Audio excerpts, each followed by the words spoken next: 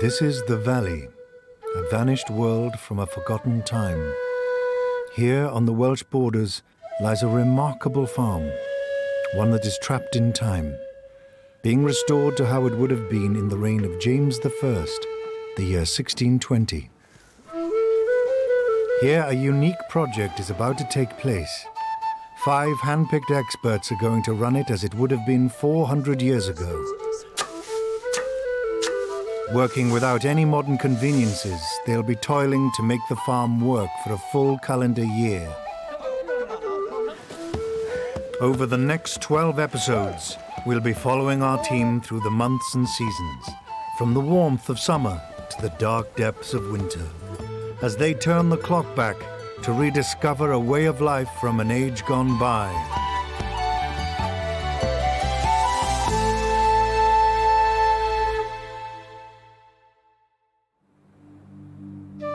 This farm, situated in a Welsh valley, was abandoned in the 19th century.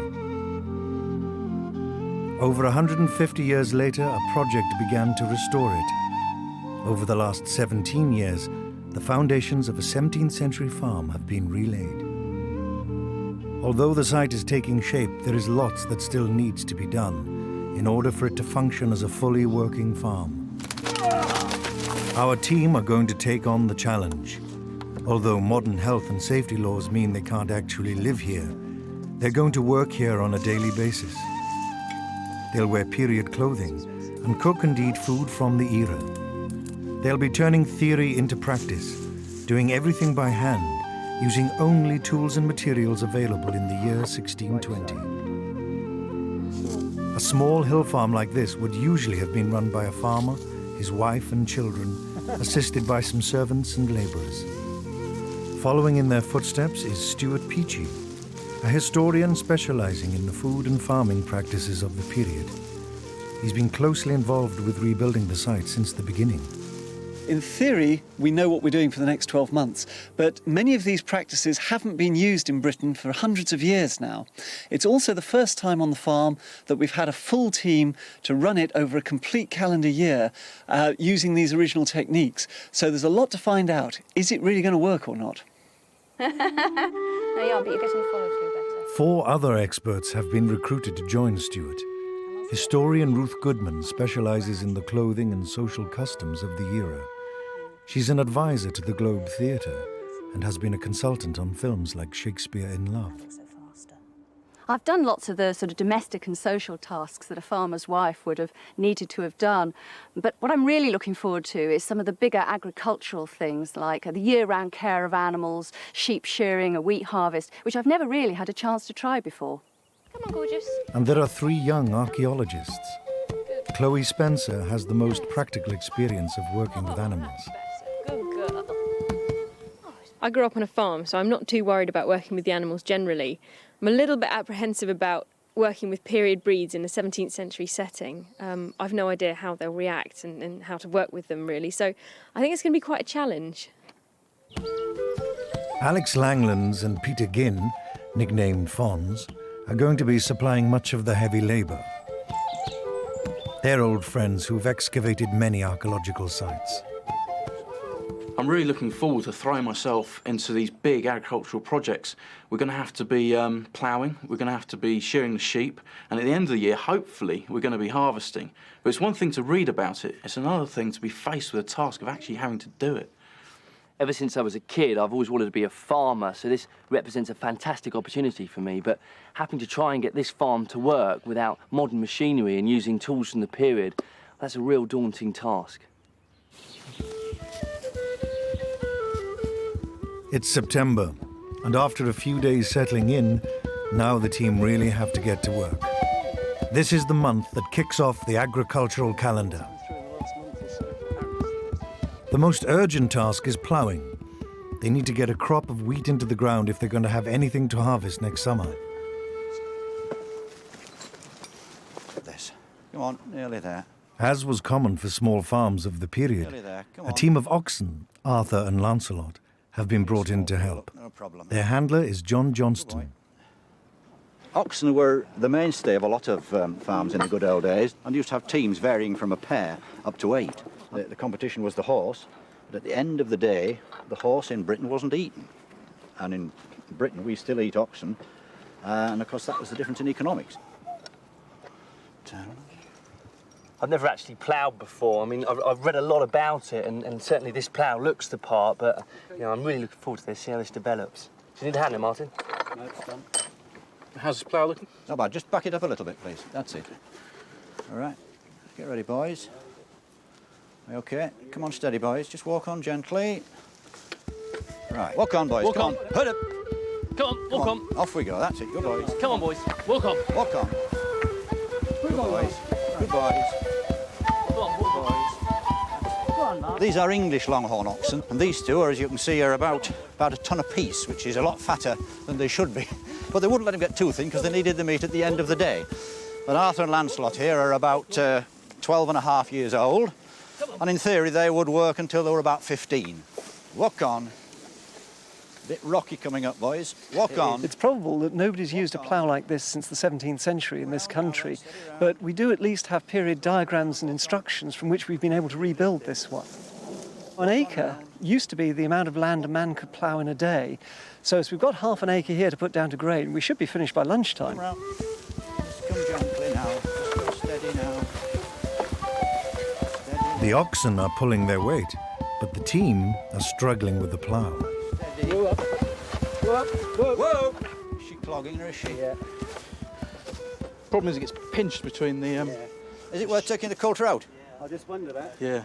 Stuart, can I have a mallet, please? What's happening, Fons? It's clogging up between the coulter and the ploughshare, so I was just going to raise the coulter a bit.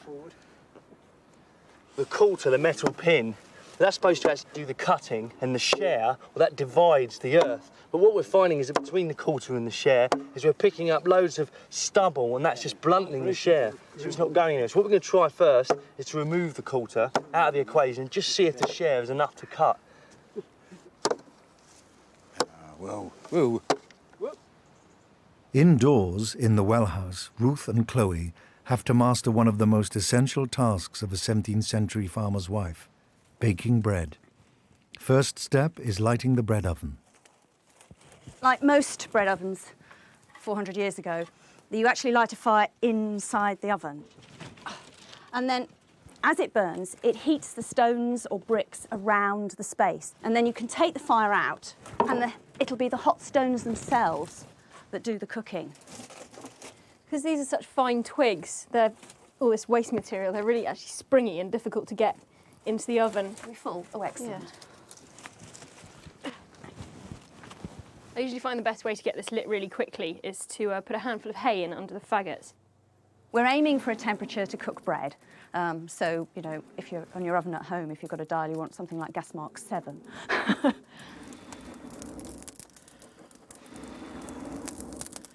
Walk on. Go on, boys. Well, that's the business. Excellent. Good boys. Good boys. Good boys. Ah! OK, so we're not gathering clag anymore, so we're good. That's been the problem then, I think, isn't it? We're starting to get into the ground at last here, but it's not perfect yet. It should be turning a nice sod on one side only, but at the moment it's just scratching a groove across the ground. But it's progress. All right. OK. While the bread oven warms up, Ruth and Chloe can get on with making up the dough. A farm like this probably would have been making 2 or 3 times a week. Not every family would have had their own bread oven. So often in villages you'd have had a communal bread oven. You'd make your bread at home and then take it along to the oven to be baked. That's why you prick it and poke it and mark it with D, like in that marvellous nursery rhyme, so you know which one's yours. How's yours? Oh, I think I'm about there, actually. Yep. If we pop these to rise. Okay, I'll go on a cloth. Yep. Walk on. Walk on, off we go. Go on, boys. Walk on. Come on. Go on, off we go. Walk on. Get on. Come on, Lance, get up. Ploughing is going slower than expected. Walk on. Here, At this rate, the team certainly won't be finished by lunchtime. Walk on. Good They may boy. be struggling to finish before nightfall. Hurry up there. Go on, hood up. Come on, Lance. You're lagging again, aren't you, old boy? Come on. Come around, boys. That's it. Round. Good You want to get boys. this in position, yeah. Good boys. Walk Using a plough is all about technique. on. Walk on. As well as maintaining a straight line, they have to make sure the plough drives deep into the soil. Come on, that's Come on, Lancelot. Walk on. Come on, lads. I'm doing a wee bit of plough surfing here because I'm adding extra weight because the ploughshare kept bouncing out. But now the two of us putting the weight on it means it's biting and we're getting some pretty good furrows, pretty deep. They look like modern plough furrows. Steady, Arthur, steady.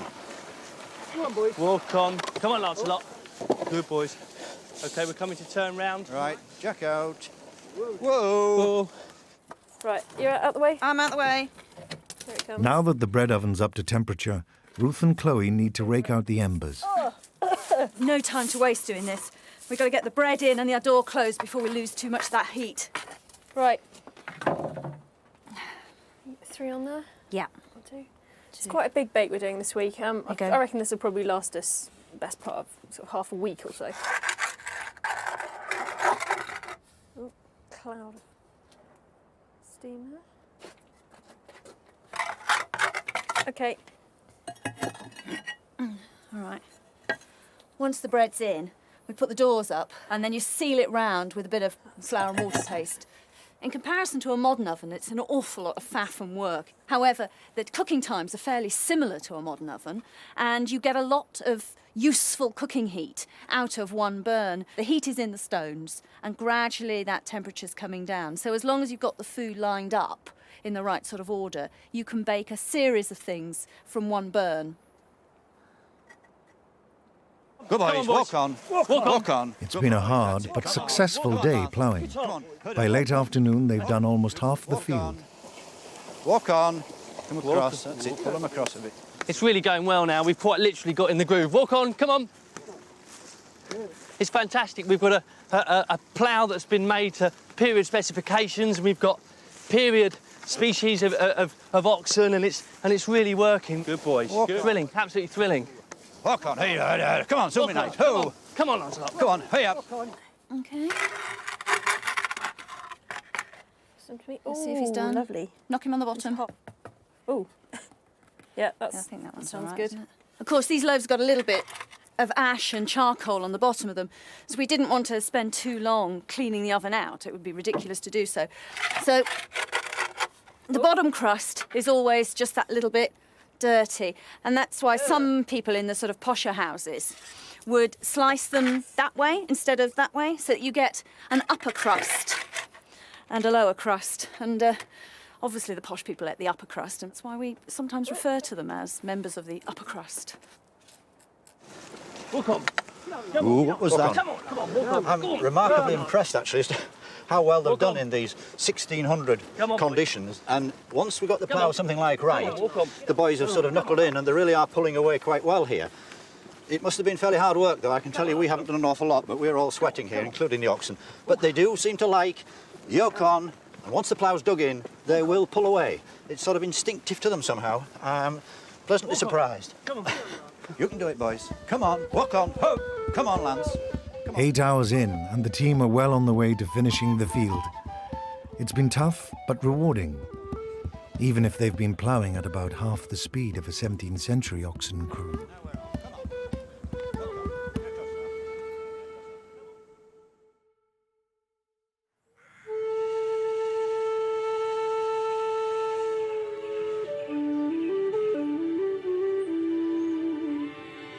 A new morning in the valley. Time for the team to don their specially made period clothes. For Ruth, that means fighting her way into a corset.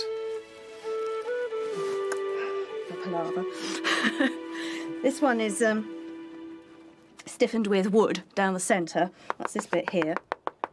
It's just it's a bit like a wooden ruler. And then the rest of it is stiffened with bents, which are just sort of reeds. Sometimes these were like removable, and they were carved with sort of, because it's next to your heart, with sort of love things. You know, it might be something that a sweetheart would give you.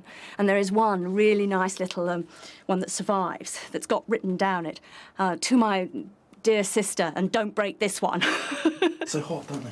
A lot of hot day in the beach. Like labourers of the time, Alex and Fons are kitted out in woolen breeches. We're just getting used to the breeches now. Although I'm finding mine a little hot, to be honest. They're linen lined and then made of wool, so in this warm September I find it does get a little bit sweaty in there. It's a little bit strange wearing half-length trousers the whole time. But if they're full length, you rarely wash woolens and they just get covered in dirt. Yeah, so they do have their plus Yeah, points. socks and shoes just easier to wash. You can just take them off and bang, it's done.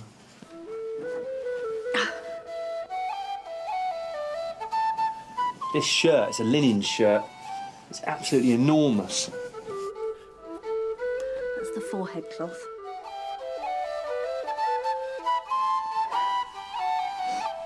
It's always the first workout of the day, trying to get into one's doublet. It's a bit of a palaver getting dressed. Still, ready for action now.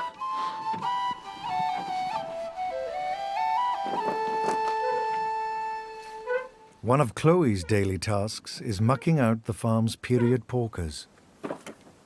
Hello, piggies. Are you happy piggies?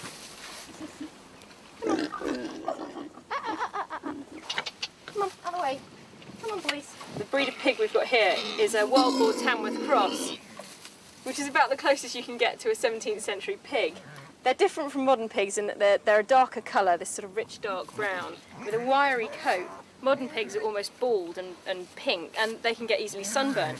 Well, these guys, they're used to being out all the time. I'm just learning about mucking out pigs. It's a new one for me, I have to say, and probably the worst smelling animal I've ever had to do. But it's funny what people say, pigs don't sleep in their own mess. They really don't. They've left all the muck and mess at the front of the pen. And where they're all lying down at the back, it's still nice and clean.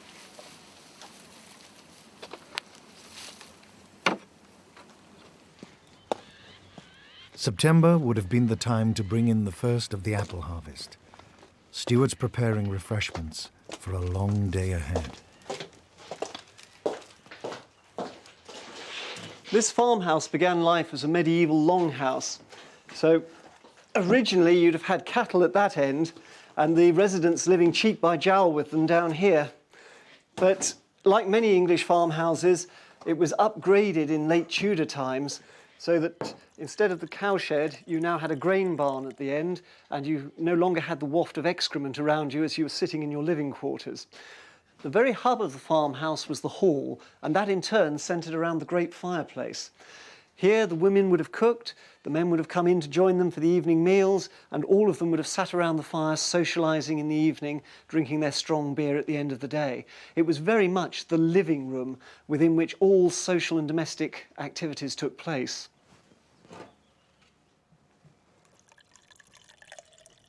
To help bring in the apples, Chloe is going to press the valley's workhorse into service. This is Blackthorn. She's an ex-pit pony. She's actually a fell horse, which is not local, it's from up in Yorkshire. Short, stubby legs, which is ideally suited to this kind of work. Stand. I've only known Blackthorn a short while, and I can see already she's got a hell of a temper on her. She's been dancing around on the end of this rope, so I think we're going to have a bit of a problem on our hands there. Not only is it going to be a challenge getting her fit again, but also getting the boys working with her.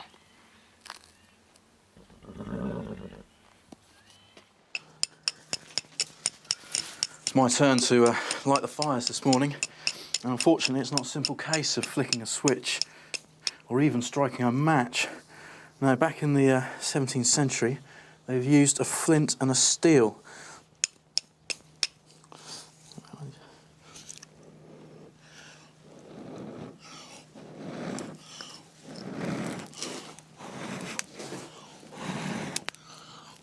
Doesn't always work that quickly. But for me, thankfully this morning, this is going to be a relatively easy job.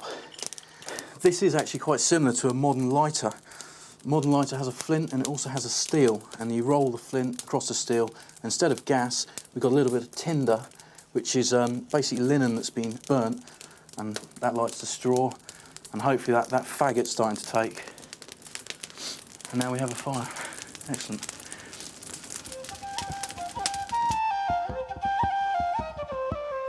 Autumn was a crucial time for bringing in fruit crops such as apples.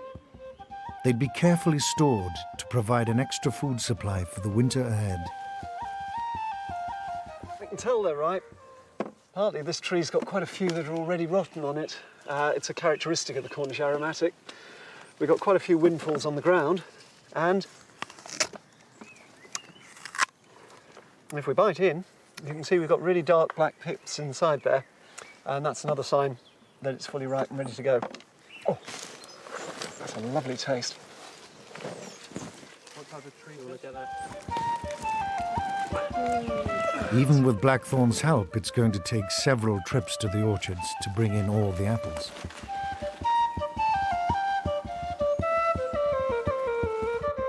Some things never change.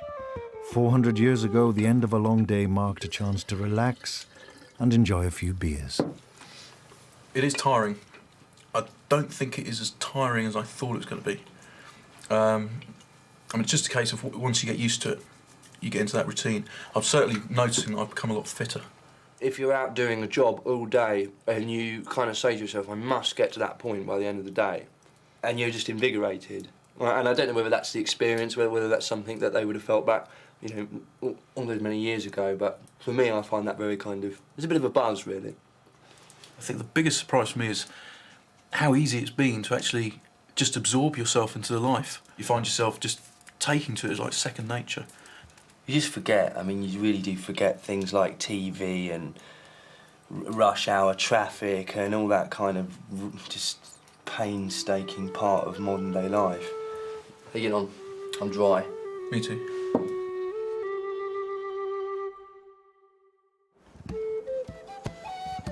A fresh day on the farm means Alex and Stuart can start sowing the freshly ploughed fields with wheat.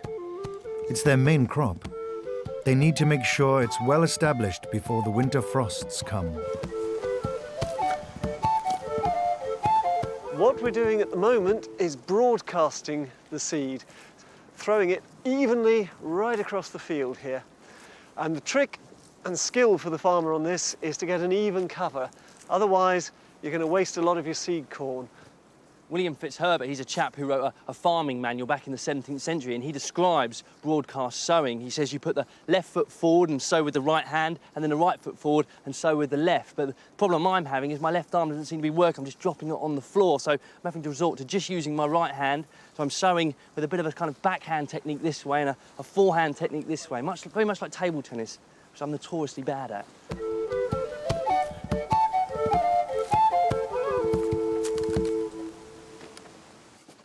Pigeon was a common farm dish in September.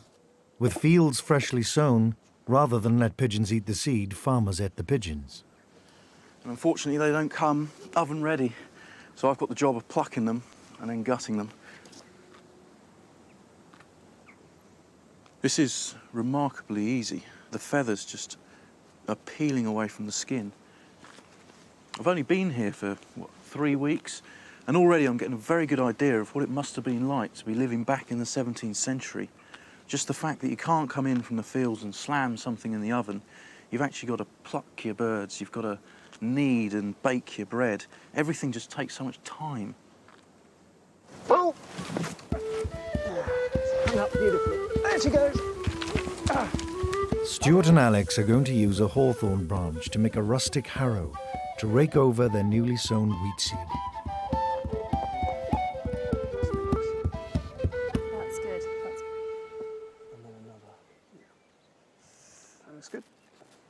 Moment of truth. Ready?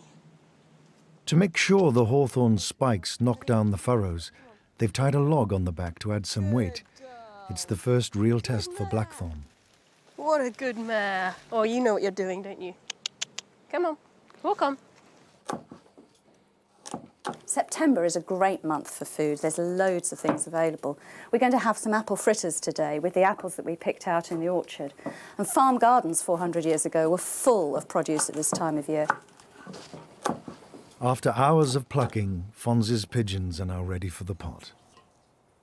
The recipe we're following is about 400 years old and comes from an Englishwoman's handwritten personal book that funnily enough, passed into the ownership of the Washington family. And George Washington's wife owned it. It seems to have come down her side of the family rather than his. To boil pigeons with puddings. When your pigeons are clean dressed, boil them in water and salt. So if you want to pop those in, Fons, and give it a couple of pinches of salt. Then it says, then take for the pudding some grated bread, a little flour, 3 or 4 eggs and a little cream. Take marrow or beef suet. I think I'm going to use butter actually instead. Mace, nutmeg and cinnamon to your taste, and a little sack. Oh, you're a strong chap. There you go, Fons. Thank you. Before I came to work on the farm, I thought food from the 17th century was going to be tasteless. Sort of boiled carrots, brains, stewed turnip. But I've been pleasantly surprised. The food has been fantastic. The recipe requires that the dumplings be wound up in a piece of cloth, tied into sections, and then boiled over the fire.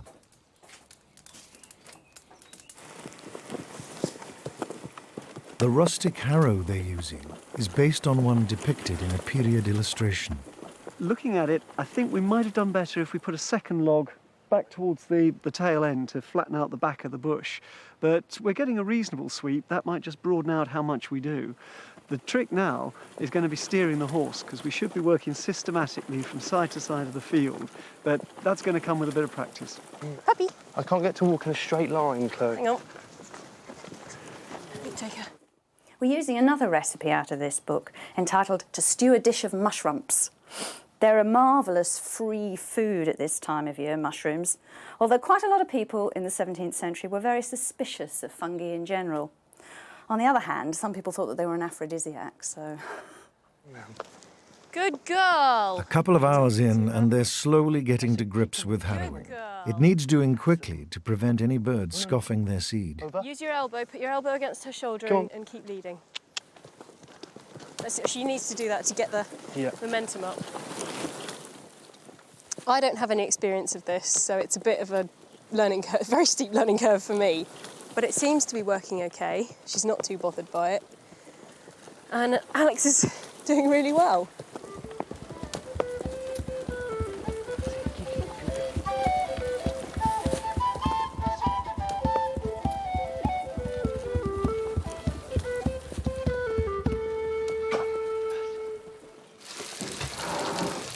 Indoors, supper's nearly ready. The apple fritters are sizzling nicely. Good evening. Good evening. The team's first month on the farm has gone well.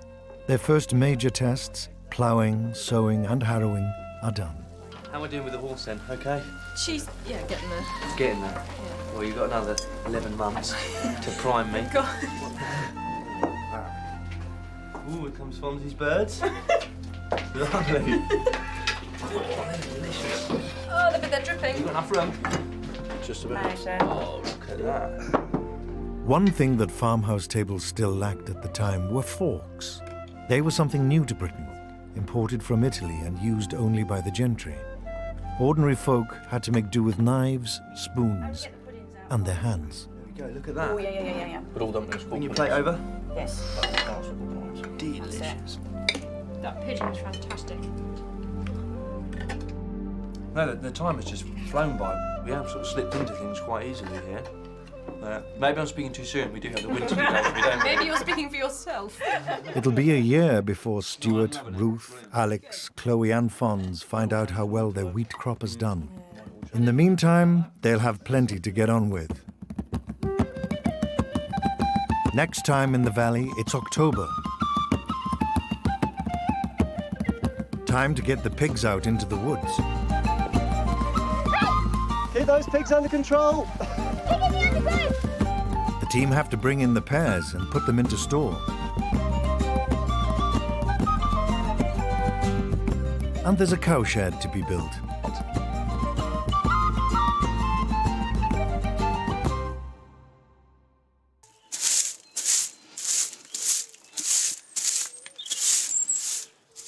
It's October and our second month on the farm here. There's plenty of jobs to be getting on with, and 400 years ago, perhaps the first priority would have been to get in the rest of the fruit harvest, and we've got a lot of pears to bring in still. The pigs, too, need to be popped down in amongst the trees. We've had a really good harvest of nuts, so they'll feed off that and fatten up nicely, ready for killing later on in the year. But our biggest project is the cowshed. We need to get a roof on and secure before winter strikes. It's a huge task. The first stage of building the roof is putting the rafters on. Stuart, Alex and Fons are getting to grips with it. In a week's time, professional thatchers will be arriving. That leaves 7 days to get the roof structure finished. Roughly perpendicular to the actual... No, you'll need to... a bit shallower, yeah? That'll come out here. All right, I need to be like that? Yeah. OK. Looking at where you are, you want to drop in to about there. That's it, it's biting now. Certainly is hard work, this sort of stuff. I've just got to look at that angle. Right, are we starting to drift towards the edge there? Right. You want to keep your pressure, because you're below it, you'll pull it down slightly, so you want to keep the pressure up. Right. So it's coming more this way. So I'm just... Yeah. So I'm trying not to actually push it now, I'm trying to just let it... Yeah, ideal. Brilliant. We've got 2 for each rafter, so 64 holes, is it? Yeah. At least. And how far are we through this one, Pons? About half an inch. Half an inch. Not even halfway. Much of it's technique.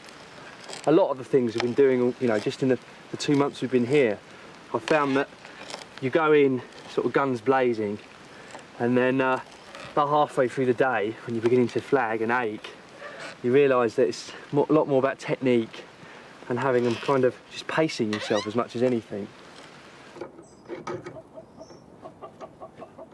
One of the regular morning tasks, letting out the chickens, falls to Chloe. We've got 4 chickens and a cockerel. The cockerel looks after the chickens, basically. He sort of herds them up, herds them around, and generally makes a lot of noise when something disturbs him or one of his hens. At this time of year, we're getting 1 or 2 eggs a day maximum, I'd say. Normally, with 4 chickens, you're expecting at least 1 each a day in peak laying time, but it's coming to the time of year where they're molting and therefore they're not producing as readily.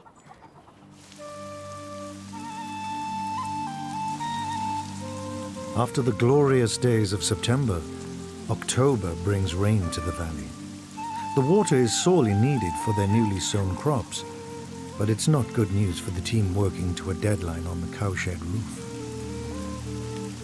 Might have to call it a day shortly because it is really beginning to bucket down. So I think, Stuart, should we run for cover? I think we'll run for cover and maybe come back and do this at another time. At the back of the farm in the well house, Ruth is busy making breakfast. On a farm 400 years ago, breakfast was usually served after putting in a few hours hard graft. I've made a bit of porridge for breakfast this morning. I had to boil the water anyway, so I had to light the fire for scalding out all the dairy things. I've got some blackberries as well I'm going to drop in, just to make it a bit more interesting this morning. Outside, the rain has made work difficult, partly because of the inadequacies of their 17th century style clothing.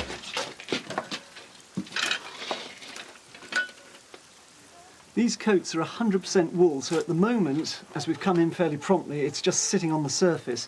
But if that gets completely saturated, it'll weigh about an extra 10, 15 pounds, and it'll take the best part of a couple of weeks in this time of year, even putting it in front of the fire, to actually dry out.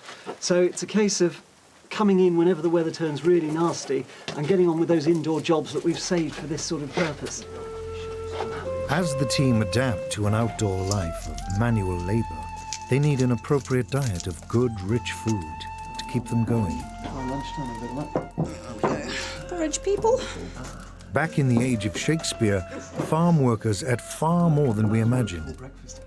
With such a high volume of hard physical work to do, they actually consumed as many calories as a modern athlete, up to 4,000 a day. Butter and golden syrup, or butter... One place where they'll be burning off some of those calories is the garden. October was the time to gather in some of the last fresh salad greens before having to spend the winter months on dried preserved foods. The rocket here, that's done quite well. We're still getting nice fresh leaf off it, even this late in the season. And I think it might carry on for another week or 2 if I just pinch out all these flower heads so that it puts its energy into the leaf rather than into seed. People think of it often as a really sort of modern, posy, fancy imported ingredient, but it's not. It's a traditional British garden salad. It just went out of fashion in the Victorian period for some reason. But other than that, right through history, rocket. Securing the roof timbers on the cowshed requires dozens of roof pegs. Metal was too expensive and might even corrode the rafters, so Alex is having a go at carving them from wood. Now, this is the kind of 17th century equivalent of the Black & Decker work, mate. Okay, we've got the vice. It's operated by my feet here. So I slide it under, like so, and as I push my feet away from me, it grips the peg, you see? Now, I need something called a draw knife. Quite simply, all I'm going to do is just take the corners off, shave down the exact width of the pegs we're going to need.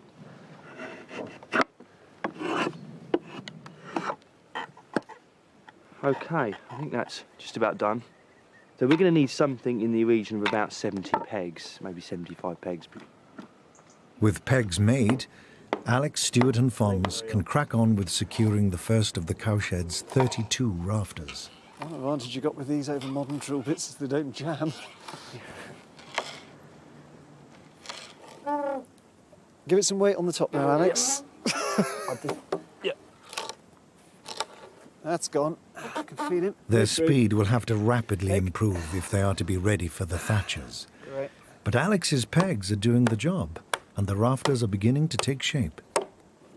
Well through. Oh, that's holding. That's great. Right, get the matching one on the other side. Okay. And then we've got this pair locked.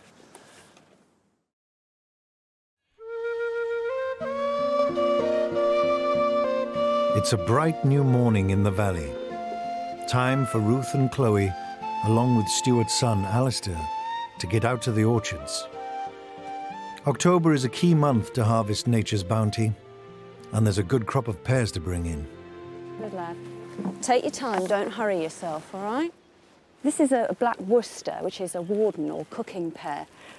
Not really worth eating raw, quite hard. But as soon as you cook them, it brings all the sugars out. They soften and they sweeten up.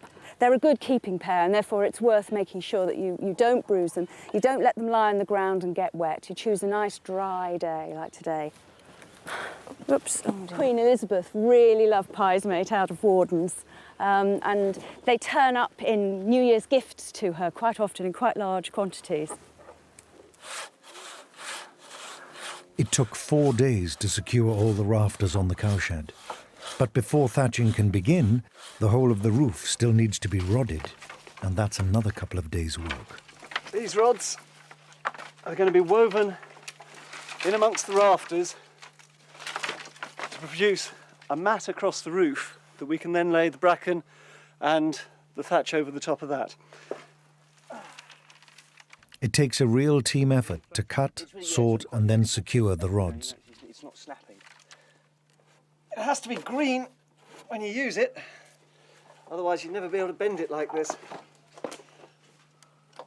But it'll then season in place. If we try to do this with old rods, they just snap on us. Even now you have to be careful not to take them past the point of no return at which they break. The seasons dictate what has to be done when, and the systems have developed as to what you do in which month to cope with that. It's not a case that each person comes in and devises his own system. You know how the system works over the generation. But even then, the weather's the joker in the pack. If the weather breaks on us, then we might find it's very dangerous working up there, and we've got to have this roof on, otherwise there's no shelter for the cattle this winter. I'm actually using a shepherd's crook. It's not really designed for this. It's doing the job okay. It's got just an iron hook on the end. It looks really easy, but the branches are actually quite springy and very hard. They're fighting back.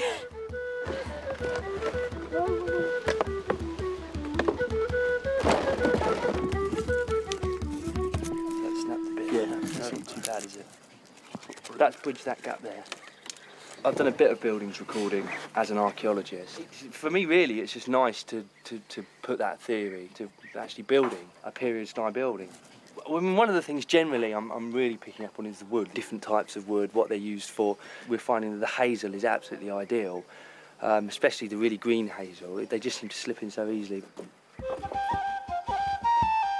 With the rods being woven into place, at last the roof is looking strong enough. It's going to be covered by well over a ton of thatch. Working on a timber roof could present plenty of potential hazards, but it's the period footwear that's causing Alex and Fons the most concern. Yeah, these authentic sort of leather shoes, they had a flat sole, but as I'm wearing them, that's given it a bit of grip.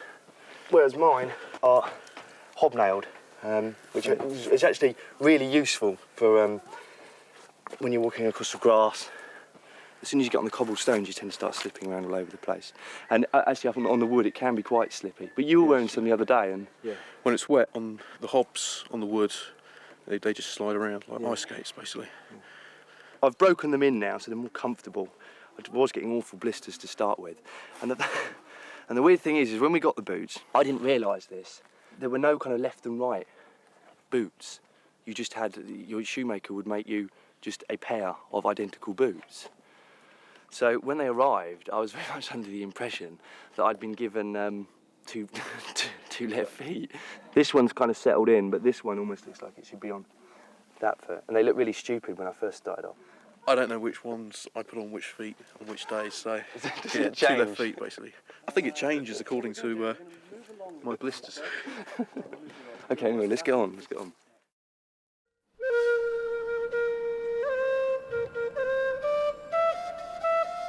Another October morning, and the next phase of the cowshed roof sees the team out in Triangle Field. They're cutting down the bracken they need for the base coat of thatch. We need masses of this. This roof itself is about 500 square feet. And to cover that, we need approximately enough bracken to fill the cowshed to put on the roof, just for an undercoat for the thatch. We had a bit of rain last night, but I don't think it'll do it any harm. The air circulation in the shed is going to probably dry it out anyway. We're trying to kill two birds with one stone here, and this is Triangle Field, and we've already taken some rafters out of here. What we're doing here is we're clearing, because we'd like to use the field for a pasture or for arable, and we haven't decided yet. To thatch the roof, professional thatcher Keith Paynes has come to help out. His first task is getting all the edges in order. I'm actually setting an eave on the building. It's the first stage of rethatching. We make up with the wheat small bottles. It's just the standing wheat that we use for rethatching the whole building, but these are actually tied into small armfuls.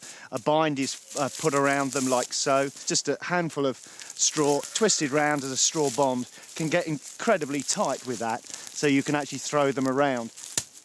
And then we're actually lashing these to the timber work. We're using hemp twine, and this will be individually tied around all the sticks and rods that are poked through to create a firm eave with a bit of density that creates the depth of thatch. You won't get wind damage to it, and it'll be very difficult for birds to pull out. With so much bracken to gather, it's time to get Blackthorn, the valley's resident farm horse, pulling her weight. Blackthorn's doing really well today. She's a lot quieter than she was last time we worked her. I think I've cracked this one, so I take her out and make her do a little bit of work before we start. So she's just taking the fizz off her.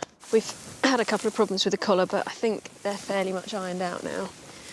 One of them being that the leather strap is too big for the buckle. It seems to be doing the job quite well. She's managing to pull quite heavy weights with it. Ready? Having spent hours cutting the bracken in Triangle Field, all they have to do now is persuade Blackthorn to drag it up to the cowshed. Good girl. Come on, sweetie. No. Come on, you can do this. Come on. Walk on. Come on. No, don't be silly. Walk on. Good girl. Good girl. Good girl. Come on, then. Good mare. What a good girl. Steady. What I'm doing here is trying to get an even density of depth on the thatch, because what I don't want it to do actually is gully out. And what we mean by gullying out, if you have a thinner part of thatch and then a denser part, you'll find that the thinner part will actually wear quicker. This overhang is quite important to actually shed the water away from the stonework of the building. The more even you get this, the better water flow you're going to get away. On. Blackthorn finally makes it up the hill. But the big question now is, how many more trips will she need to make? How's that, Keith? How many more loads then will we need? Like that. Another 4 to finish this, 7, 8, about another 10. You really know how to cheer somebody up, don't you? This horse now hates you. She doesn't. Yep. OK? No, she's done so well, and she's a different horse from what she was when we started. She's so much fitter. She's lost a bit of weight. She's getting fit. She's got shoes on. She's turning into a proper working horse now. She's earning her keep. So I'm really pleased with her. A fresh dawn in the valley, and with the pressure of completing the cowshed now passed on to the thatchers, our team can get on with their next seasonal priority, getting the pigs out into the woods. This time of year, all the acorns are falling, the beech mast, hawthorn berries are coming down, and it's time to make the most of that by taking the pigs out into the woodland so that they can fatten up, because in a few weeks' time we're going to slaughter them. Come on! Pigs are great on acorns. The only problem is if they get too many of them, it can actually cause them to explode internally. So this is the swineherd's job, making sure they get just the right mix. Hey! You naughty thing! Pig in the undergrowth!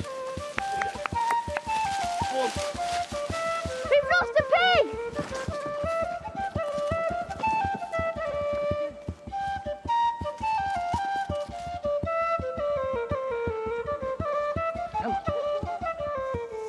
Helping Keith with the cowshed roof is John Letts, an archaeologist who's been studying ancient thatching for decades.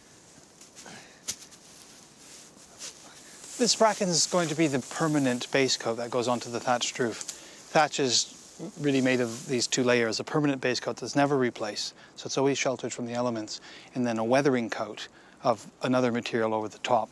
And bracken is a very unusual material to use. It's certainly not been used for a century and a half at least. You can look at it archaeologically, you can read about it, but actually doing it is something slightly different. It's full of thorns, full of spores. I'll be coughing all night, and that's certainly not recorded. Keith?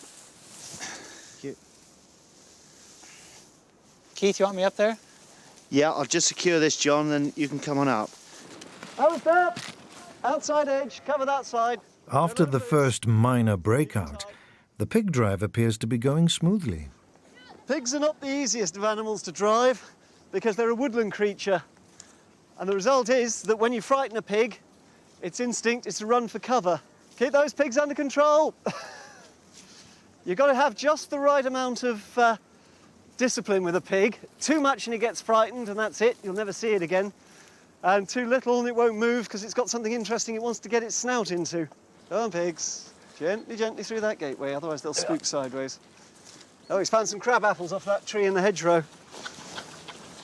The pig's designed to hunt for food with its nose. It's got very poor eyesight, very good sense of smell. Just now I heard them crunching. We've got a hazel tree there, so almost certainly that was hazelnuts.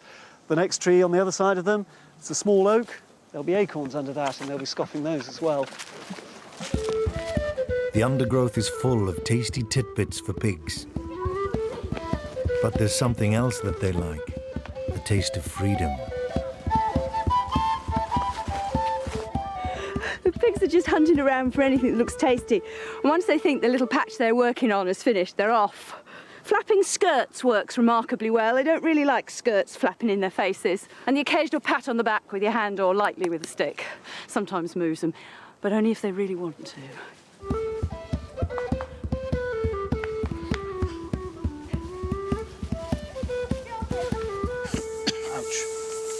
It's uncertain how well the bracken is going to work as the thatch undercoat.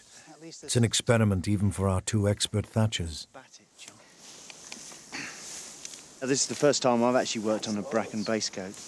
It's certainly different, with 1 or 2 concerns about this being a little bit green and the shrinkage.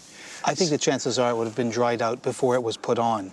But that's part of the experiment here. I mean, how long is it going to take for this green bracket to actually dry? How much it is going to shrink?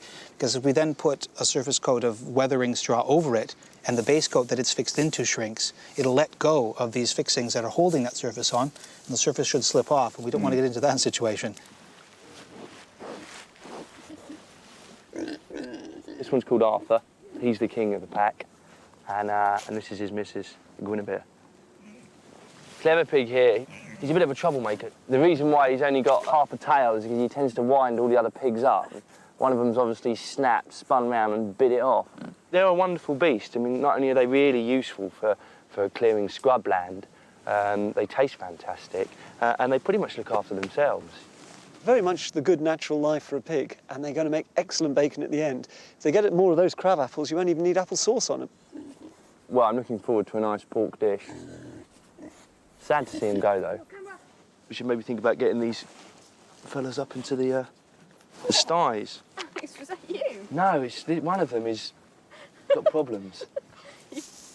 While John compacts the bracken, Keith has to tie every bundle onto the roof using a thatcher's 2-foot-long needle.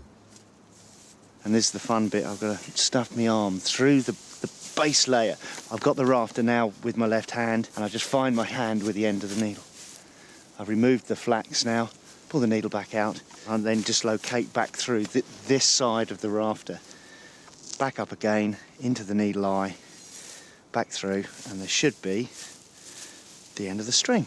There it is. And then I will actually do a tie with a horizontal piece of hazel. I force that into the base coat I've already created here. Goes in a fair way, and then I'll actually just do a single knot this end, and as I tug this, it will pull that tight. You can see where that's pulling that in now. To even it up, you need to get a bit of weight on here, and you just literally give it a bash. And you see how it's compacting the bracken really tightly, creating a nice firm base. With everyone putting in so much effort outdoors, Stuart is planning a good hearty dinner.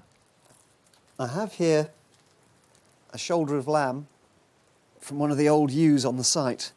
She's past wool production, so she's been fattened up in the autumn, and now we've killed her. She's going to be spit roasted, and at the period, the ploughman, that's the farmer and his senior labourers on the farms, would have expected roast meat twice a week, usually Thursdays and Sundays.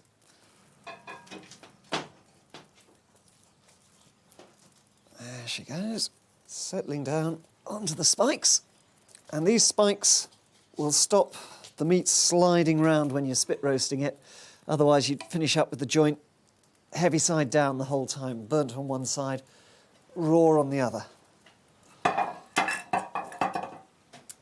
I'll just put a bit of salt on that. In the 1600s, the British already had a reputation for serving up the best roast dinners.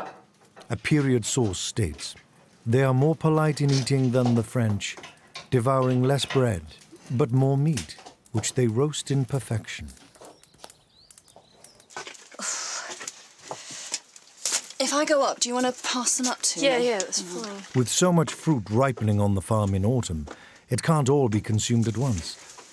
Without refrigeration, the best way of preserving it was to store it up in the loft. To me. Yeah, no problem. 400 years ago, this is the sort of place that you'd store your fruit through the winter. It's cool up here. We're nowhere near any of the fires or chimneys. It's dry, and there's a really good circulation of air. With luck, we should still be have some fresh fruit to eat right through until sort of March time. And of course, you've got to come up at regular intervals and pick over, so that if you get any bad ones in amongst it, to get rid of them before they can spread that bad to all those that are around them.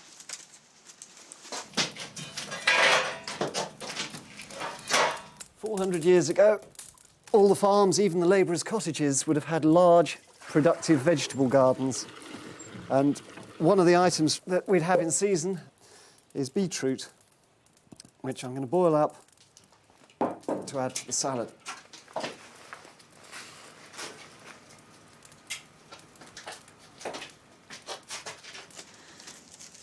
Up in the apple loft, It's not simply a case of storing and checking your fruit.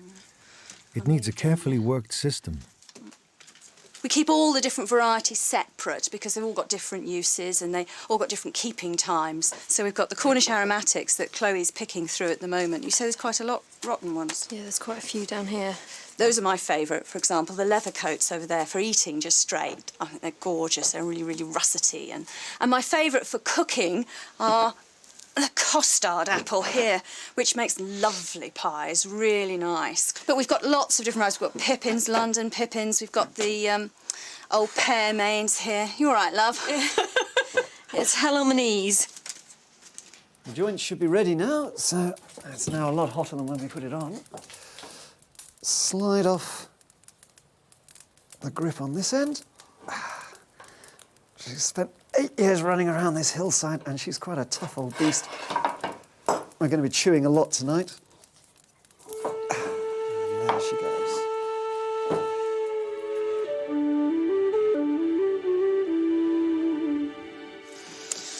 Last few. I'll come and give you a hand, Chloe.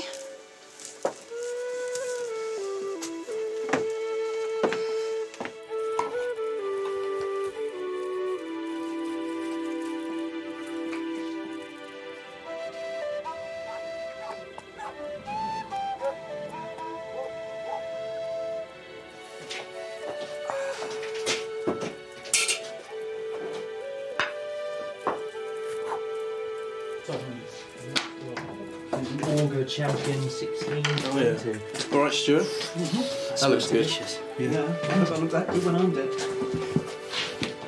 I just sort of stitching it on. Well, I saw Alex in Yorkshire throwing bits of wood away, you know. Yeah, I know. It's been a good month in the valley. The pear harvest and pig drive have gone well, but our team have fallen behind with the cowshed. Which it kind of braces it. The roof needs to be finished before the cows can be brought in, when the cold really begins to bite. And the strings just sort of... It started to get cold though, last few nights.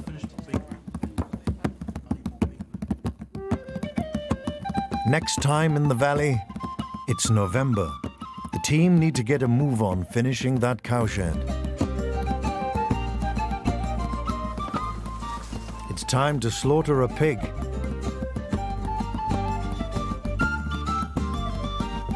And then prepare it for supper.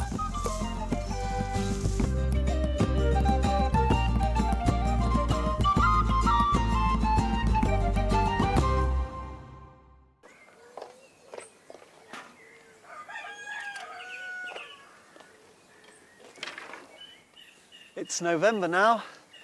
Winter's almost upon us. It's our third month working on the farm. And we've got most of the fruit in. Leaves are gone from the orchards. But we've still got a couple of big jobs that we've got to get out of the way urgently. We've got to get the pig slaughtered, so we've got it salted, smoked and away. And even more urgent than that, in some ways, we've got to get the cowshed finished. So I need these rods for wattling the front wall up. And we've also got to get that thatch on, otherwise it's going to leak like a sieve. The leaves may have fallen, but the autumn sun is still shining. Perfect conditions for getting the cowshed finished. Today's main challenge falls to Alex and Fons, making a 17th century style wattle and daub wall. What we're doing is we're creating a lattice work of rods into which we're then going to pack the daub. And we're going to do it from both sides as well. So what happens is you'll have the main rods coming down here, which we're going to obviously fasten in with these holes that Fonzie's making with the auger. We've excavated quite a few examples of wattle and daub walls that have either been burnt or collapsed, but obviously never built anything like it. So I'm just going to strip this down. If I just take it off about here. Yeah.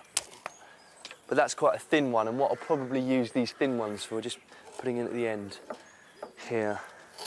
I'm surprised at how easy augering is. I mean, you have to apply a little bit of pressure to initially get the screw bit on the end to bite, but once it's taken, it just pulls itself down. Should we try and stick one of these in? Yeah. Top first. So just good to find out what the best technique is before we start. I'm trying to bend it rather than... What, are you going to drag it along, yeah? Yeah. That's excellent. Yeah, that's fairly sturdy, I think. I'm happy with that. That's pretty good, isn't it? Yeah. Okay, well, should we go for another one? Why not? Don't be hasty. No, not too hasty. While Alex and Fons are busy outside, Ruth and Chloe are preparing for the big day ahead. It's a moment they've been building up to all autumn, slaughtering one of their specially bred period pigs. Right, Chloe, let's move this barrel into the floor.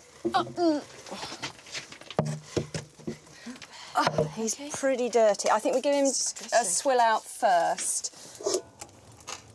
Oh, yes, look at that. November was the usual seasonal time for killing pigs. Farmers avoided having to feed them over winter. The valley porkers have fattened up nicely, so local butcher Neil James has come along to act as slaughterman. So I've got a nice big bowl of blood? Yes, yeah. Oh, good. Oh, you haven't spilt much. Good. Excellent. I think he's finished bleeding now. And there was a local pig man that used to go to the small holdings and people's property to kill their stock. Obviously, he would know what to do, not to put the animal in too much stress or whatever, so it's done humanely as such. Yeah, And doing them where they're living anyway. They're much, much calmer and just nowhere near as frightened, are they? Well, they're in their own sort of habitat, before, so they don't get frightened and carted around in vehicles or anything like that. Exactly. Fresh blood from a newly killed animal is really useful. I'm not going to throw it away. I'm going to make blood or black puddings out of it. It's the main ingredient. I've already got some oats that I've cooked through, and they're ready to put the blood onto it. They'll steep, and then later on, when I've cleaned his intestines out, we'll use those as the skins to put the blood sausage in. So, black puddings. I'll take this. I'll give the chaps a shout for you. Hang on. Alex, Stuart, can you come and give a hand moving this pig, please? Back in Stuart times, it wasn't simply a case of sending your pig to the abattoir and getting back pork chops wrapped in cling film. Pig killing and processing was a major job, with everyone on the farm having to lend a hand. Indoors, the pressure is on to get the brewing vats ready for the pig's organs. I'm going to use a little bit of salt in it as well, just to be on the safe side, to make sure that we're not going to put anything into any bacteria or anything into the meats. But you do need to scrub it well to make sure you've got every little bit in all the cracks in the wood. Right, we could do to swill this one out now. 3, 2. God, they're heavy, aren't they?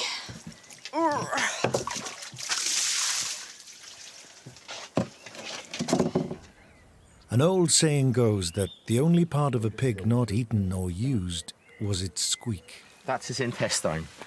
It's a casing, really. You can fill the sausage into him, you can fill the black pudding into him. And that smells good now.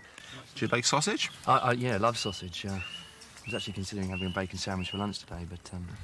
Oh, well, you'll wait 5 minutes, we should have some black pudding for you. Inside you is what's called a pig's caul. I've come across in old recipes. It looks like a hairnet, doesn't exactly. it? Exactly. We used to always say in the trade, if you pull it out properly, it looks like a bit like South America, stuff like that. But I made holes in it, I'm afraid, but that's my big fingers. It's very popular, it's very nice on faggots. I actually put this on faggots myself, just to make it nice and moist. So I'll put it on the side and we can use that later, maybe. Okay.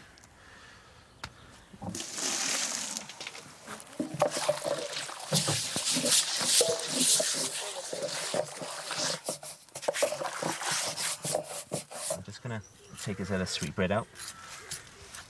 It lies between the legs. It's a ball pig, so he has 2 sweetbreads, hopefully. And the sweetbreads, I suppose, are his bollocks, really. There we are. That's where all the action happens. It's a delicacy. People like it. But let me just open him up for you. Ouch! It's a nice white meat, really. And all I got to do is just push it up like that, and it should pop out of his skin, hopefully. Very nice fried with salt and pepper, a bit of flour.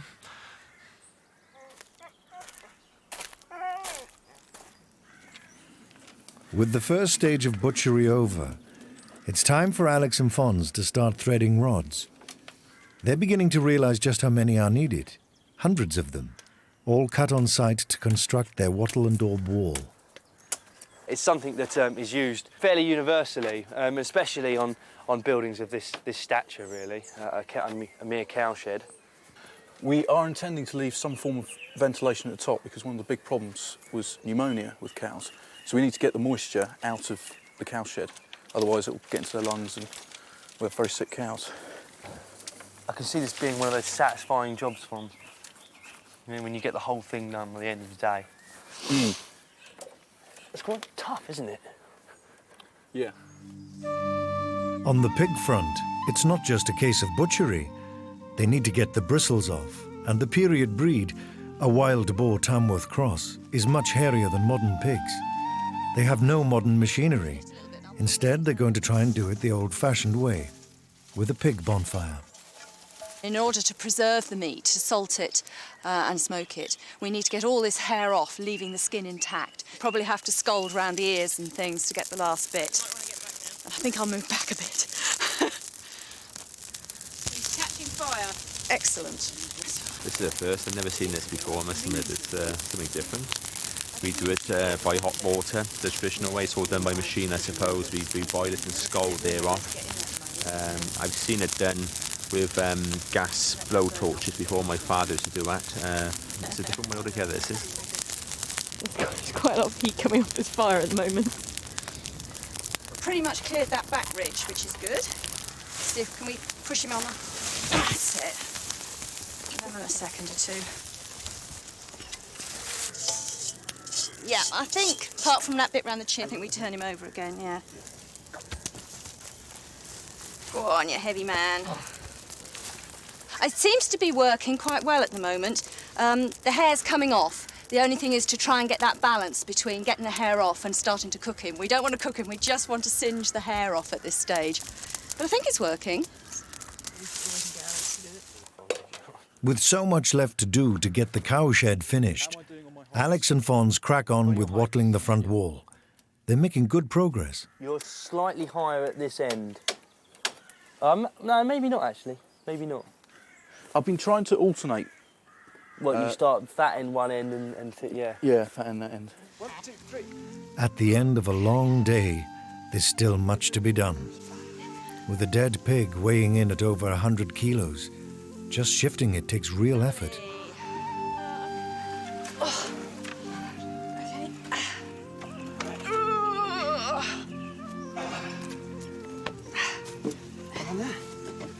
Ready? Everybody over. Well, the hair is off. I just got to get it on the table now. He's not helping, is he? Okay, ready? 2, 3. Oh, I'm in the way. All right, all right, all right. 2, 3. Oh, That's it, on there. well done. Get out that bucket. Yes!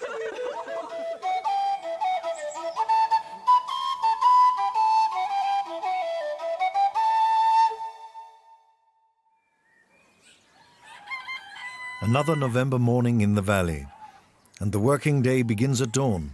There's no such thing as 9 to 5 on a farm. So we finished the wattling late last night. We've completed all that part of the wall, but we need to weatherproof it. And to do so, what we're going to use is a daub, which we're making out of dung here, manure, clay, which we brought up from Triangle Field, and some chaff as well, some wheat. So the ratios are 1 of dung, 3 to 4 of clay. That's the idea. This spade is a lot heavier than your average garden spade of today. However, I mean, the weight, it's all in the head.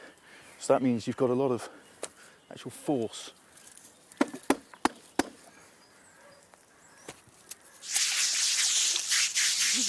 To preserve the pork, the skin needs to be clean for salting. So all of the soot from the fire has to be scrubbed off. Well, he's never going to be as white as if we'd scalded him like they do modern pigs, but then he's not the same breed as modern pigs. No, he's a darker animal to begin with. It's going in quite well. All I'm trying to do is I'm just trying to press it in, just to try and get it in between the wands and the rods. So there's no gaps, no air spaces in between. Your mind kind of switches off to the fact that you're handling, well, cow dung. Because also it's become a substance in its own right. It's actually starting to hurt the hands just because this is so cold. It's almost freezing. And the straw is rough, and these rods are rough. And the clay is quite gritty. So you're just rubbing your hand across a cold, sandpapery surface. If I release around the other, I think you can find get the joint. through the vertebra. Find the joint. While a professional slaughterman took care of the kill, 400 years ago, it was the farmer's wife who would have done most of the actual butchering. Pull him. Hey. There we are. We have One head. Over to you, I think. Let's go up. Oh, I just put my hand in a load of blood. Well, you can see how much meat there is on a head. Lots and lots at the back. Also at the cheeks. That's often thought to be the nicest piece, that little bit there. I might souse them, actually, in a pickle. That's particularly nice. Once properly salted and smoked, a pig like this might well have lasted a family of 6 for about 3 months. Everything from the brain to the trotters would have been processed and eaten. The special recipe daub mix has worked well on the wattle wall. Applied from both sides, it is beginning to form into a solid protective layer. Thankfully, we've almost finished daubing, so it means I'm going to be able to go and wash my hands and get them warm again. I've tried applying it with tools, but you can't feel the wattle underneath. You can't compress it into the cracks. It's taken us a lot less time than we actually thought, hasn't it, Alex? No, it's actually been remarkably quick, and it's remarkably sturdy as well. I mean, it's when this dries, this is not going anywhere. It's going to be solid, absolutely solid. I mean, it's certainly windproof and rainproof, which was the objective. It's not just the pig and cowshed that need finishing. Stuart and Chloe have got to get in the very last of the fruit harvest, the medlars. A crop never seen today on supermarket shelves because they have to appear rotten before they're ready to eat. That's not started to rot yet, so you pick them at that stage, absolutely hard, like a golf ball. If you were to try and bite into that now, it tastes absolutely foul, worse than eating crab apples. I've got one here that's already ripened up and bletted. See how squidgy that is? Look at that. I'm going to eat this. Yeah, just squeeze it till it bursts and all the goo will come out from the inside. Oh, that looks vile. Perfect, that's in prime condition. Oh. It's got that same sort of broken down texture that you get with a sort of thoroughly cooked apple. Slightly grittier, but very smooth. That one wasn't ripe. They're much better rotten. That's why Shakespeare refers to things being as rotten as a medlar. It's properly matured and rotted. They're so ripe, they should come off really fast, this lot. Oh. In many ways, you miss out on many of the finest foods nowadays, everything from sort of fine cheeses through, because good food quite often is naturally rotted to get to perfection. Those medlars that are already rotten need to be sorted for eating. The rest have to be stored indoors for several weeks, left in a dark corner to fester into maturity. Alex and Fonz's wattle and daub wall is now down to the very finishing touches. It has taken 3 days of work. Right, I've finished. This finished? is finished, yeah. Yeah, all the cracks. I'm pretty much happy with everything in there. This is near perfection, as we're going to get. That's excellent. A genuine 17th century wall, all made from materials on the farm. So we've got the hazel, the cow shit, and all the clay. The chaff. And of course the chaff, the straw. It's done. It is. You happy? I'm happy, yeah. I'm going to be happy when I get the shit off my hands. Yeah, come on, let's go and wash our hands.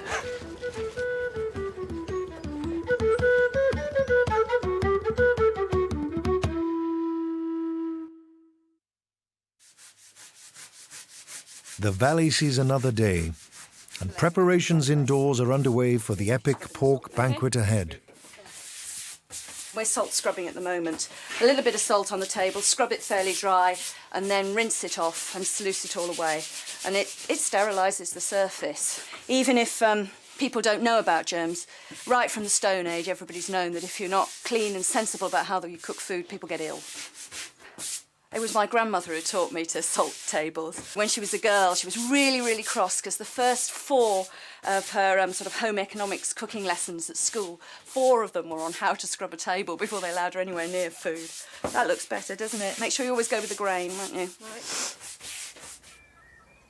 With the cowshed's front wall finished, all that remains is the roof.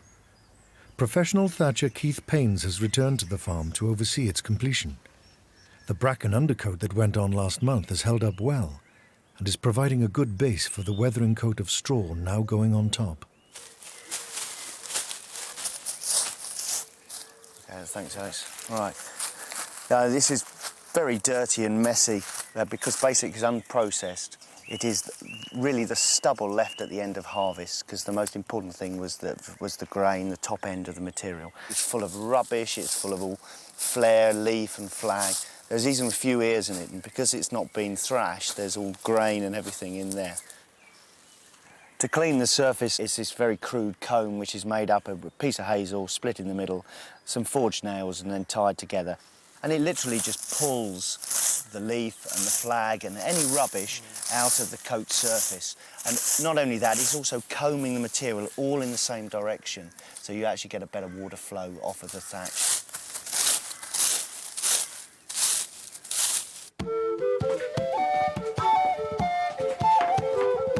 With the surfaces thoroughly scrubbed, cooking can begin in earnest, and a number of pork dishes are on the menu.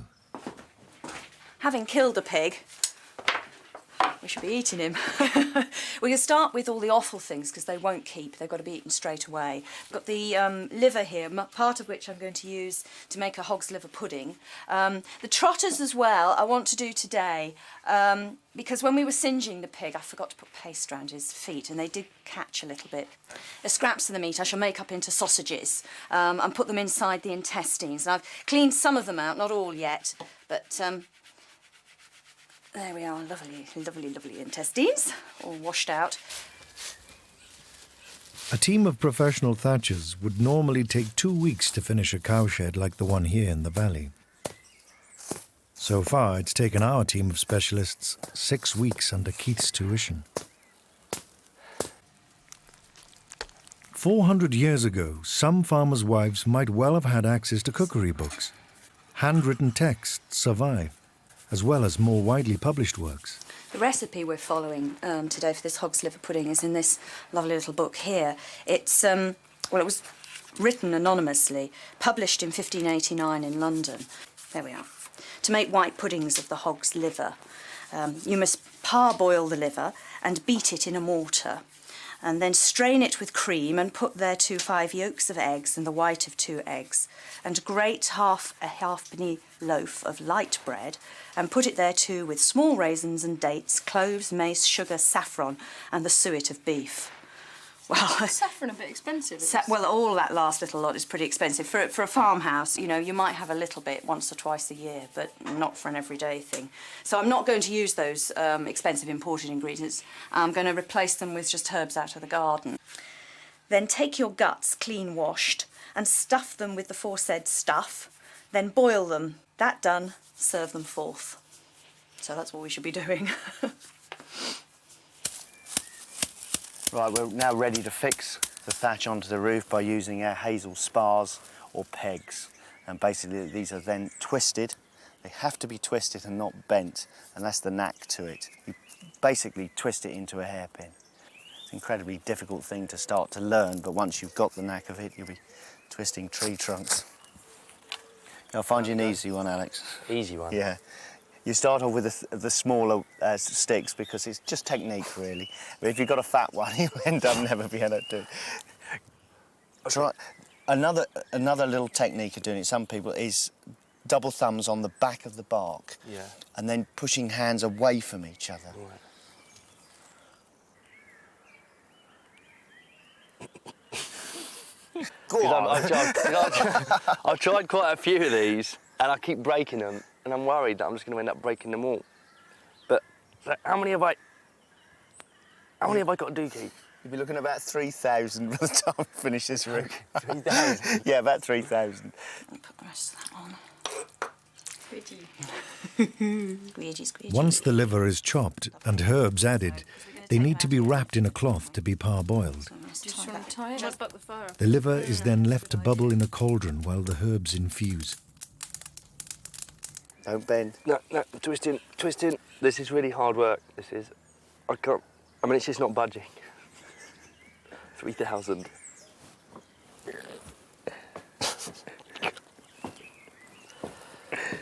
And relax. Red raw. Cheers, Keith. Rub it in. With the liver cooking over the fire, scraps of the pork need to be pounded into sausage meat. It says in the recipe to bray it in a mortar, which just means beat the living daylights out of it until you've got this sort of consistency. I'm going to take the skins now. How does this work? Well, basically, you open it up and you stuff it in. That's it. Just keep going. You can be really quite forceful with it. I mean, it's, you know, it is intestine. It's used to having things stuffed down it, if you see what I mean.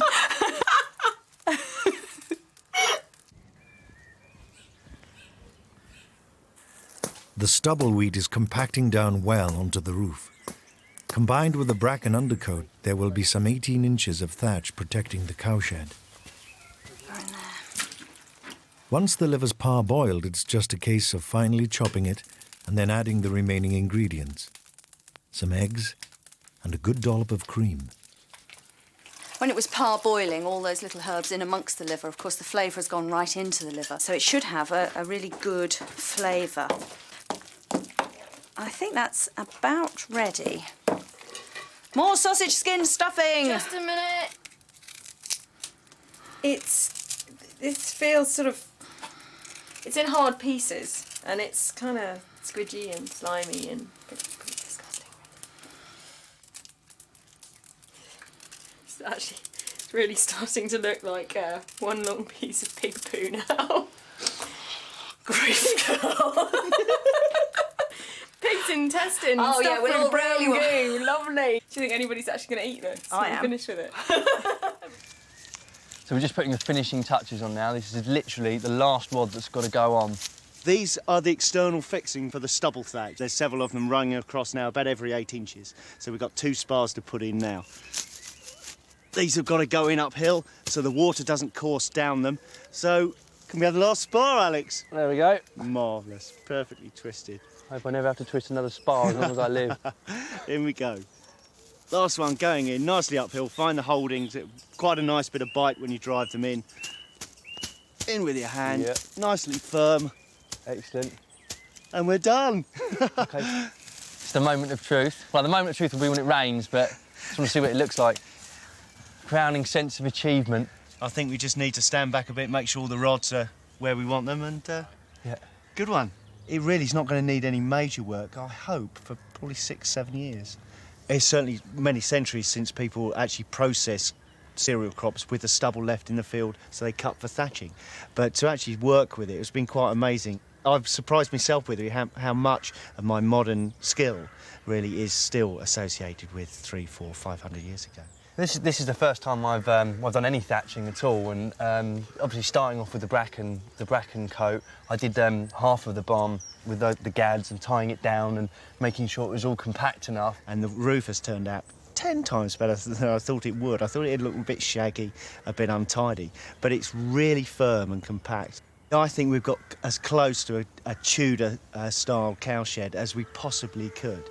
I know it's our interpretation of it, but I think this is damn close. I feel like I've really achieved something and really, really enjoyed it, has to be said. I hope all jobs on the farm are going to be like that, because I certainly now, you know, if I get a building, I'm going to be thatching it. I'll rip off the tile roof and throw some thatch on, because it's such a great thing to do, though. It's such a great job to have as well. So it's going to be end I of the think day. it's a good idea. Excellent. We can gloat tomorrow.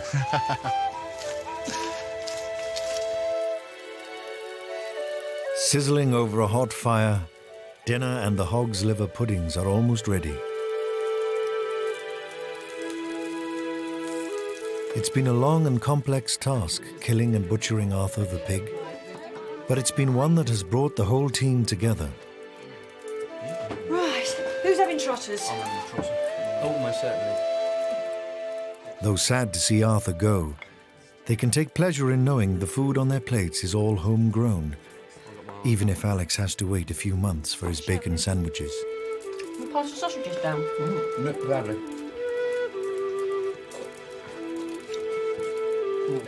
They're good, aren't they? It's apple, onion and sage and pork. Who's tried the hog's liver? All right, let's give it a go. Shame those sausages are done, that was good. It's not your thing. No. What's that? The liver. Bit of salt, bit of cream, much better. The Valley team are now a quarter of the way through their year on the farm. So far, most of their projects have worked well. But how will they fare when the midwinter cold really starts to bite?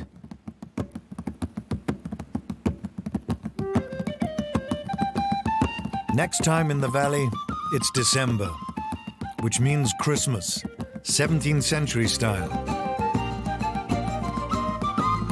Bringing in a proper old-fashioned Yule log. Lots of hearty drinking. And it's all hands to the deck, cooking up a festive feast.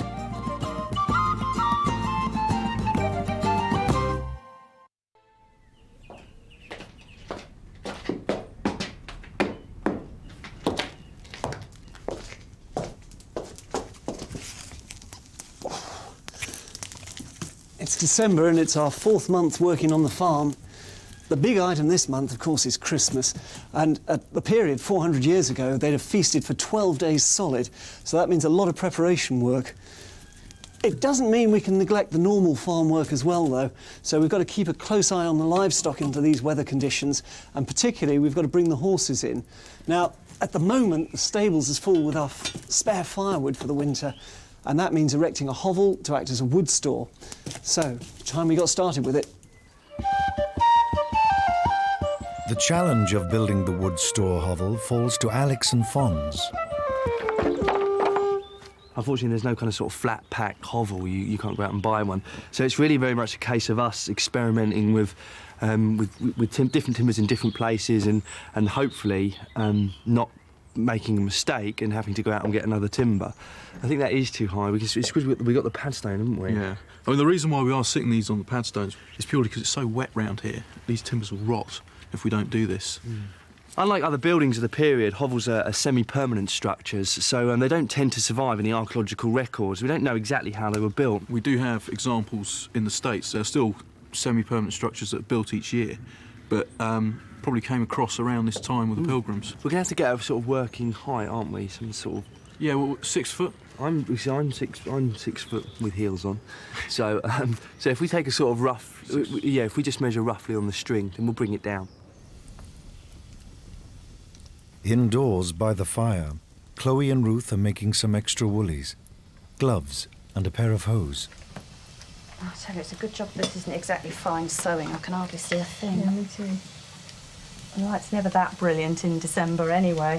So it's a sort of 6 of one and half a dozen of the other. Do we come inside where there's a bit of warmth so you can keep moving physically but the light's poor, or do you sit outside where the light's better and freeze your fingers into little sausages?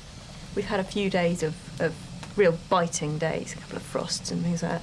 And the one main problem I find up here is the wind, actually, because you're standing on top of that hill and that wind, it cuts right through you, even wearing your woolly layers and your linens underneath. And it's getting wet feet as well. For hose, I find, you know, having a spare couple of pairs so that you can put them on once you've got wet feet, it just makes all the difference, doesn't it? We don't have any boots, we've only got shoes on, so it's, yeah, it's boys get it nightmare. easy on that, don't they? Yeah. There's no real records of women having boots, but it's a bit difficult to know for certain whether women in the country did or didn't. I would have felt that a farmer's wife on a place like this that was so muddy would, you know, have a pair of boots somewhere, even if she just borrowed her husband's when it was really bad. I'm not far off. I've got the foot in, you see, and I've just got to go up the back of the leg, really. And finish Cut from a thick woolen cloth, Ruth's hose are beginning to shape up. It's a time-consuming task. And so is getting the skeleton of the hovel to hold together. What we've done is we've prefabbed some frames. There's references in the materials, historical materials, that say that you take your hovel timbers down after the end of the season and you might store them in the stable. So what we've done is we've built a frame, 2 pegs in, diagonally opposed, so they're taking the force both up and down. So that shouldn't go anywhere, and we've done that in 8 places. When we lift this up, the movement in this plane is going to be negligible, but the movement in this plane is going to be quite intense. So that's where we're going to have problems stabilising it. All the hovel timbers have been carefully chosen so that they lock together. You want? Excellent, OK. How's it? It's standing free, isn't it? It is standing free. Wow. Brilliant. We should get some braces. That was a lot easier than I expected. Christmas may be just around the corner, but there are plenty of routine tasks that need attending to first. I've started here with threshing some of the pea crop that we've harvested, still on the vine, releasing the peas onto the cloth that I've put underneath. This is one of the main field crops of the year, not as important as the grain crops, and it's the last one that we harvest, but it serves a number of purposes. We can grow this on land that's had grain crops for a number of years. It'll put some nitrogen back into the soil, refertilise the soil, and even in the 17th century, they understood that it was good for the soil, even if they didn't know the chemistry of it. I think the thing I miss most now is the waterproof clothing. You start a job outside in December, you can't finish it as soon as it starts raining. It's very annoying. And you were missing your bra to begin with, weren't you? Because you just weren't comfy to But that was begin with. because I'd lost so much weight and it the wasn't bodice fitting. So Ruth now altered it for me, and it's a marvellous, marvellous change. She's got lots of lovely uplift. With the dried peas threshed, it's time to sieve them. Nothing goes to waste. The stalks and pods left behind will make a tasty snack for the animals. It's easy for the small peas, but the big ones tend to take a bit more persuading. But most of the peas have come through with now very little rubbish contaminating them. These peas we can use for peas pudding, which can be eaten hot or cold, and they'll be very useful for thickening up pottages, stews, things of that nature as well. So a very valuable source of nutrition on the farm.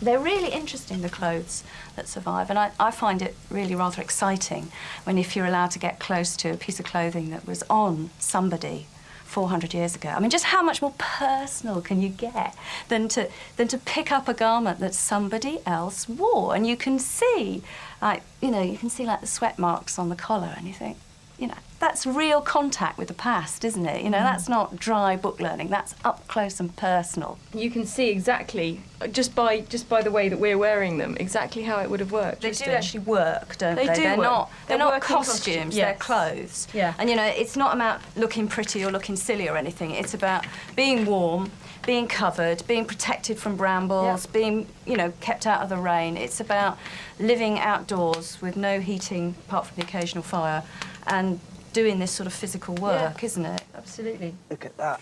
With the front central strut added, the hovel appears to be rock solid. The showpiece timber has worked really well. And the idea is with the braces here is just to stop that movement. So we'll put some on at the back, and I'm fairly sure this is not. Well, look at that. I'm giving that quite a shake. The pads don't. They need some. They're wiggling a bit.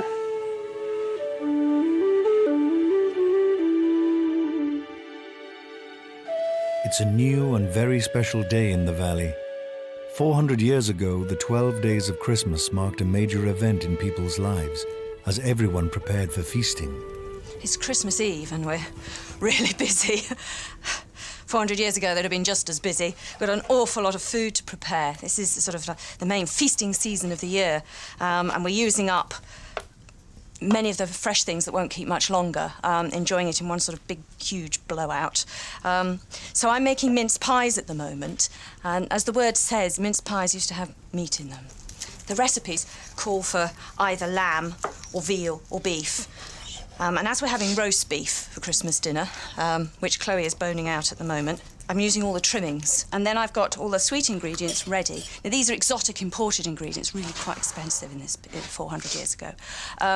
So they're really only reserved for special times like Christmas. So I've got raisins of the sun here. These ones are currants, and dried figs, which I'm going to mince up and add in with the minced meat. Oh, well done! Finally! Oh, that looks really good. You've got most of that off nice and clean. Do you want to have a hack at that? Yeah, I'll just pop it on there and I'll take all the extra bits of meat off. There you go. Outdoors, the boys are rushing to finish the hovel. Most of the firewood has been moved out of the stables, but the roof still needs some work. We've bracken thatched. And the reason we've done that is because obviously we've taken all of our season wood out of the stable and we need to make sure that we keep the majority of the rain off it. And I think that's working fairly well. But we've been generating quite a lot of new green wood recently, so I've really just got to crack on and make sure I finish this end of the hovel.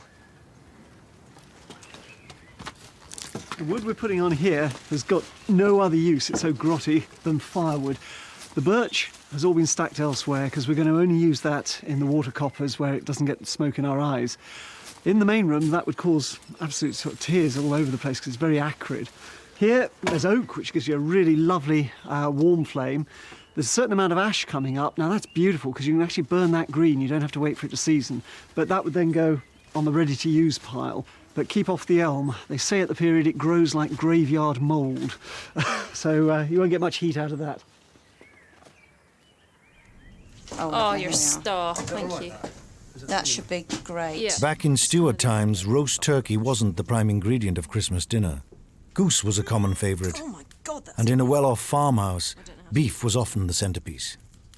In the 17th century, spices like cinnamon and pepper and nutmeg and so forth all had to come from the Far East in the most amazing trading voyages, and as a result, they cost an absolute fortune. Got some mace here, which is the covering that you get around nutmeg. I'm going to pop a little bit of that in.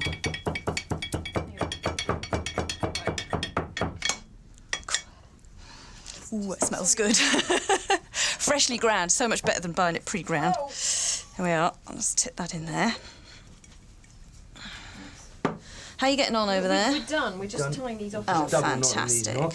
Where do you actually want this? Well, if you pop it in the dairy and put a cloth over it, ready, and then we'll be ready for tomorrow. Yeah. I can find a place for that.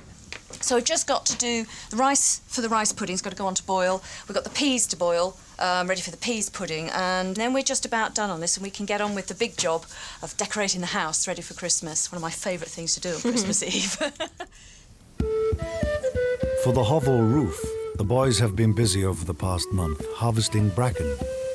With the skills he picked up thatching the cowshed, Alex is using bracken as the top coat of thatch over bundles of twigs called faggots. It's important, obviously, to get as steep a pitch as possible because we want the water to run down the bracken. It's good fun, this. It's working big. It's like big sculpture, you know. You've really got to just hit it hard.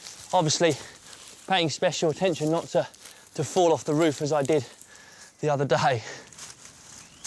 Problem is because we've had a few frosts, it has, in fact, it's got a lot more brittle. So it's really scratching the hands, and the major concern is that it's thinning out as well. So I'm getting my excuses in early. To be brutally honest, I'd give my right arm to pop down the DIY store and get a roll of felt. Oh, lovely funds. Oh, this is looking much better now. I'm a lot happier with this. For people living on a 17th century farm, religion was the truly dominant factor of Christmas. Much of the seasonal paraphernalia we take for granted today came in much later. One man who can help the team rediscover a Shakespearean-style Christmas is Ronald Hutton, a leading expert on Tudor and Stuart society. 400 years ago, people went to church on Sundays and at the great feast days like Christmas for the simple reason they got fined if they didn't. Now, this wasn't particularly to keep them pious. It was to make sure that they weren't Roman Catholics or forms of radical Protestant who represented actual enemies of the Church of England. It's a political business. But that at least meant everybody turned up. Behind the Christian feast of Christ's birthday lies a massive range of prehistoric pagan festivals celebrating the rebirth of the year in the sun, the winter solstice. The Anglo-Saxons called it the Mother Night, Modrinicht. The Scandinavians, that's the Vikings to us, called it Yule, which is of course a term we imported. It's the same primitive instinct of getting worried as the daylight and the warmth goes and the trees shed their leaves around you, and the same urge to celebrate once you realise a turning point's been reached. No matter how many of you are going to die before the spring comes, it's on its way. Done. There's a bit of a shallower pitch up there, isn't there? Yeah. So what do you think? I think it's very good. Good job done, I think. A poorly built house. Back in the age of Shakespeare, there was no such thing as a Christmas tree, mistletoe, or fairy lights. But decorating the house was still a big affair. Christmas Eve in a farmhouse about 400 years ago was one of the most exciting times of the year.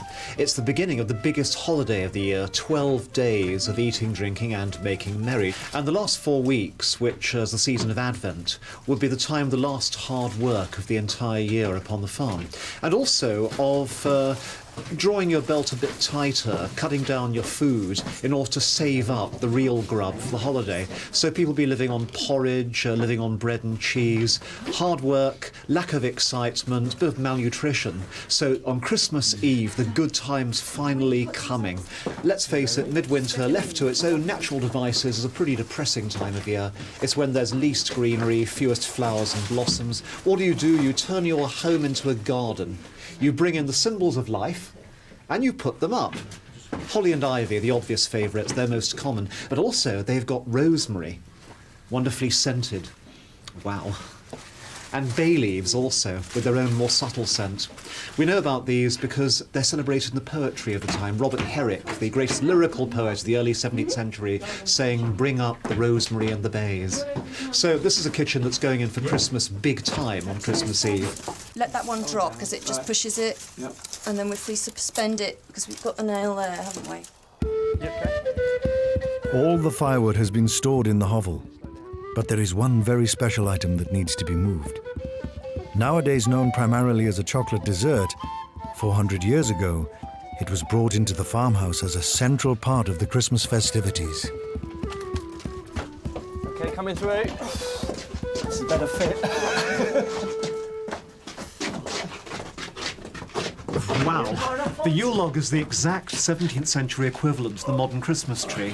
It's equivalent because, like the Christmas tree, it's just come in from Germany. The Christmas tree arrived in the 19th century, the Yule log probably in the 16th. Just as everybody naturally gathers around the tree these days, everyone gathers around this gigantic log in the burning hearth in the early modern period. And getting it here is a considerable physical feat in its own right, requiring all the lusty men of a household. And having made the struggle to get it here, traditionally they're welcomed with hot spiced ale. There's a poem which goes, "Bring with a cry, jolly jolly lads, the Christmas logs, the firing, while my good wife, she bids ye all be free and drink to your heart's desiring." Yes, please. Here we go. You deserve this after that. That's enough. Let's stop. OK, gentlemen, let's give this some hobnail. Wassail! Drink ale! Indeed. Oh, that's delicious. Fantastic. It's Christmas Day in the valley, but there's no time for a lie-in. Before preparations can begin for the big feast, the animals still need to be tended to, and the fire lit early so it's hot enough to spit roast the beef. Blimey, it's a big piece, isn't he? So much easier with a piece that's boned out. Beautifully boned out. Beautifully boned out. Is that on? Yeah, I think that's it. It's starting to wrinkle a bit, isn't it? Yeah, here we go. Oh, careful with that spike. Sorry. In order to make sure that it cooks nicely and stays moist, we shall keep basting and dredging right through the roasting process alternately. So you put on a baste, give it 10 minutes or so, and then dredge it with breadcrumbs. And it'll build up a crust around it, which seals all the juices in, makes it really tasty. I have to say, oven roasted meat, I haven't got a thing on spit roast meat, as long as you do it properly. With the beef slowly cooking, Chloe and Fons can check up on the livestock. Some of the cows in the valley are pregnant, and the team are keeping a close eye on them. One is looking especially close to term, the leader of the herd, Duchess. She's looking huge, but we're not too worried about her because she's had plenty of calves before, and she shouldn't have a problem with this one. She should, hopefully, just drop it in the middle of the night, and we'll come down one morning and find it sitting there on the floor next to her. But we are going to supplement her diet with basically a high-protein feed that we're going to make up from things like turnip heads, rolled barley, and then we'll start the battle of pinching the milk. Yeah. The Duchess is a big cow. I mean, she's had so many calves over the years that she's got sprung ribs. So it makes her appear pregnant all the time, actually. With the beef roasting well, the team can get on with the other dishes. Stuart is making a period-style chicken pie. How's that water doing? 400 years ago, chicken wasn't a very common meat, so it would have been a special treat.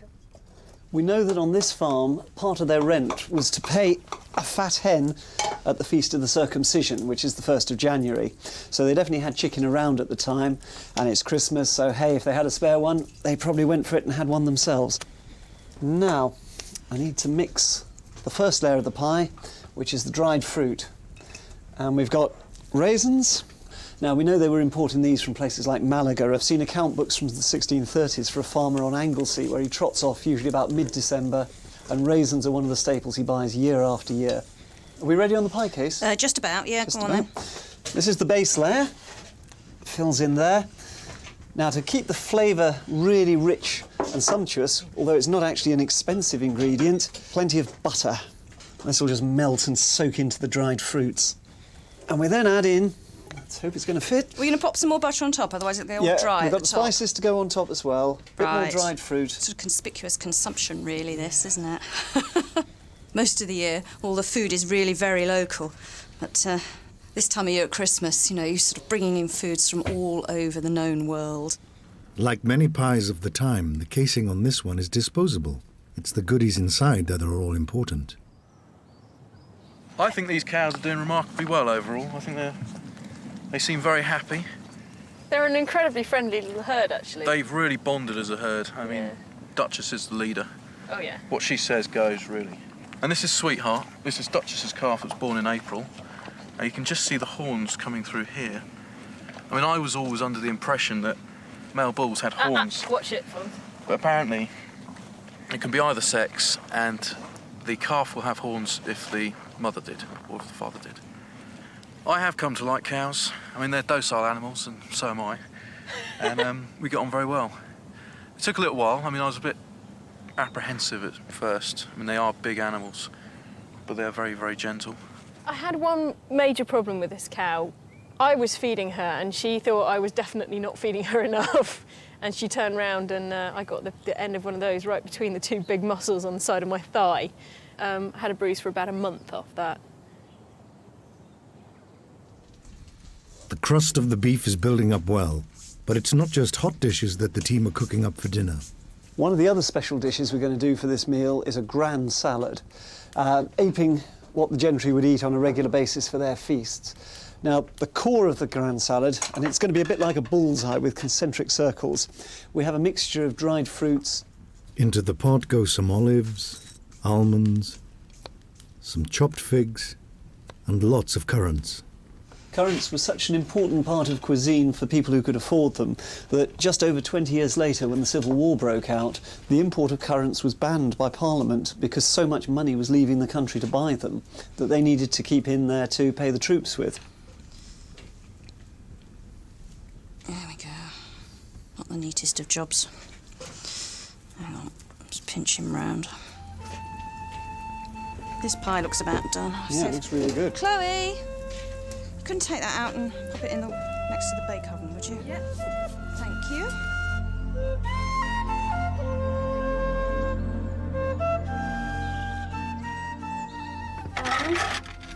And then slight variation on the modern mince pie, mainly being about 20 times the size. And she looks quite good. I'm surprised, but it does look quite nice. I Hope it tastes as good as it looks. Back in the hall, the last thing needed is the salad dressing. We're going to use two exotics here. The first one is sugar. Now, this would have cost around about 6p a pound. Now, that's at a time when a labourer's earning about 8p a day. Sugar loaves like this were generally imported from Morocco. Next ingredient is what they called salad oil in the period. Olive oil from the Mediterranean. Come pass me that sugar, could you, Stuart? I could. Thank you very much. And last but not least, we've got a large apple pie.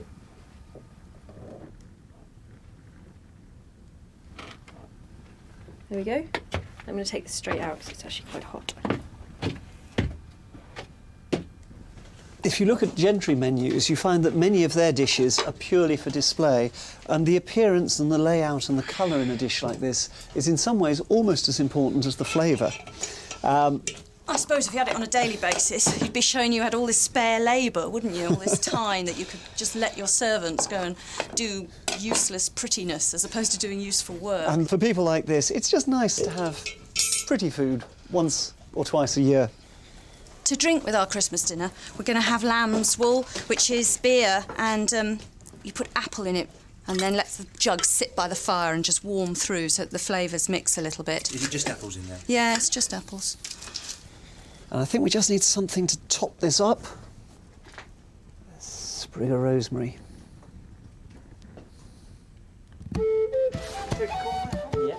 All the finery would have come out for the Christmas dinner. Best linens, plates and glasses. They'd have even brought out their best candles. Expensive scented beeswax instead of the usual tallow. How many pies we got on the table? 1, 2, 3, 4, 5. Yeah, beer. 5 pies. Yeah. That's nearly one each. Just like today, Christmas in the 1600s was all about hospitality. So the team have invited over Keith Paynes, the thatcher who helped them build the valley's cowshed. No, you're supposed to eat it. The team have cracked open their finest period tipples, like Whiskabeth. You start off with any raw spirit, and then you put in about 10 ingredients. There's licorice and aniseed and sugar and spices and dried fruits. And all you do is you stir it once a day for 10 days, and then you decant off the liquor and don't dry for 3 days. Cheers. Cheers. Cheers. Happy Christmas. Yeah. Cheers. Well, a Merry Christmas. Indeed. And a Happy New Year. And a successful first 4 months, I think. Yeah, not gone bad, is it? Yeah, fair play. Cheers. So is it what? Oh, wait. What's ale? What's ale? What's ale? Drink ale. Drink ale. Drink ale. Or indeed, what's ale? What's ale? What's ale? I think you can pay me for the thatching with this. So this is the mincemeat pie. This is the mincemeat pie with real meat in it. Can I try a little bit of yours? I'm not sure if I want it. No, I haven't. This tastes just like modern mincemeat, doesn't it? Yeah, it does, doesn't it? I know, it's not quite as sweet, is it, really? I mean, it's not quite as sickly, but... That's nice, I like that. Chicken pie! Chicken pie. Now, there's a luxury for this time of year only. Oh, bones in there. Yeah, but the bones aren't as hard as the pie crust. Oh,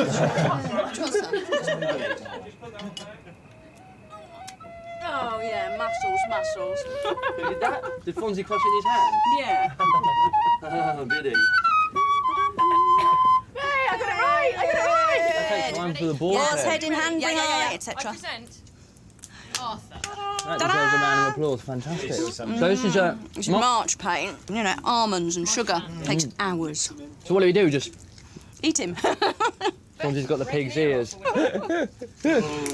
Alex didn't seem to have too much. My nose, my nose! I'm going to have the other ear. Will merry, merry be, in spite of all our woes. And he that will not merry, merry be, will pull him by the nose.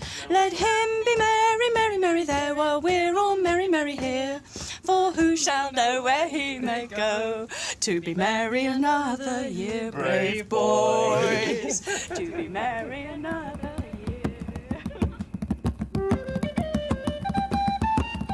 Next time in the valley, it's January. The team resort to some period medicines to beat the aches and pains.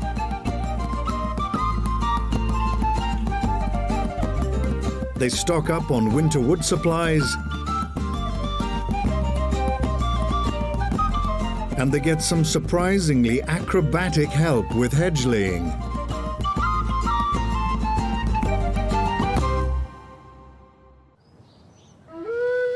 This is the valley, a vanished world from a forgotten time. Here on the Welsh borders, a farm is being run by 5 hand-picked experts, as it would have been nearly 400 years ago. Using only resources available in the year 1620, they are labouring for a full calendar year, turning the clock back to rediscover a way of life from an age gone by.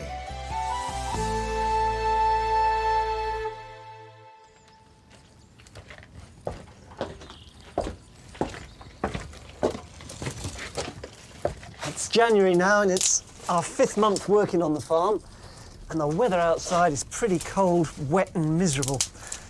We've had to bring the cattle in, so that means we're mucking out once a day, which is a pretty strenuous job. But the biggest thing we're doing this month is harvesting our timber supplies. We need all this lightweight stuff for things like the copper to keep us well supplied with hot water, and it also will supply us with timber for the main fires in the hall, and for doing a lot of repair works. We need it for repairing tools, for doing little bits of building work, which is a good time of year to catch up on. Now, great thing about the wells, it's one of the few bits of water that doesn't freeze up on us at this time of year. And a good supply of hot water from that copper is essential. But our biggest task of the month is the hedge laying. We've got to get those boundaries stock-proof before the spring, and this is the time to do it, when the leaves are off and the animals are away indoors.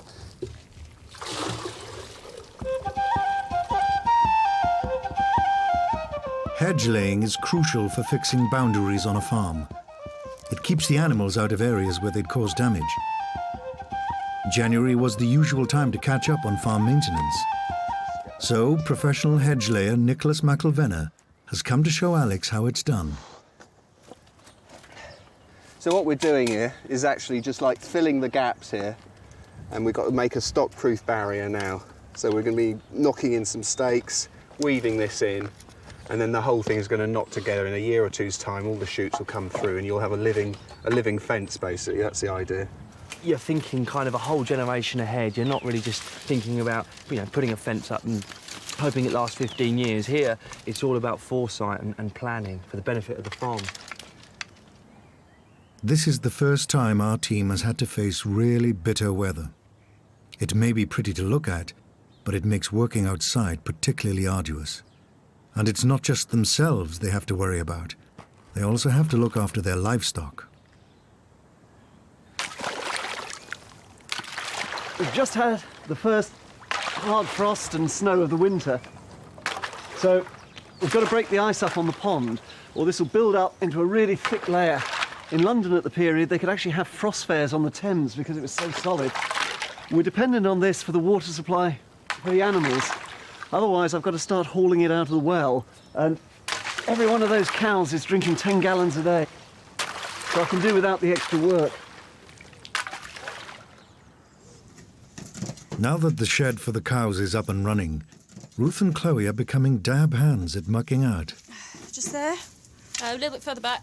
Okay. Excellent, thanks. I've got my little pile there. The muck's actually quite useful. We're going to be spreading this on the fields later on in the year. And it's not as easy as it looks either, is it? No. Oh, no. Chloe does it about 3 times faster than me. It's a highly sophisticated art form. Well, at least we can see today with the sunlight. Yeah, it's really nice and light in here, actually. Normally it's pitch black in here, and you honestly can't see a thing. No, you really can't. So trying to distinguish the fresh straw from the muck is virtually impossible. It's a very relentless job. You can't decide one morning, oh, don't think I'll bother, I think I have a lie-in this morning. Somebody's got to do it, so you have to get up. Rain or shine. So I put a bit of tension on him. Try and get a nice low cut. There he is. Hedge laying is all about manipulating what grows naturally. Provided they're cut only part way through, branches will continue to grow. Because the very fabric of the hedges remains alive, these boundaries literally grow stronger over time. What will happen when this next year, or in the spring even, is that little buds are going to appear here, all the way along, and if I leave this hook here, they'll appear there as well on the end. The tree will always grow at its ends. So that's why I'm going to chop the end off here as well. Yeah. See if you can get him up here. Oh, up there, yeah. Get that out of the Yeah. way. Yep. Over the top here. Yep. Oh, I'm with you. And Christ, then I back didn't down. realise- God, they are flexible, aren't they? Yeah, they are. And that's not going to kill it, that, the fact No. that it's structured there, that'll keep it... That'll just encourage it to shoot there. That'll be all right. He's snagging up there. You can see where he's been rubbing on that branch. This may seem like a gentle, rustic pursuit, but it helps if hedge layers are natural acrobats. If I can. Ugh.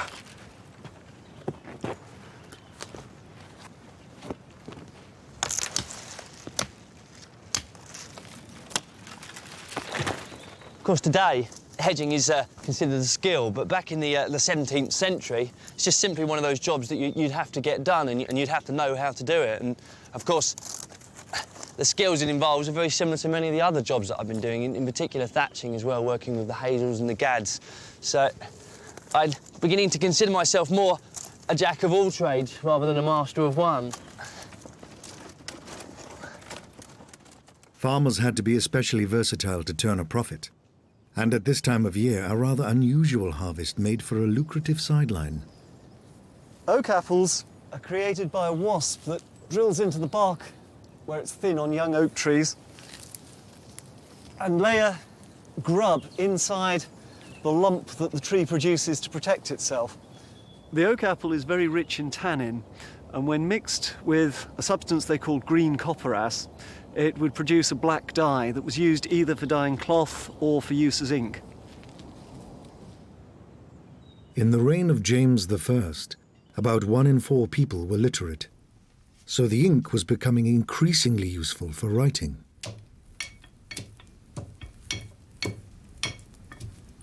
We have to grind the oak galls to a powder, and the finer the dust, the smoother our ink will be at the end of the day. We now take an old vessel to mix in. This ink is poisonous, so we can't risk anything we're ever going to cook in again. And then add the green copperas. So this they would have obtained from the merchants. And now a little water, not too much, or the ink will be too weak to work properly. Whoops. And then just stir. And so, simply and easily, we have ink.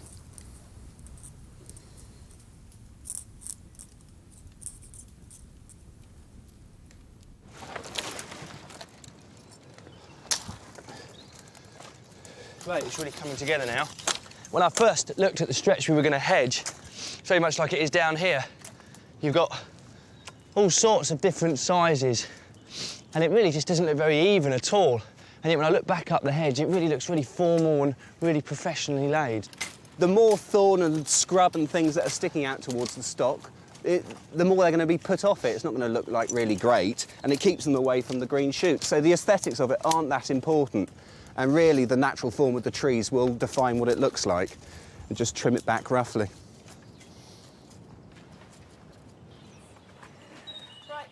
Without modern utilities, 17th century farmers were not only governed by the yearly agricultural cycle, they also had to keep to a strict daily pattern. Here in the valley, the last job before the light goes is putting the cows to bed. Oh, it's Spooder. In your pot. Come on, you. In you go. Good boy. Good boy. But the end of daylight doesn't mean the end of the working day. There are still jobs for Stuart and his son Alistair to be getting on with. There were many tasks that needed doing when you were fairly exhausted at the end of a long day and just sitting by the fire. Repairing the family shoes was one of them. every time I put one in, the next one bounces out. One of the best sources for the farmer's typical working day is a fellow called Gervase Markham, who was writing in 1613, and he described a slightly idealised plough Monday. This is the first ploughing day after Twelfth Night, so early January.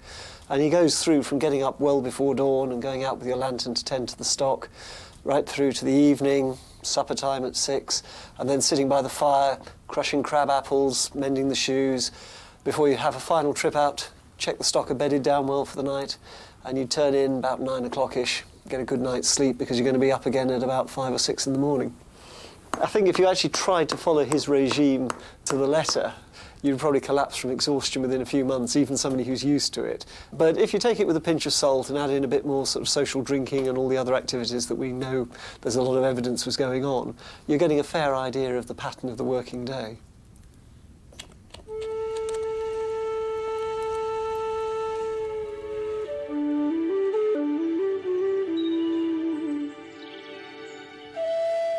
It's a bright January morning in the valley, and Ruth is following in the footsteps of farmers' wives 400 years ago, preparing medicines to combat the winter aches and pains.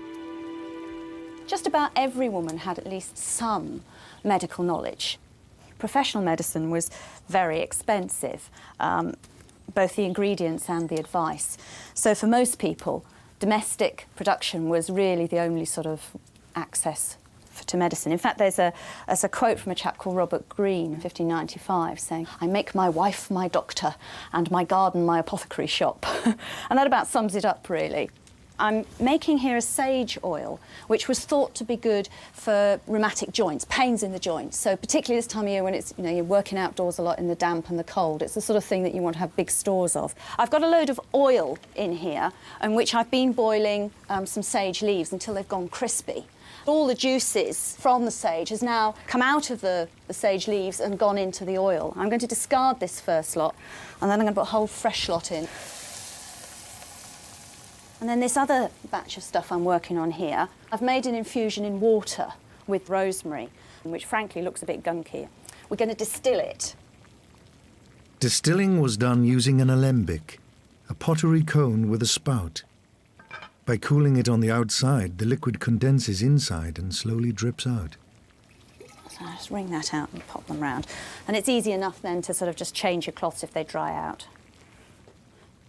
By distilling, it was possible, even at home in the 17th century, to extract the essence of herbs and plants, not far removed from the essential oils that can be bought in chemists today. Steep enough. Down at the bottom end of the farm, in Elfield, Alex and Fons have been busy putting into practice their hedging skills. We want to start putting sheep in this field, and we're having to work on the boundaries to stop them escaping. And we've used a variety of hedging techniques. This is a holly tree that we've felled. We made a few mistakes. We should have had a few stakes in here. One of the big problems we found with live hedging was the fact that if you leave the hollies for too long and they get too thick, they become immensely brittle, and they're really hard to work with. And that makes it really difficult to wind in all these branches. But we've created a fairly robust boundary. I mean, this is, as Fon says, it's only for sheep. But this runs quite nicely into our dead hedge, which goes down here. And the problem here was that we didn't have any species at all to work with. So we chopped down some oak, we've chopped down some birch as well. What we've done is we've broken it all up and just, I suppose, just experimented, really. Yeah. Hedgers were fast workers, according to Gervase Markham's farm manual. He specifies that a good dead hedger would accomplish around 32 feet a day of hedgerow 5 feet high. Now, I'm going to be fairly generous to the chap, and that in reality, if I'm standing up here level with the hedge, it's only about 3 feet. And he says that anything shorter than 5 feet and not as thick as it should be for cattle, maybe we're looking at about 65 feet a day for one hedger. Now, how long did we take on this? We took a day and a half to do this. A day and a half. Between two of us. Yeah, we've got to get... But we are getting better, aren't we? We are getting better, yeah. But, we've got lots of practice. There's many fields that need the hedges sorting, so, yeah, we better crack on, Fons. Yeah.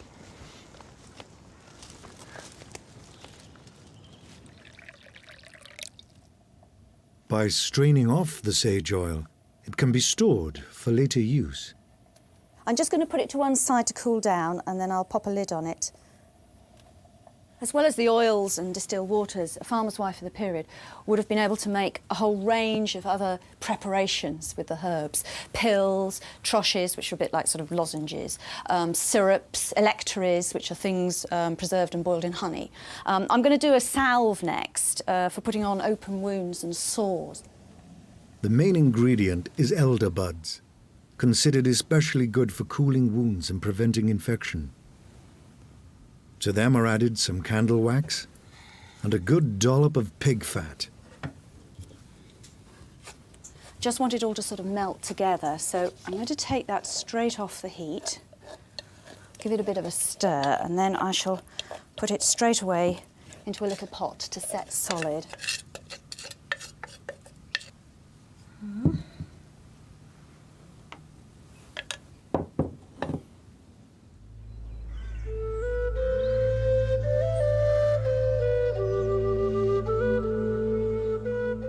January was a key time for managing woodlands. Wood was one of the most essential elements in people's lives and an important cash crop, vital for everything from building to keeping them warm. So our team are out harvesting in the coppice. We have to coppice the woodland when the leaves are off the trees, so January is a good month for it. And coppicing is a very ancient way of managing woods in this country. Goes back to at least Roman times and before. So it gives you a sustainable crop of timber. The idea is that you knock the tree over, cut it off, and it will then reshoot from the base. If you planted a hazelnut, then that tree would grow to maturity and die in about 150 years. But you can find in corners of this country the stools, the bases from which hazels that are coppiced still regrowing, that are 2,000 years old. The wood has a multitude of uses. Everything from bundles of faggots used to fire up the bread oven to timber needed for construction. If you were to pop down your local DIY store, there's normally a couple of shelves dedicated to different types of doweling, different thicknesses of wood. This is essentially what the copse is doing in the 17th century. For example, the hazel here.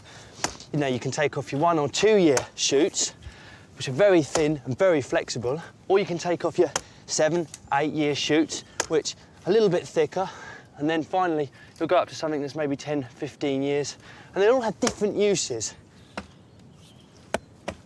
The use of wood was so great at this time that timber supplies in Britain were dwindling. So much so that the government began to impose restrictions.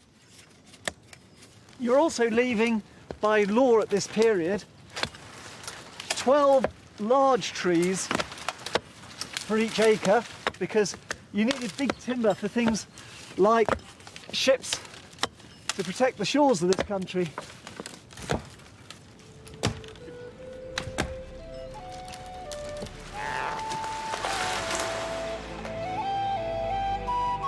At the end of a long, hard day, Ruth has a chance to try out her 17th century remedies on her first willing patient. This is the elder salve that I made before, with the buds and the pig fat and wax. Do you want to give me your finger? Yeah, I clouted the top of my finger the other day with the mallet, and it keeps opening up. And what's happening, in fact, is that it's making the joint sort of swell up as well, so restricting movement. All right, injury number 1 out of the way with. Right, you got more, have you? Indeed, yes, I have. There we go then. A lot of the force I'm using the bill hook with is going right through my elbow, and I do suffer from what today is called tennis elbow. I suppose it must have been called Hedger's elbow at the time. Hedger's bill hook. But yeah, that's been chronic, especially with the cold. So I'm really suffering there. So I don't know what you've got in your box of tricks. Well, I think probably some sage oil. You want us to roll your sleeve up? Right, sorry about cold hands. That's all right. I'm just gonna rub it. Oh, you might want to rub that on yourself, actually. Do you want to just rub it in? Just give it a really good sort of massage into The physical labour it's beginning to take its toll on me. And you wake up in the morning and the arm's a bit creaky, and my back as well. When I get up, I find it really difficult just to bend down to get my socks on, but hopefully these ointments will work. Fingers dealt with, elbows dealt with, but Right. it's the chesty cough is another one that I'm suffering from at the moment. So. The medical thinking of the time held that people were made up of 4 elements, or humours. Coughs and colds were thought to be caused by an excess of the cold, wet humour, phlegm. What I'm going to do is give you a mustard plaister. You know, like in that nursery rhyme when Jack and Jill fall down the hill and they bandage his head with vinegar and brown paper? Well, that's a plaister. I've got some mustard and honey here. And this is going to be bound onto his chest. It's going to be pretty sticky. I'm going to smell like a gammon ham once this has been on me. I think you are. If we were a wealthier family, of course, we'd probably sort of, you know, make you up some pills with things like ginger and pepper, you know, which were also hot ingredients, but really, really pricey, whereas this is pretty cheap, really. Here we go. Oh, you're going to love this. Ready? Yeah, OK, go. Go. Arms up. It's cold. It really is. I thought it was supposed to be hot and dry. Well, it will be in a minute. There we go. You're all right there. It's cold. Have your shirt on. I've used these sorts of housewifely medicines for quite a lot of years, really, in some way or other. And some of them work. Most of them, though, are really placebos, to be honest. Mind you, one shouldn't underestimate the power of a placebo. Especially when it's dripping all down my belly as well. And it's not bath night for another 5 nights.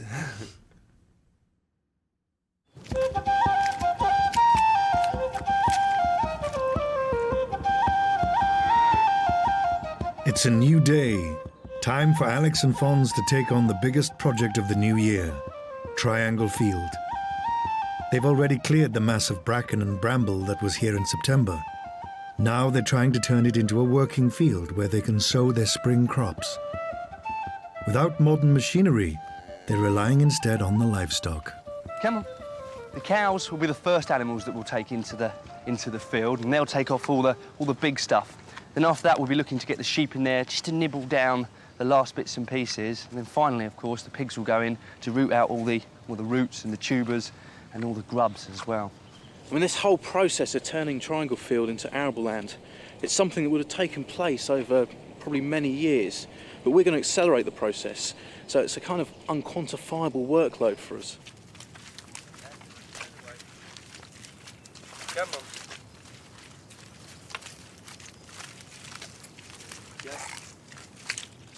While Alex and Fons get busy, Stuart is rustling up a good winter dinner. For a household 400 years ago, January marked the start of leaner times. We're now looking at long-life foods, salted, like the gammon, pickled with the gherkins, dried with the peas and the grains that we're using here. Back in 1620, if you didn't salt the pig, it would have rotted within a few days of actually being killed. This one's got a yellowish tinge because this gammon has been up the chimney smoking. It has a number of preserving effects. Partially it desiccates it, so it'll dry it out, but also it puts a toxic layer on the outside as well, which is going to deter a lot of bacterial action. The total of all those preserving effects on this chunk of Arthur's back leg means that since we killed him in November, it's almost in the same condition as it was then. So, to the pot. It's a quiet time in the valley's vegetable garden, with only the hardiest of crops left to harvest. Kale for supper.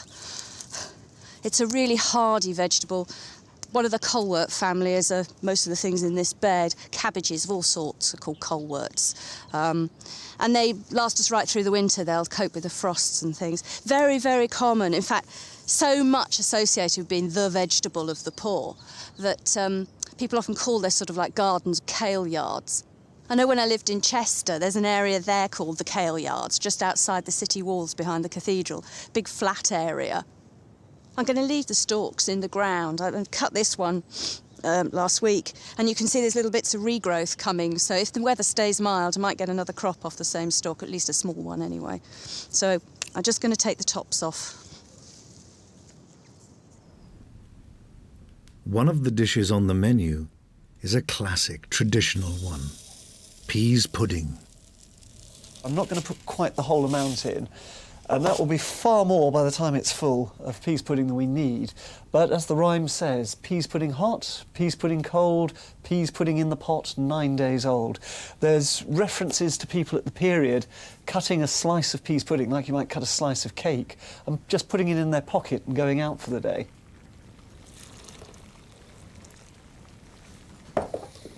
The next very simple dish, found right to the lowest social levels, is just a dish using whole grains. All we do is put this in the pot, boil it until the grains burst. It's got various names. Some areas it's called frumentary. In other areas, particularly down in the West Country, they call it wash brew. If you can afford it, you can improve the flavour with a little milk or honey or whatever you can stretch to. Even wine if you're really well-to-do. So, into the pot.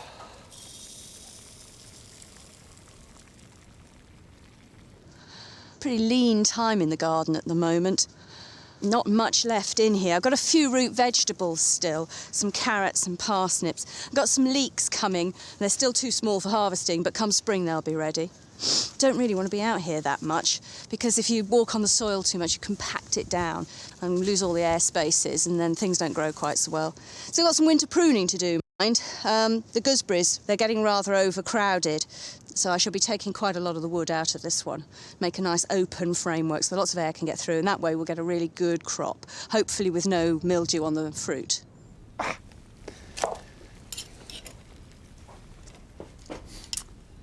Yep.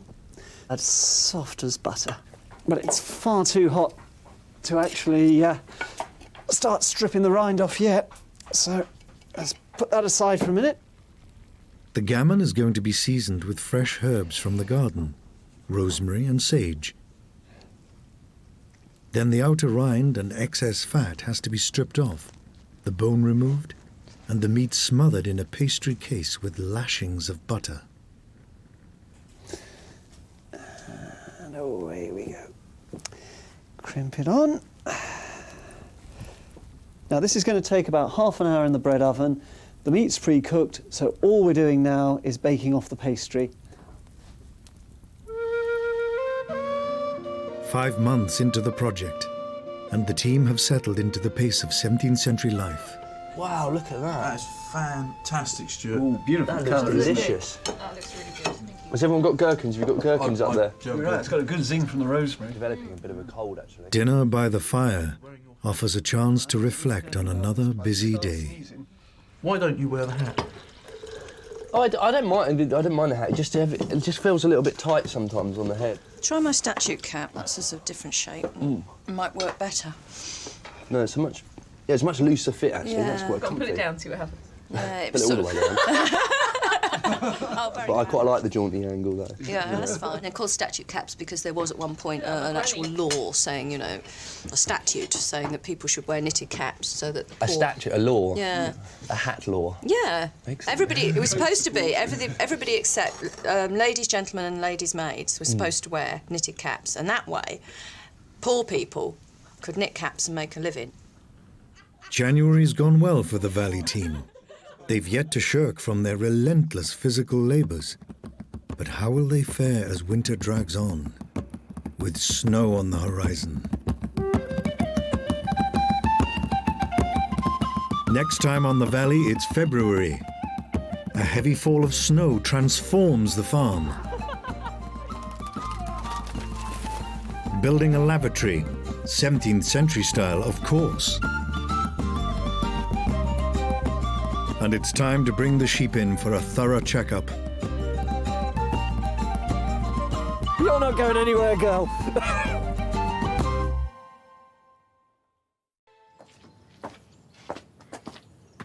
It's February now, it's our 6th month on the farm, and we're halfway through the agricultural year.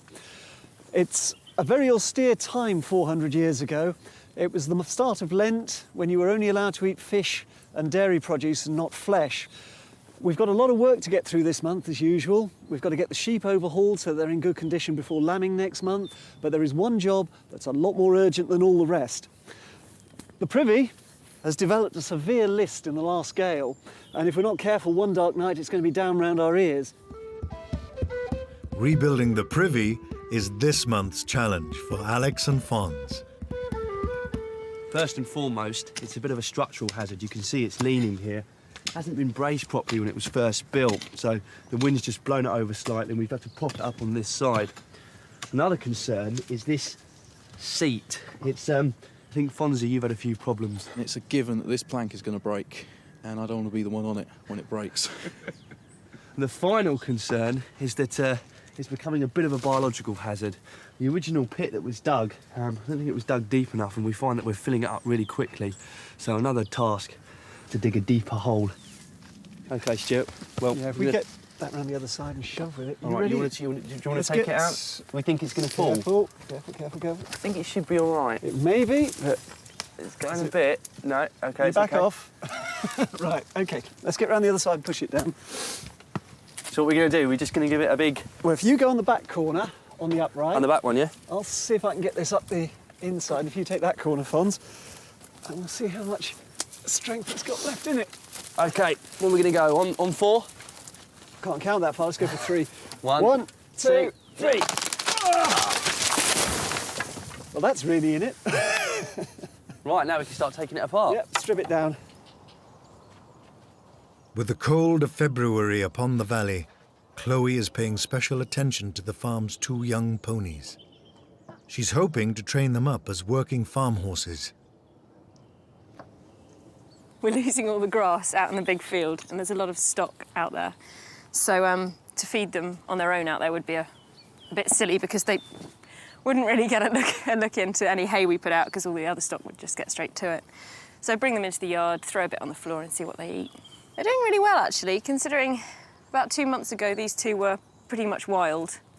Obviously, we've made a bit of a difference here. If I can actually get my skirt back. This one, certainly, she kicked me 2 months ago really hard. And I think now we're a bit of a changed pony. I'm not quite sure why she's so keen on my skirt. One of the key agricultural landmarks is looming. Spring sowing, so Stuart and his son Alistair need to get the pea seed ready for planting. We harvested the peas on the vine that we were going to use for seed earlier this year, and now we've got time, sit in a bit of sunshine, good light, and gently pod our way through. The waste stalks and pods, called the pea horn, quickly become a snack for the horses. This is the sort of job that any member of the household might have done, although quite often one can get the children to get the bulk of it sorted. It gives you a bit of a rest, though, and at this time of year that means you can start to get a bit chilled. So in a few minutes I think we're going to have to go off and do something a bit more active. Stuart, can you give me a hand with the hay? Yep. Oh.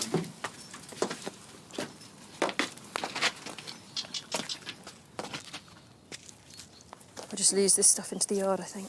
How much do you need? Armful. About the same as what's on the floor would be good. Up above the stables, the levels of hay in the loft are slowly being depleted by winter feeding. Out on the privy, it's time for Alex and Fons to remove the old rotten floorboards and really start getting their hands dirty. It's unfortunate for Fonzie, he lost at hazard the other night, which is a dice game we play. As a consequence, he's got the onerous task of digging out the cesspit. It was fixed. the dice were loaded in my favour. 400 years ago, human feces was a vital fertiliser. In cities, specialist contractors called night soilmen emptied privies and took the waste out of town for processing. Have you got your tool? I made this yesterday. Beautiful. A special present to Fonzie, his scoop. So there you go, mate. This job can only be described as grim, but it's a job that had to be done, and shit was actually very valuable.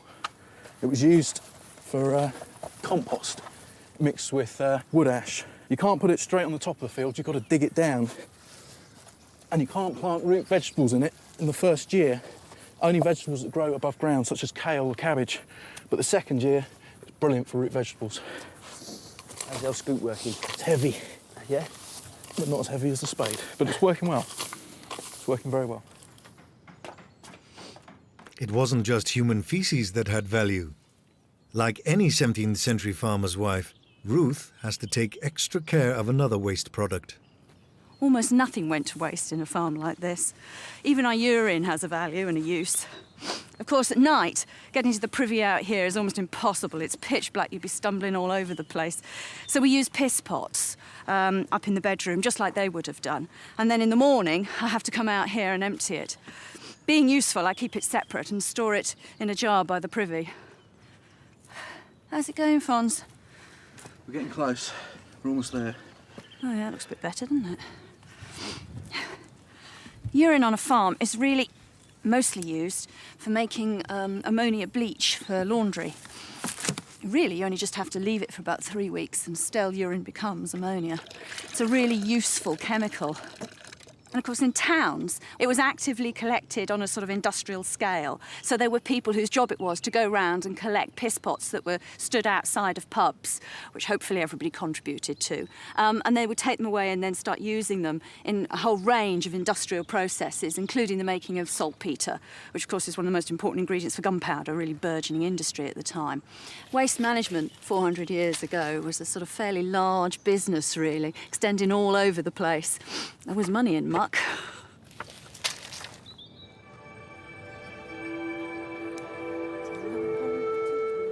Temperatures have been dropping in the valley, and for the very first time in the team's year on the farm, snow is falling. Despite the turn in the weather, Stuart, Ruth and Chloe need to bring the sheep in for essential maintenance. Sheep really evolved to live up on high mountains in dry areas. So firstly, because there's no rocks to wear away their toenails, they tend to get ingrowing toenails. So we've got to trim those every now and again. The other thing that we've got a big problem with at the moment is that we've just had a few warm days. There's a lot of fresh grass coming through. And as a result of that, they've developed severe diarrhea and they've got really claggy backsides. So what we've got to do is cut all this dangling crud off the back end of them and then look for sores and treat that appropriately if there's a problem there. Getting a bit better at this sheep herding. Of course, in the period, although they had sheep dogs, period sheep dogs were only used for driving the sheep. And they hadn't yet developed a system of sort of training the dogs to do that going round thing. So many shepherds carried a sort of a scoop on the end of the stick so they could like pick up a little bit of something and then fling it over the far side of the herd, and that would turn them.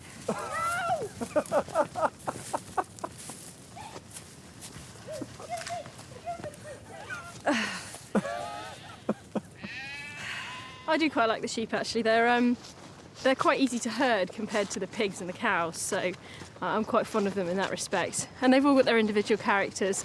We've got Monty, he's the only ram, and he likes to think he's boss, but really, like as you get in every household, he's not. It's the women that are in charge. And we've got these sort of 8-year-old ewes that they really know their stuff and they're boss. There we go. Well done.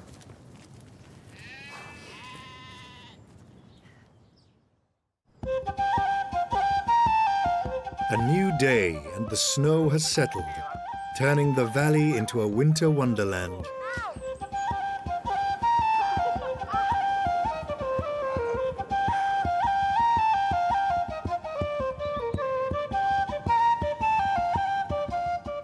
But the serious business of looking after the livestock has to go on, particularly Duchess, who is 8 months pregnant.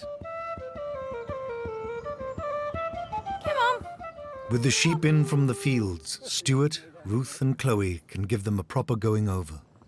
Gently does it. Gonna need a hand. Yeah, just stop bolting that way. Right. Gotcha. Right. Oh, that was easier than I expected. Oh, it's a bit soggy with this snow. Come on, girlie. Oh, come on, in you come. Nothing much wrong with this one. Right, these are Cotswolds. They go right back to Roman times. And they're kept because of this really long fur that they've got. but they're not particularly good mountain sheep, so you've got to give them a lot of attention. Right, girl. Mind you, the pictures you see of these sheep. Come here. All right. On your back.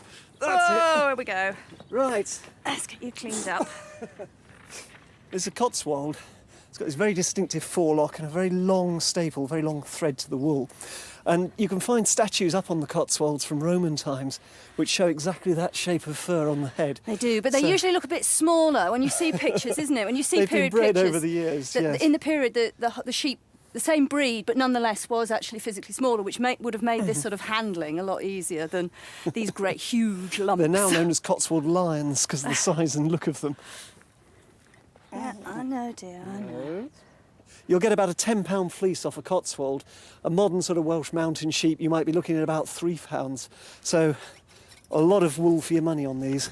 The shears are actually, as long as they're start sharp, they're really easy to do. The ones Ruth's using are actually they're razor sharp, actually. I only cut myself sharp on them earlier. Just a bit there, that's your tail, isn't it? I'm going to check her feet as well while I'm here, just to make sure she hasn't got any cuts or problems there. That one's all right. Chloe, have you got that Stockholm tar? It's the thing most frequently recommended in period sources. So this will act just as like an antiseptic and sort of seal up any cuts. There we go. Come on then, you. We can do anything nasty. Oh gosh, she's wobbly already. There we are, just give her a minute. With these large breeds, if you have them on their backs for too long, all the internal organs have flopped over the wrong way and they crush down and it starts to cause some severe problems inside. So the last thing that I need to do with her, now that we've done her feet and dagged her tail, I'm going to do standing up. Right.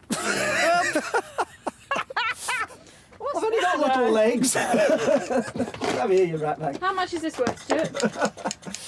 Now, what I'm going to do is have a look at your gums, because one of the diagnostics that you get in the period books is if the gums are white, we've got a problem, but those are beautifully pink. They See are. that? How are those teeth doing? They're in fairly good shape for you of your age. Right. Okay. There you go. Good girl. OK, who's next? The cesspit has been dug out and enlarged. Now Fons and Alex can get on with the privy's superstructure. The problem, obviously, with the snow, is that it's rained on all my timbers. And what I'd done is I'd prefabbed the structure for the privy. And in fact, I think this one should be on that side. It should. To help keep the wall plates in position, they'll also need to be mortared in. Now, this is a piece of ash, so it's actually really quite light, this one. This way around? Yeah. What I've done is just cut really simple mortars and tenon joints. So you've got like a sort of peg which just keys into a hole. And because they're quite broad and it's quite deep, that's managing actually just to stand up on its own for now. But then, of course, there's mortise and tenon joints up there as well.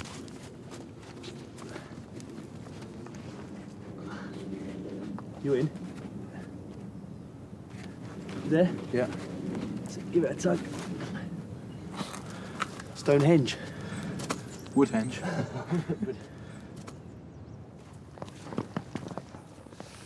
Gotcha. There we go.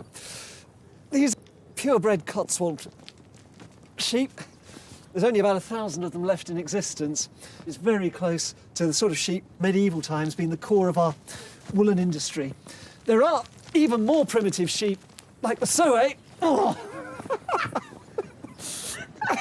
You're not going anywhere, girl. OK, have a look at her feet while I hold her. But things like the Sowing have only survived out on primitive islands because nobody bothered with them. So this is the cultivated sheep that we would have bothered farming, not these scrawny little deer-like things. Don't you look at me like that, girl. Is somebody going to deal with her backside? Or am I sitting here all day in the snow? Come on, old girl.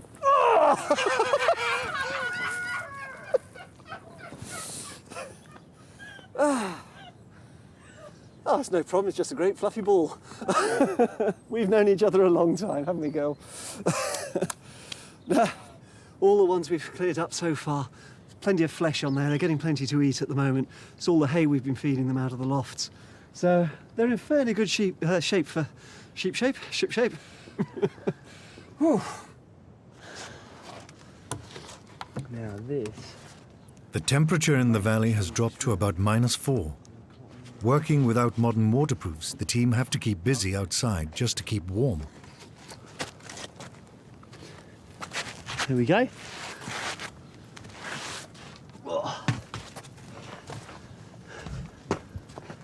That's good. Right, only the walls and the roof to do now. Oh, apart from the toilet seat, of course. Certainly very grand for a toilet. Excellent. Right, I think it's time to pack Have a up beer. and head for the fire in the hall.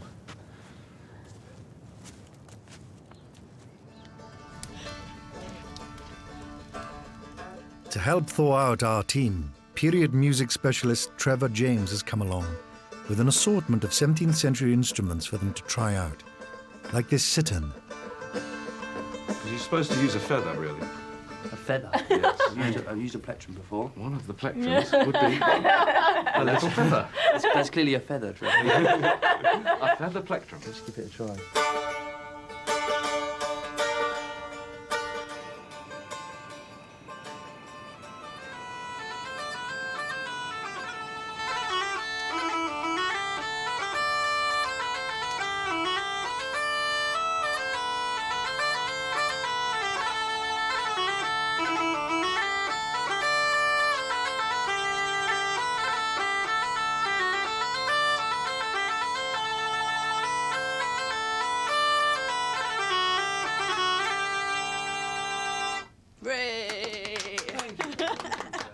The English bagpipe was very popular in this period. It was popular right the way through the medieval period.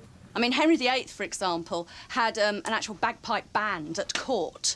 I think there was about 40 of them. But he was the sort of the last monarch to have bagpipes at court, and then gradually they sort of dropped down the social scales. I mean, on a farm like this, in this particular period, the bagpipes would certainly have been played.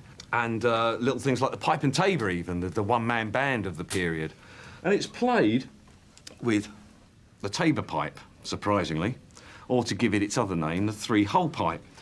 So if I cover all the holes and blow at 4 different breath pressures, we'll actually end up with 4 different notes. So...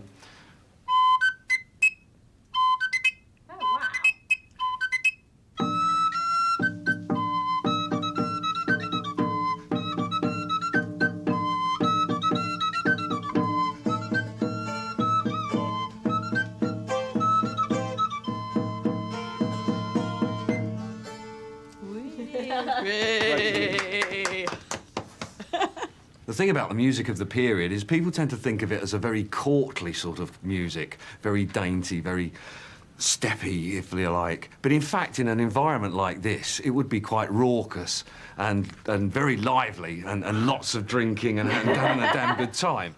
And talking of rustic, I've got one more little gem for you, Chloe. Me? Yes. No, that's a walking stick. That's not an instrument. Yes. It's a snorkel. All right. No, I can play that. I think you can, yes. This is a crumhorn. The curvature doesn't have any effect upon the sound that the instrument produces at all. But it's really like the saxophone. It projects the sound forward, but it has a beautifully raucous sound. Sounds like a kazoo.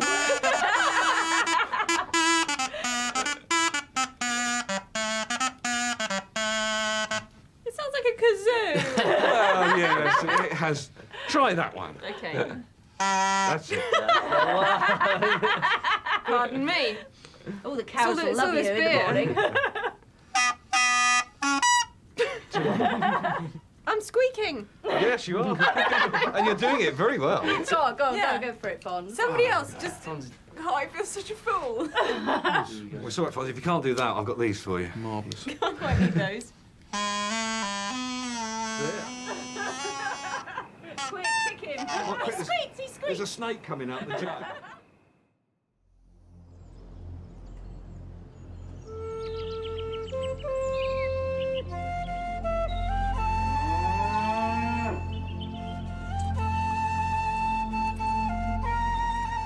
After several days, the February snow is finally melting in the valley. Time for Fons and Alex to install the toilet seat. Rather than period authenticity, here they've made something with comfort in mind. OK, Fons, on with the box, the splash guard. It's time for the business end of things now, putting our toilet structure in. That sits quite nicely. Just see how smoothly it sits on some of these floorboards. On with the lid. There we go. That's central. A little bit to you at the right, at the back. Yeah, that's good. And a lift, there we are. A nice clean drop. Some 5-6 feet. In fact, look, Fons, we've got some water building up there. We've got our own self-flushing toilet. Well, I suppose we should check it out to see if it's sturdy enough. Oh, there we go. It's certainly comfy enough. Yeah, It's got a bit of a backrest thing going here as well. That's quite nice. You look very regal. Regal, looking out over the garden. I'm still not convinced about the size of this hole though, Fons. It tends to pinch somewhat. You ought to give it a go, mate. In all, it's taken 10 days to rebuild the valley's privy. Now they just need to finish the roof.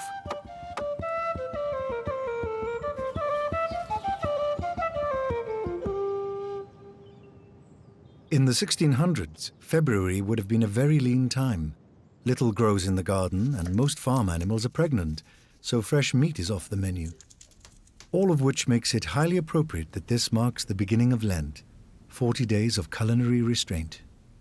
The Church's very own Lenten period of abstinence is exactly that point in the year when an ordinary farming family hasn't got any choice anyway. But fish, in all its preserved ways, are available right through the year.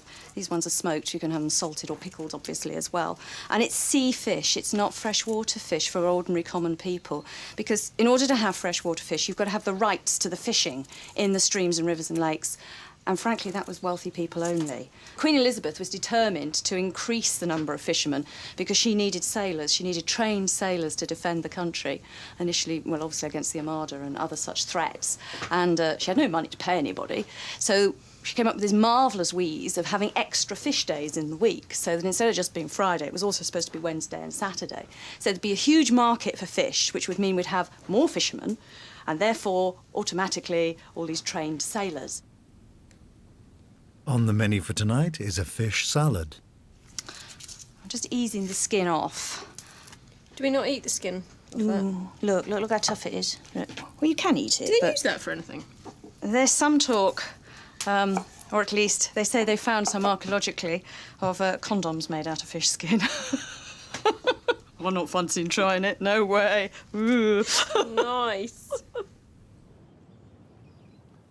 The privy is now ready for its finishing touches, tidying up the thatch and smearing the last of the daub onto the 17th century style wattle walls. You'd think with all the thatching that I'd done on the cowshed and the bracken thatching I'd done on the hovel, that I'd have got a bit better at this. But I've actually found with this building, because it's so small, it's been really, really fiddly. I'm just going along with the mallet here. It's just a stubble thatch again, so it doesn't have to look pretty. It's just got to be functional, really. Indoors, the winter warmer dish is apple pudding. 400 years ago, boil-in-the-bag puds using a pudding cloth were a new culinary creation. Things like spotted dick and Christmas pudding are all modern derivations of this technique that was first sort of made popular and discovered, really, at the very, very beginning of the 17th century. There's a marvellous account by a French traveller visiting Britain. One of the things he said was, to come in pudding time was to come in the best of times. Just pop all that in there. Are you? I'm going to dress this salad with samphire, which is a salt marsh plant. And inland, of course, you'd have to have it pickled in order to keep it. It goes rather nice with the sort of smokedness of the fish. And I'm going to put the salad right in the centre in a sort of big mountain or hill. Just pop these last few little bits on just to make it look nice. And there we go. One red herring salad. I'm going to... Are you getting on all right with those puddings? I'm nearly finished. Fantastic. Just tying them up. Tying them up. You're going to just... The puddings need about 2 hours of cooking in a cauldron of boiling water. That's pretty much finished. It's as good as I'll get it. When I first started on the farm, about 6 months ago, I didn't think I'd be digging out old privies and doing so much construction work. But it's been fun, and I think we've done really well. It's taken a lot of time, this has, but it's been a really rewarding job. It's a showpiece of all our skills, and yeah, it's been really enjoyable. Dead chuffed with this project. Dead chuffed.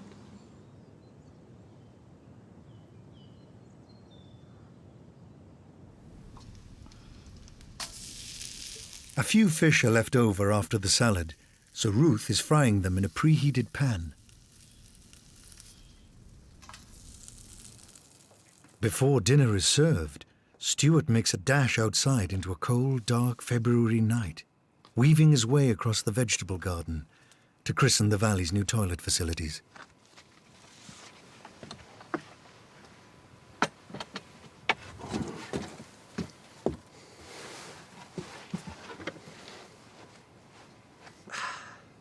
Well, at least I haven't got any splinters yet. The seat seems to have been smoothed down well, but I hope he's done a good job on the floorboards.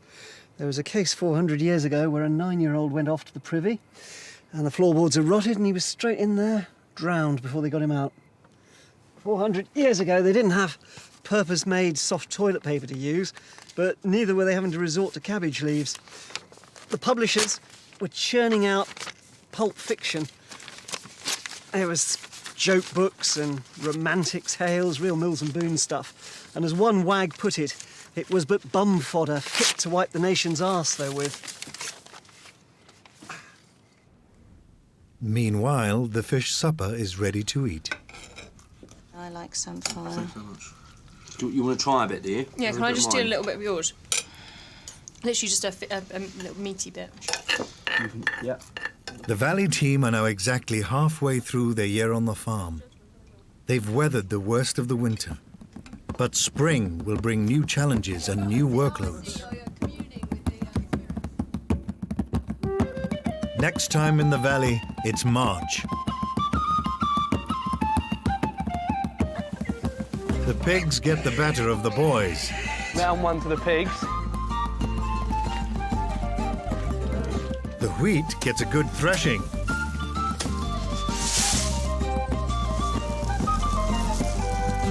And it's time for some period fun and games.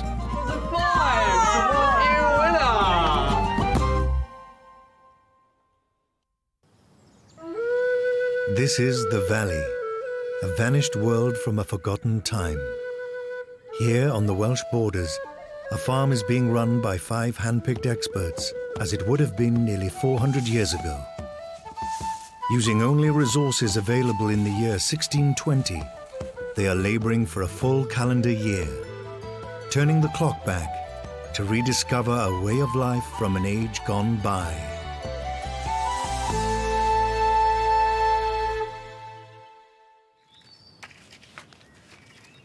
It's March and our 7th month here in the farm. It's coming up to that next great landmark in the agricultural calendar, the spring sowing. And 400 years ago, just like us, they'd have been spending a great deal of time and effort preparing the soil. Here in the garden, there's an enormous amount to be done, and also out in Triangle Fields, where we're trying to take a piece of land back from waste into agricultural use. Indoors as well, it's the time of year for making March beer, and I know that we need another batch of grain prepared, ready to take to the miller, otherwise we're going to run out of bread. 400 years ago, bread truly was the staple of life, but making it was a slow, hard task. The first stage of turning wheat into bread flour is threshing. This means Alex and Fons have to literally beat the grains out. That should do. OK, let's give it a hiding, Fons. OK. Well, 400 years ago, these things were used for beating the wheat and giving it a damn good hiding. Instead of just beating it with a stick, the idea is here that the hinge in the middle means that you can thresh in a much smaller area. The other benefit of the hinge is so that the top part of the flail strikes the wheat flat and therefore knock out more seeds of grain. Now, it's something you do intermittently. You wouldn't do it all in one go because grain keeps better in this form than it does as flour.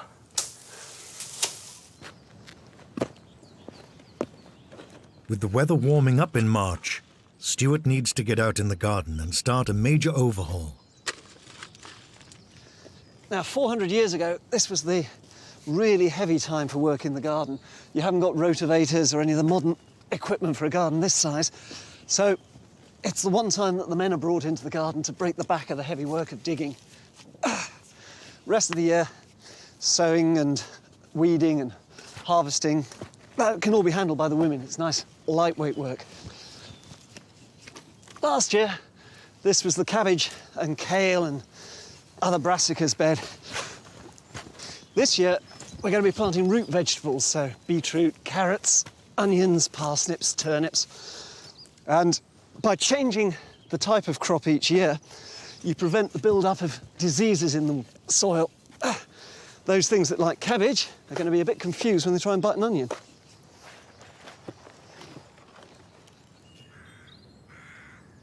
It's also time to prepare another of the key dietary staples of the 17th century, beer. Ruth and Chloe are making up one of the particularly strong period varieties, March beer. You want to check that water?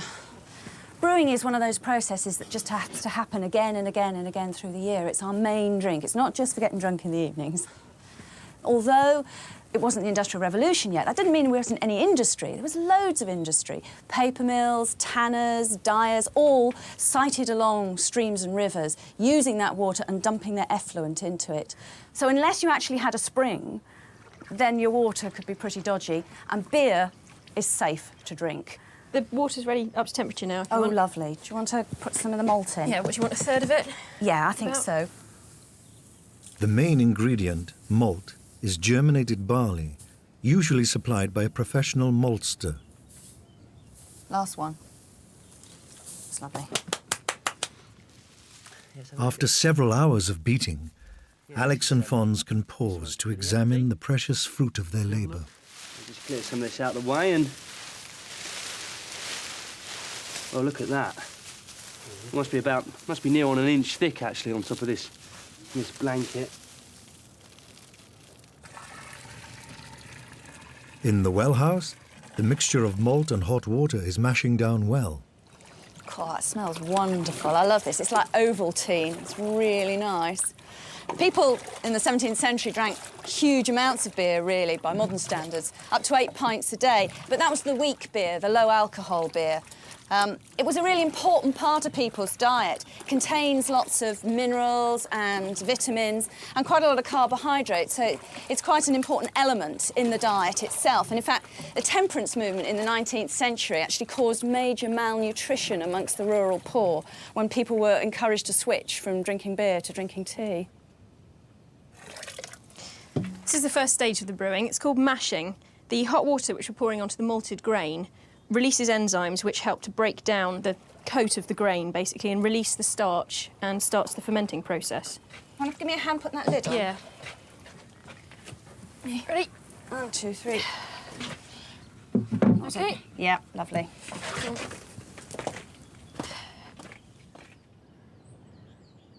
Outdoors, Stuart and his son Alistair are sowing Martok field beans, a very rare variety, like a small broad bean which used to be grown centuries ago. It's important to get these in early, so March is an ideal time, because then there's less chance that we'll get black fly building up on them. And at the period, of course, there were no insecticides that you could spray on as we can now to rectify a problem. So get them in early while the frost's still working for you. They're pretty hardy. If you relied on the natural predators, things like ladybirds, they would actually keep the worst of the pest burden down. But at the upper classes, when they were growing flower gardens and it was important to them, then they did have some chemicals they used. We found one referred to called orpiment, and after some considerable research we discovered this was arsenic trisulfide. So you certainly want to wash your cabbages if it's coming out of an upper crust garden, but round here what you've got to do is watch out for the ladybirds between your teeth. At the end of a hard day, the team decide to have a bit of fun, playing some of the indoor games that were popular back in the age of the Stuarts. If you get your chance, you get the pot. OK, and my chance is a 7. If he blows it, do you 3 all split the pot? Yes. Right. OK, so I've got to get 7. I hate to tell you this, but it's actually a 7. No! It can't be! There's lots of dice games, not just this one. Though this is a fairly dangerous one. You can lose everything on this game. Hazard is by name and hazard by nature. There's a marvellous book that was done by a chap called Stuarts back in, well, the beginning of the 19th century, actually, but he collected together all these old games and the references and proof of what was played when. There's a really great quote, actually, from, grab it. This art is the mother of lies, of perjuries, of theft, of debate, of injuries, of manslaughter. The very invention of the devils of hell. And actually, I think it's fairly accurate, because if you read some of the coroner's records of, all suspicious deaths, fights in alehouses over alcohol that involve gambling are quite common. Yeah, you go first. As it is, I'm already mucking out tomorrow. The consequence of my losing streak. So I'll go in 3. I got nothing to... I've only got 2. I'm going 6. Here we go. So what do I need? We want a 6. You can't get an 8, that's for sure. No! I've got an 8. That's a 3. That was a 5. Read it and weep, Fonzie. Read it and weep. You're all mucking out anyway. Yep. I can live with mucking out.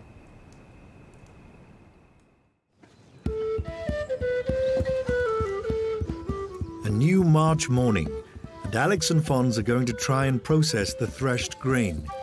They need to separate the grains of wheat from their shells, the chaff. Technique we're going to use here is something called a winnowing basket. And you can see what's happening here is... I'm spilling a lot of grain. Yeah, but that's fine, because we're spilling it back onto our blankets, that's not to worry. And the idea here really is, to kind of throw it up in the air and rely on the wind to then blow the chaff. How's it coming on? Chaff's all on top of the grain. Yeah. I need the wind to blow it off. Could it be your technique, Fons?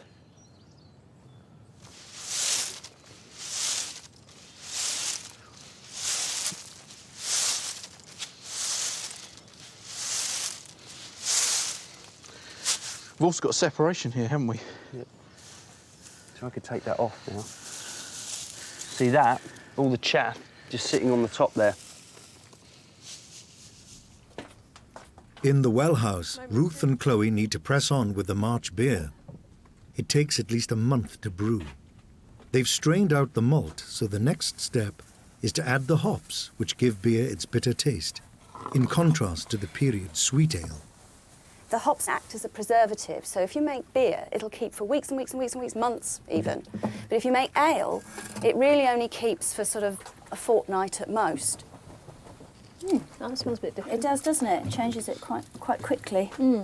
At this point, it's still there's still a sort of divide, really, between ale, which is being largely made by women at home domestically, in small batches using small tubs, small barrels, and beer, which is being largely, but not exclusively, brewed by men on a commercial basis. The hops now need to boil for an hour. Then yeast is added before it's decanted into barrels to ferment. Out in the spring sunshine, the winnowing is going well. Hours of practice is starting to make Fonz's technique look almost perfect. It's a replica of baskets of the period, and it's obviously got one side to it that flattens off at the far end, allowing you to catch it up here and swirl it round, but also allowing the chaff to float out of the end. We'd seen depictions of these in paintings from the period. It was really just a case of honing our technique, and we tried the basket the other way round, and also trying to swirl it round and flick it up, swirl it round and flick it up was the difficult thing, without throwing it all over the farmyard. Yep. You're happy with that, yeah? Full grain, yeah. Okay.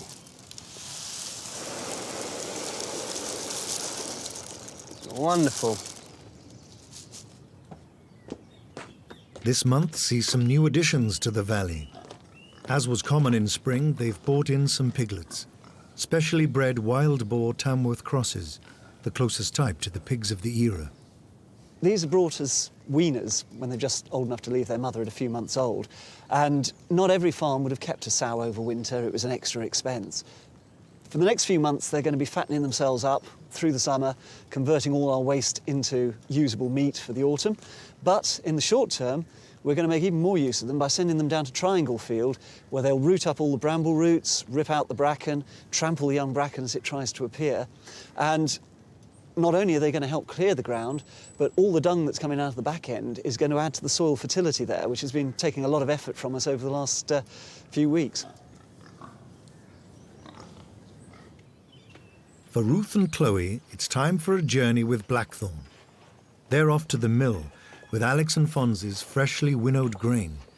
Without a cart, they're using a traditional pack saddle. Some people use little hand mills or kernstones for grinding small amounts of flour, hence the expression, the daily grind. But most would have saved their grain for a trip to the miller. Bit more that way, bit more. Oh, steady, steady. Don't rock the saddle. Pick it up. Yep. There you go. Cool. Thanks, guys. We'll see you guys later. Yeah. Have fun. Do you want to grab the hay net? Yeah. Give you something to chomp on, madam. Over at the pigsty, it's time for the piglets to earn their keep by foraging in Triangle Field. The boys have made some pig yolks which were used 400 years ago. Unfortunately, no one knows exactly what these yolks look like.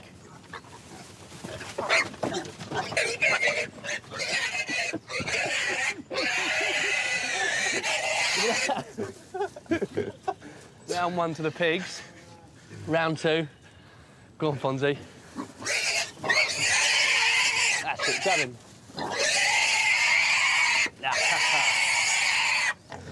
Oh, it's really, really good. From the period texts on farming, we know that they used yokes. The pigs would often be running free around the yards, and if they found a hedge, because it's a woodland animal, it's shaped like a torpedo, it just squeezes through any gap.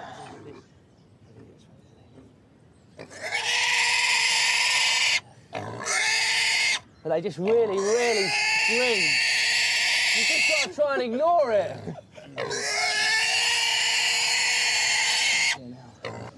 Pigs always scream a lot when you handle them. It's just the way they are, but they actually get far less stress than animals like young lambs, where you've got to be fairly short on the time you're actually handling them before they start to palpitate a lot. These things are built like tanks. Nearly there, little fella. No, that's a very healthy pig making a fairly standard pig noise.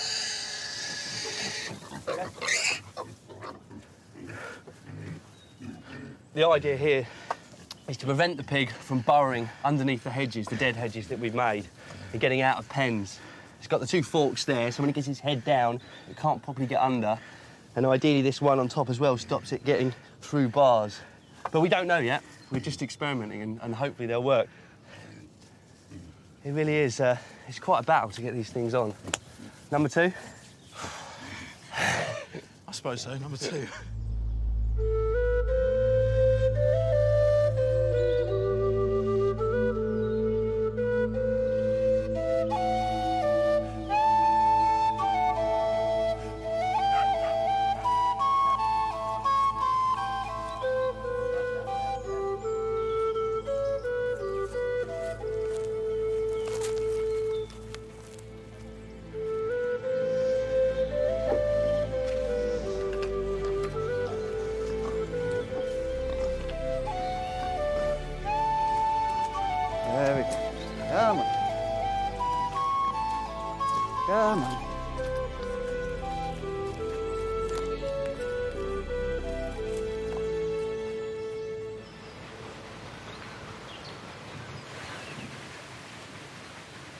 To mill their grain, Ruth and Chloe have come to the Museum of Welsh Life, where a working watermill, similar to those of the period, is still in operation. Go on, you go in. Okay. Resident milling expert Geraint Thomas is going to turn our team's threshed grain into flour. First process, you tie the sack off to this chain, and this is pull up the very top of the mill then to start the milling process.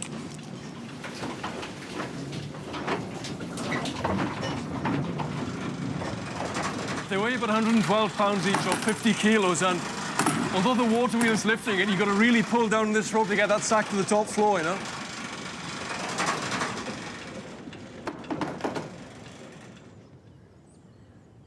In Triangle Field, an area of waste ground is being made ready for the spring pea crop. But there are still masses of bracken roots clogging the soil. Come on. Hungry piglets should provide the solution. Come on. Unfortunately, there's been a problem with the yokes. 400 years ago, we know they had yokes for pigs.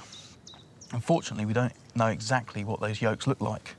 So the yokes we put on were purely an experiment. Unfortunately, it didn't work. They fell off. So we're just going to trust the pigs will be happy with the food, and that'll keep them contained.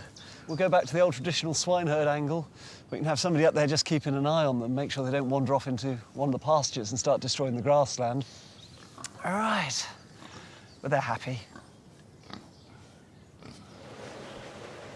The workings of a watermill are based on gravity. So with the valley's wheat now up on the top floor, it can begin its journey down to the water-powered millstones where it will be ground into bread flour. The diet of a family of the 1600s would be markedly different to now. Generally speaking, they eat a lot more bread as a bulk. Since Norman times, flour mills were a key source of government revenue. Tax was levied on every sack of grain that was milled. In the year 1400, there was a Welsh leader called Owain Glyndwr. Some people know him as Owain Glyndwr. The first thing he did was he destroyed the English mills, knowing that this would sever the income of the English landowners. Once ground out by the millstones, the flour trickles down into hoppers below. I love the way it's going in so quickly and it came out so slowly. He's got a really nice fine grind on this, hasn't he? It's quite nice to know we're really using our own flour this time. It's a very sort of rewarding feeling. It's the most enormous amount of labour and thought and effort's gone into it just to produce something that is, you know, so basic, really, a sort of staple of life. So then you can just about make out the wheat coming through, just bouncing off my fingers now, going inside the stones. It goes into the eye of the top stone that's turning. The lower stone isn't turning at all. But the gap between the stone tapers as it goes out towards the edges. So the flour then is sent out centrifugally right to the edges, which then drops downstairs as wholemeal flour. Milling may seem slow by modern standards, but compared to doing it by hand, mills were a vital labour-saving device. I could produce, I don't know, some 200 kilos in a day, whereas using a hand quern, it would take me about an hour to get enough flour for one loaf. This is roughly 33 times faster. People often imagine that, you know, the sort of heavy lifting of sacks and things and going off to the mill must have been man's work. But women did quite a lot of heavy labour too. And most marketing, you know, sort of buying and selling on a sort of daily domestic basis, was in England and Wales usually done by women. Foreigners thought it was really, really unusual. You know, on the continent, women just didn't have that amount of freedom.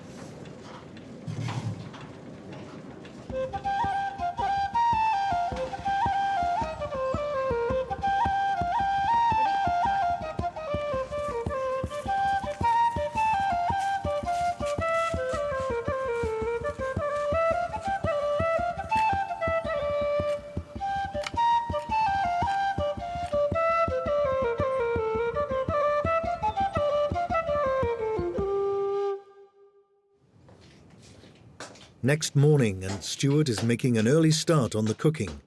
The team are still in the middle of Lent, So, like their ancestors 400 years ago, they are avoiding meat. So today's meal is based around fish, and we've got some salt cod here, an egg and pear pie with the last of the nice soft pears for the end of the winter, and the few vegetables we can find out in the garden. So we've got some leeks, some onions we've had in store, and there's still a few herbs out there that are hanging on. I'm also going to be using a chafing dish, essentially a charcoal brazier with holes in the bottom. The ash can fall down and the air can pass up. And to light this, I need some red hot coals out of the fire just to get it started. Chafing dishes were a common 17th century cooking device, perfect for gently simmering fish. Salt cod was a durable, lightweight food that could be moved easily up to the hill farms and was very readily and cheaply available at the West Coast ports particularly. On the East Coast it was more herring, but this would have come across from places like Bristol. Tough as old boots, though. Now, I need to cook this in verjuice, which is a crabapple vinegar. So it doesn't just taste acid like normal vinegar, but it's got that dryness if you've ever bitten into a crabapple. And it gives it a real bit of zing. There we go. And on she goes to simmer. And that'll take an hour or two, just cooking very, very gently. I'll just sprinkle these over the top. And there we go. Leave that to warm up. The next dish I've got to prepare is the egg and pear pie. So these are the last of the black Worcesters. They won't keep much longer. And these have got to be soaked in beer, which, as you can imagine, is going to improve the flavour nicely. We're following a recipe that dates back to around 1600. And it's somewhat unusual to modern ears because it involves putting in a mixture of sweet things, pears, with savoury things, in this case eggs. But it was quite common at the period to mix fruit and meat elements or savoury elements together. Put some ale in. Being ale, you don't have the hop content you get in beer, so it's far less bitter. There we go, and we'll just let those marinate. Bringing animals into Triangle Field over the past few months has helped with rooting it up. But with April almost upon them, it's going to require some real muscle to accelerate the process. The next job is to quite literally dig deep and dig out the bracken roots, which are going down almost as far as the topsoil. Now, I've got some coming up here, you see. You can see the density of these things. In some places it's coming up almost like a carpet. Every morning when I wake up, my shoulders are just so stiff. And it's a real effort to try and convince yourself to come back to Triangle Field. It is a relentless process. It really is. This is the first job that's kind of come close to actually breaking us. It really is. It's just non-stop digging every day. Indoors, the salt cod is simmering nicely on the chafing dish. The next thing I need to do is to get these hard-boiled egg yolks out of the eggs. And in midwinter, we wouldn't have been able to do this recipe because the chickens shut down for about 3 months and stopped laying, but they started up again a couple of weeks back. To make the egg and pear pie mix, the egg yolks need a quick grind in the mortar. Then a splash of cream is added, along with a few crunchy hazelnuts. This is mixed with the pears, along with a spoonful of honey, and then put over the fire to stew.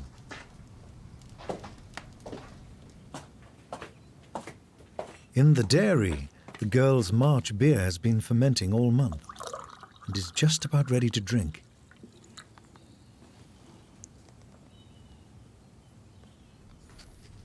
Now, the big stodge dish for today is what was known as Drewson's pottage.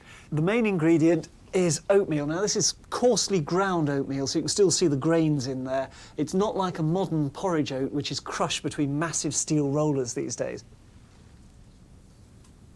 Now, the second ingredient is absolutely free. It's the sludge from the bottom of the beer barrels that we're clearing out. And this is highly nutritious, as well as being cheap. It's all those wonderful B vitamins that they advertise on the back of a Marmite pack is exactly what you've got here. So all this is going to need is half an hour or so stewing on the fire. It's all been pretty physical this morning. It has been fairly physical. Threshing, winnowing. I didn't think threshing and threshing. How much of this beer have you had? Too much. Right, get them while it's hot. Egg and pear pie. It's been a good month in the valley, with the vegetable garden sown, triangle field ready for planting, and a batch of flour in store. The team can sit back and enjoy a well-earned sip of homemade extra strong beer.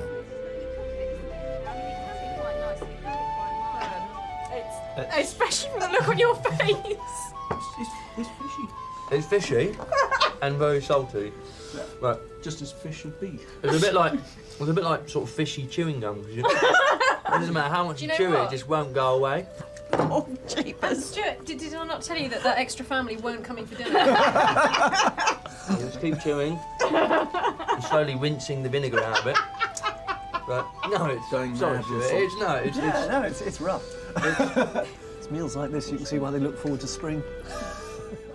For the valley experts, winter is finally behind them. Spring flowers, longer days and a brighter season beckon. Lovely, more peas. You don't know what we did. Next time in the valley, the month of April. Time to give the farmhouse a thorough spring clean.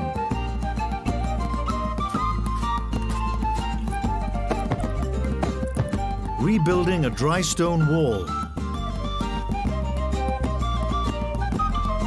And the farm sees a new arrival, a brand new baby calf.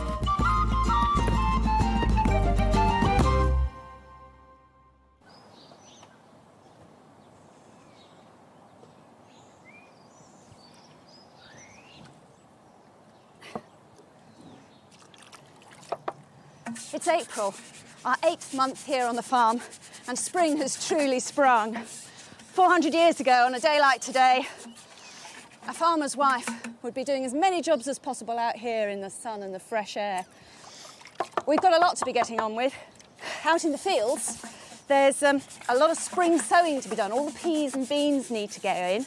My first job this month, though, is to totally turn over this house, drag everything out, give it a scouring from top to bottom, a real spring clean. Before the April cleaning begins, the farmhouse needs to be cleared.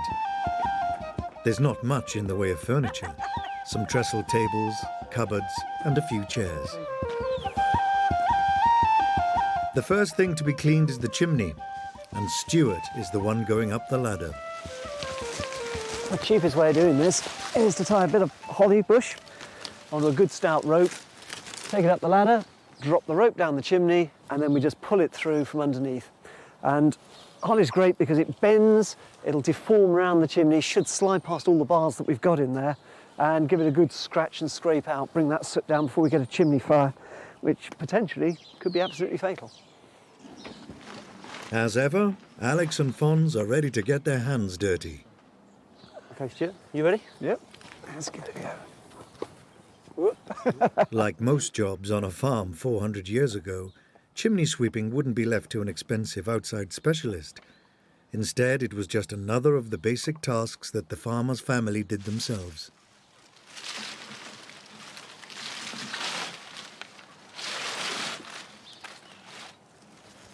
Oh, this is the painful bit. Yeah. While the chimney is being swept, Ruth and Chloe are beginning work on the fabrics. Yeah, look at that. You're right there. I don't know. Hang this This down. one. That hasn't got any One of the first jobs of spring cleaning, really, is to get all the woolen textiles out of the house and give them a darn good airing. Choose a nice, bright, sunny day so we can blow all the dust away, beat all the bits and bobs out. These are things that it's quite hard and not necessarily a good idea to water wash too much. So, hang on, let me put this. Yeah, do you want to pull the pole down for me? In the 17th century, The main textiles on a farm were homespun wool, linen or hemp. I'm going to get those sticks.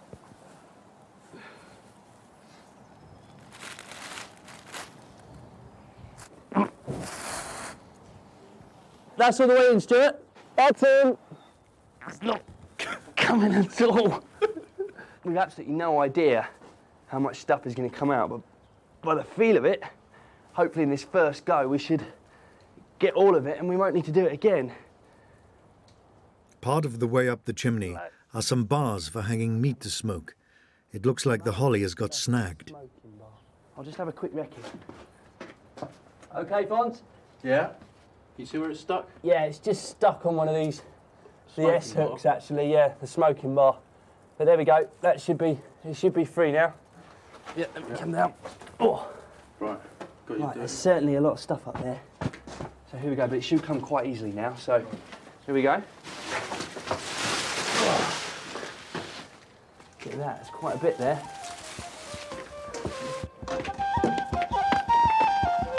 These are the curtains off the bed, and they're coming out along with all the other woolen textiles. With April upon them, the team need to prepare for sowing seeds out in the fields. Inside, Ruth and Chloe have to clear up the chimney debris before ash and dust blow all over the house. They're everywhere, aren't they? Triangle Field was wasteland 6 months ago. Preparing it for crops has been excruciating labour, a seemingly losing battle against a mass of gnarled roots. These are the bramble roots, and these are the bracken roots. If we don't get rid of them, they'll regrow and they'll kill our pea crop. So what we're doing is we're building pyres and we're going to burn them and use them as fertiliser back on the field. They won't burn like a raging fire, they should smoulder with big plumes of white smoke. Sweeping out the farmhouse can now begin in earnest. I'm trying to get all the smoke and ash dust off all these little ledges on the wall, you can see, because it's an uneven surface. Obviously, just like nowadays, some people are more house proud than others, and references to people often mention how clean a woman was about her house. So, you know, it obviously mattered to people, and they'd obviously discussed it and gossiped about, you know, Mrs. So-and-so doesn't keep a very clean house, Mrs. So-and-so, oh, she's pristine and lovely. Just like today, really. So it's sort of different sort of dirt. There's certainly a lot more sort of dust, mud and smoke sort of particles than most modern people have. But then again, there's probably less house mites because we have more fresh air coming through, and there's less textiles. There's quite a lot of stuff up here, and it's actually coming down from between the cracks in the floorboards of the room above. So, especially with this broom, it's got quite pointy bits on the ends, and it gets right into the cracks and sort of deposits it on your head, which is delightful. For cleaning about the house, farmers' wives made ingenious use of natural resources. I'm using a goose wing here, just the very end of goose we had earlier on in the year to eat. And it makes a really good sort of duster come small brush. Gets in all the corners. Good for getting out cobwebs and bits that accumulate. There's not a lot of point in me sweeping the floor until that's finished. No, none whatsoever. Do you want to do the wall? Yeah, right. Let me start with the one in the middle. The mass of roots, turf and twigs dug out of Triangle Field now need disposing of.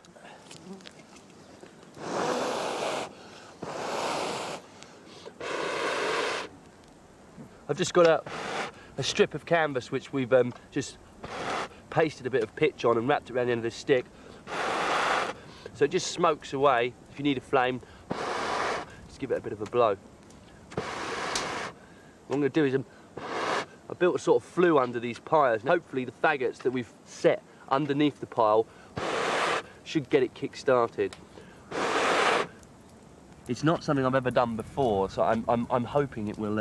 It'll take and it'll smoulder. It will probably, I should imagine, take over a day, if not longer. This one, I think, is on its way.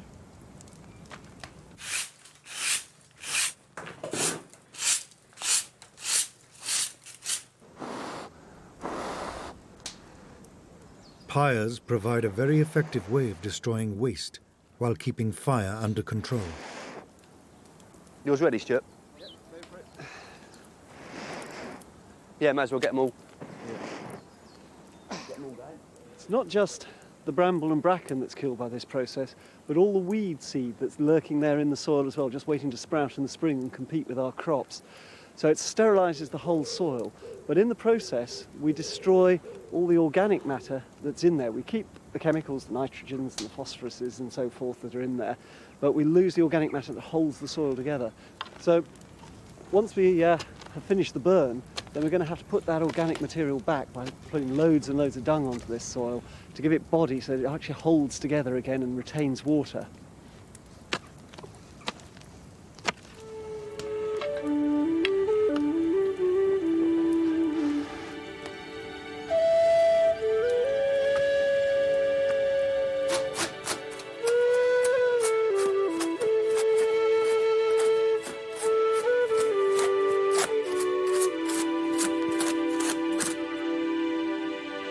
It's the end of a long day.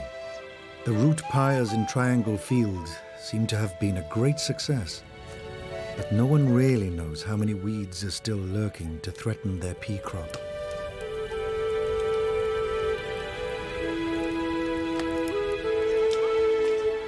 But the farm work isn't over.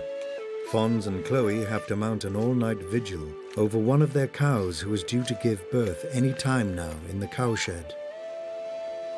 Must be about 1 in the morning, and we've crept out of bed because we've got Duchess in the cowshed at the moment because we think tonight is going to be the night that she gives birth. We're just here just to check up on her. You know, we've got her food and some water, but we've heard a few noises, and myself and Chloe we've both crept out just to see how she's doing. Feels fine. I can't feel anything kicking in there. She's really very, very placid, very docile. I think the very fact that she's letting us get this close to her could mean she's imminent. But she seems quite calm. I mean, every now and then her breathing picks up, gets quite rapid, she lies down. So we're assuming that it's coming, it's on its way. It's a very hardy breed, Welsh Black. They're very, very sturdy beef cattle, these, really. They can survive all weathers. It's just the newborn calf that we're a bit worried about. That's the reason why Duchess is in here.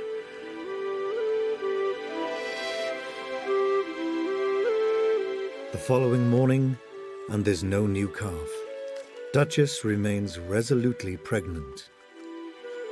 We've had a sleepless vigil with Duchess tonight, and nothing's happened. I'm going to let her out into the big field now, and she'll rejoin the other cows. Well, we'll see. We'll keep our eye on her, and then probably bring her in again tonight. And hopefully before then I can get some sleep. Duchess has already had 12 calves in the past, so the team aren't really expecting any problems with the birth, but they'd rather be safe than sorry.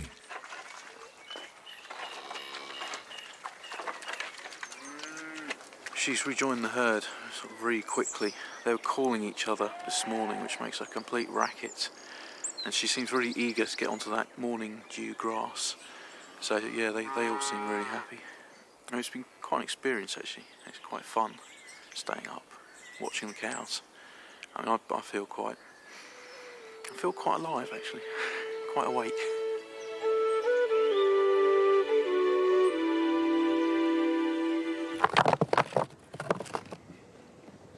Some of the animals have demolished an old field boundary, so dry stone waller Nicholas McIlvenna has come to give Stuart a much-needed helping hand.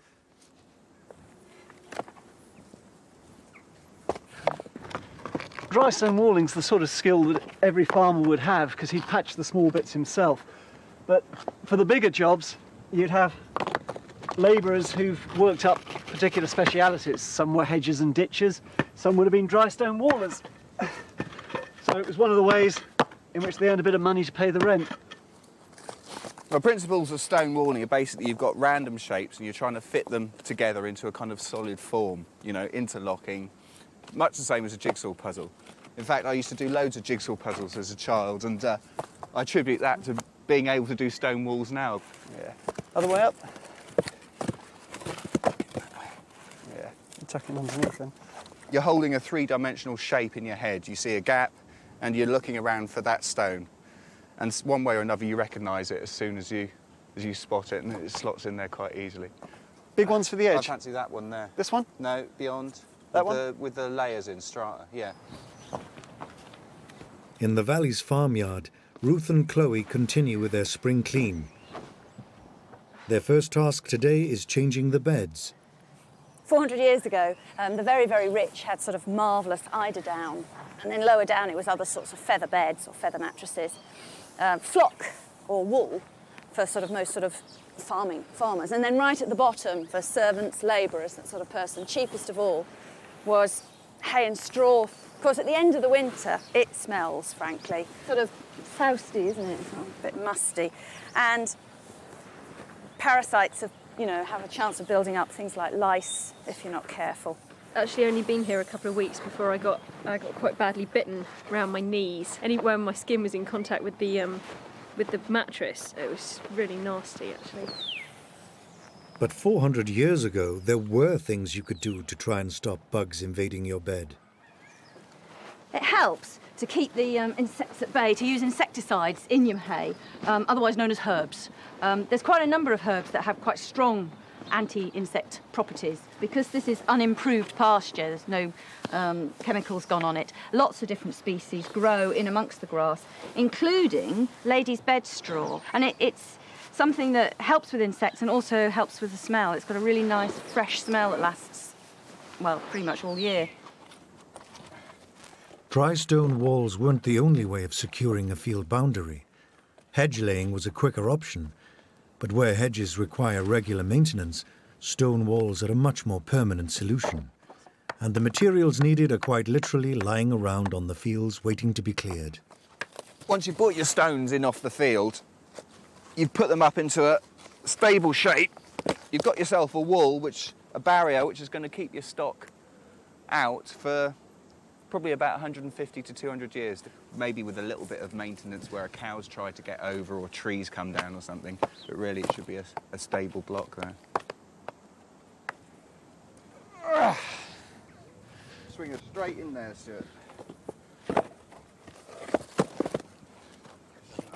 There's two sorts of dry stone wall that you find around in the country these days. Some of the really ancient ones, which go way, way back, certainly back to the 1620s. And these tend to be small fields, curved walls, but you shouldn't confuse those with the sort of massive lengths that you get across the middle of the Yorkshire Dales, which are all Victorian or 18th century enclosure walls from the Acts of Parliament when they carved up the fells. Makes you realise really just how... The mattresses are shaping up well. Back in the reign of James I, there were no easy care duvets, but they weren't exactly sleeping rough. They're quite comfortable as long as you put enough hay in them. If you don't put enough hay in, they tend to go very flat very quickly. They do go. And you end up with holes sort of under your bum and under your shoulders and wherever, what point you lie on. And right, ready? There we go. Yep. Mine's going the other way up. Ready? Ah, fantastic. Oh, wriggle up. Oh, that's not bad. Wake me up when it's dinner time. Dinner. Oh, this is so comfy. Down in Triangle Field, the root bonfires have worked a treat, smouldering down to a fine ash. Now it just needs spreading around, putting some goodness back into the soil, as recommended by the farming manuals of the time. Gervais Markham makes reference to doing this. If you want to turn a field over from kind of heathland, of course, they would have known back then that the ash is ideal for turning these kind of acidic soils into the kind of soils that we'll need to grow our peas in. It's not a project I'll enter into lightly again, I think.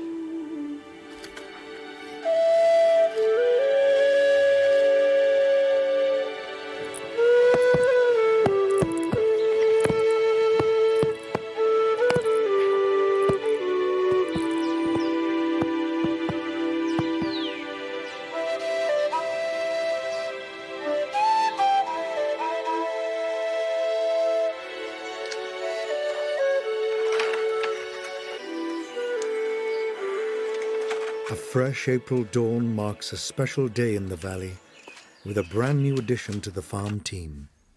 After weeks of anxious waiting, Duchess has finally given birth. Yeah, last night Duchess gave birth to a calf, a bull calf. It was a horrible night last night. Lots of hail, lots of wind.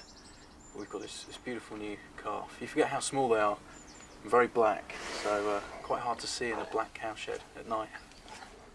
Duchess seems to be good. She's been resting, she's been eating. I think she's probably eager to get out. It's a beautiful day out there, beautiful spring day.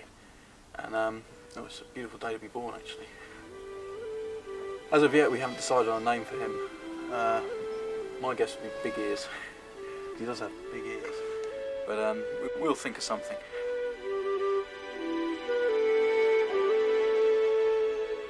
I thought it wasn't far off the back. With the first section of wall finished, Nick and Stuart begin the next. Laying the foundations is the most important task. All the big base stones have to be precisely manoeuvred into position. The tools of the trade are very basic and probably haven't changed for hundreds of years. Your lump hammer for just compounding the soil around, but also just breaking off your blocks and making sure everything's seated down. Just your basic lump of metal.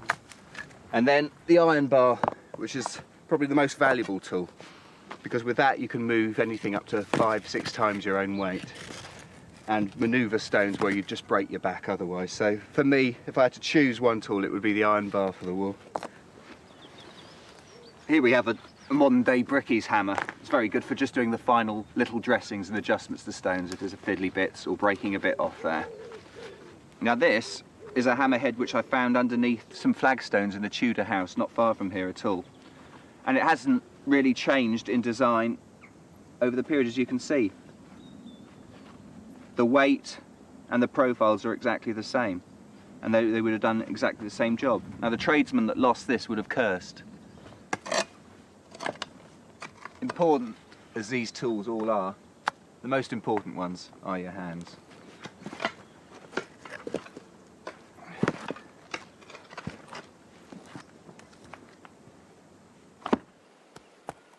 Down in Triangle Field, the next job is muck spreading. Alex and Fons have brought in blackthorn to shift the compost on their convertible hay sledge. Whoa, whoa, whoa, whoa. Whoa, that's it. How am I doing, Fons, at the back? Fine. OK, you just want to hold her steady. She's very docile, isn't she? I've just got some offcuts of wood that I'm going to lay down as planks on our hay sledge to turn it into a makeshift dung cart. Farms of the period, much bigger ones with a lot more arable, they would have had probably a dung box sat on the back of a sledge. That should be a good enough platform for us to put our dung on. After mucking out the cowshed over winter, the team have built up a decent-sized dung heap to fertilise their fields. Come on, go. Good girl. Come on.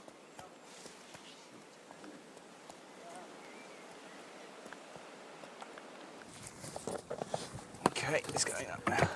Slowly now, we don't want it going all the way. Just nice and easy. So we're dealing here with about 1/4 to 1/2 a tonne of stone. And with just 2 bars, we've been able to lift the thing up. Put it more or less exactly where we want. We'll just see. Right, it's moving to me. Do you want to steady it on the other side, slow it down? Get a bit more leverage on this. Now Lent's over, and people 400 years ago kept to it much more rigorously than people tend to do these days. A whole new diet arrives, partly because we've stopped fasting, but perhaps more importantly, just because the turning of the year, there's different foodstuffs available. So it's a completely different diet to what we've been eating, thank goodness. We've got lots of fresh spring stuff from the garden. We've got young veal. We've got lots and lots of milk products and indeed loads of eggs. The chickens are laying nicely now. Chloe's going to make us a salad. She's got some chives, sorrel, salad burnette and smallage out of the garden, which has come nice. And I'm going to start off with a custard. So I'm using up all these lovely eggs. think that'll probably be enough. And I've got loads of cream and some of the morning's milk. Custard was a really popular dish 400 years ago, just as it is now, really. Just going to flavour it with a little dash of rose water, which is distilled water with the essence of damask roses. I suppose in a modern one you'd use vanilla, but rose water was a much more popular condiment. I'll whisk it all up, and I'm going to pop it in some little tarts. I've baked the cases blind already in the oven, so once I've popped this in, it'll just take 20 minutes, half an hour in a nice cool oven to set the custard. That's it, and whoa, whoa, whoa, whoa, that's cool. Alex and Fonz's hay sledge cum dung cart seems to be doing the job. But it's going to take plenty of trips with Blackthorn to cover the whole field with a rich layer of fertiliser.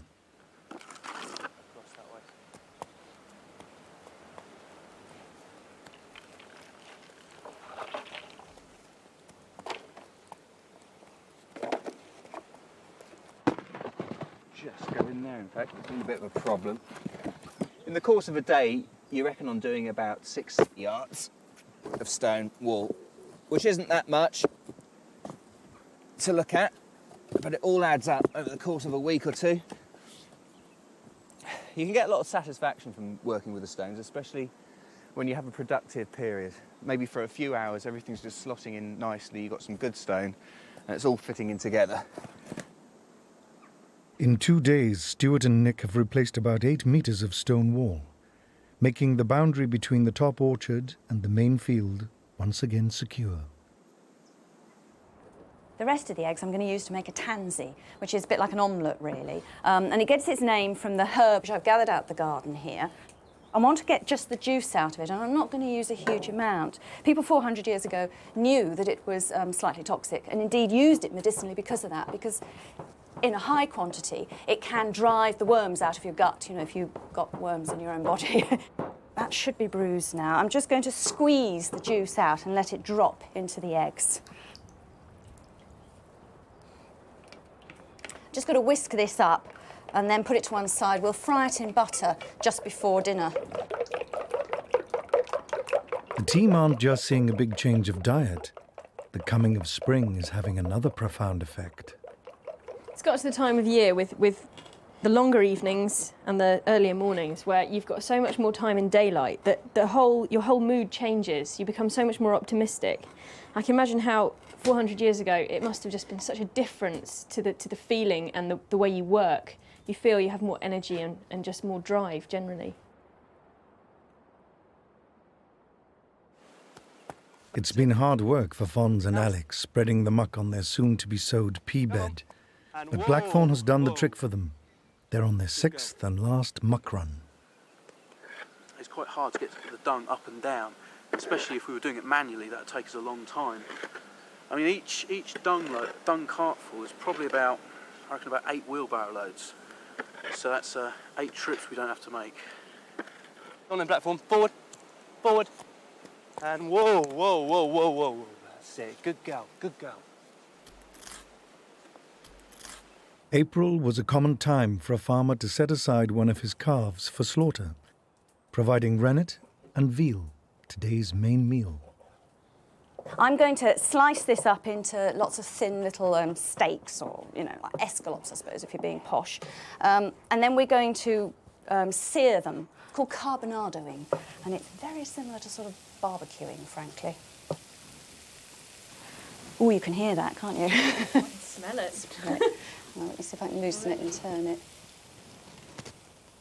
With the fire up to heat and the coals flattened to make a good cooking bed, the carbonadoed veal and tansy omelette are looking good.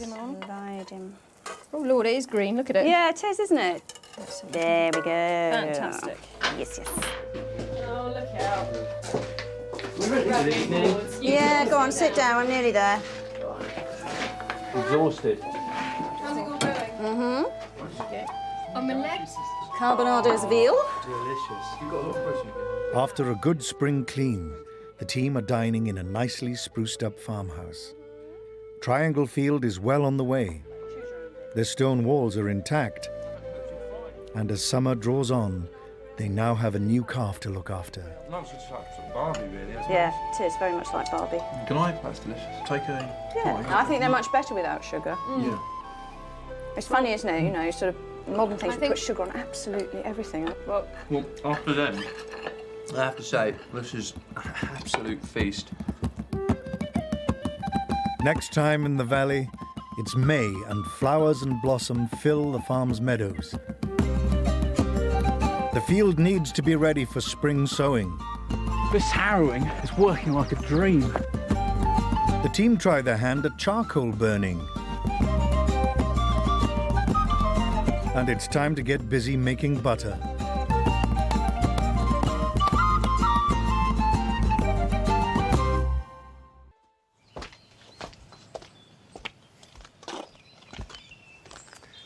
It's May now, it's our 9th month working on the farm.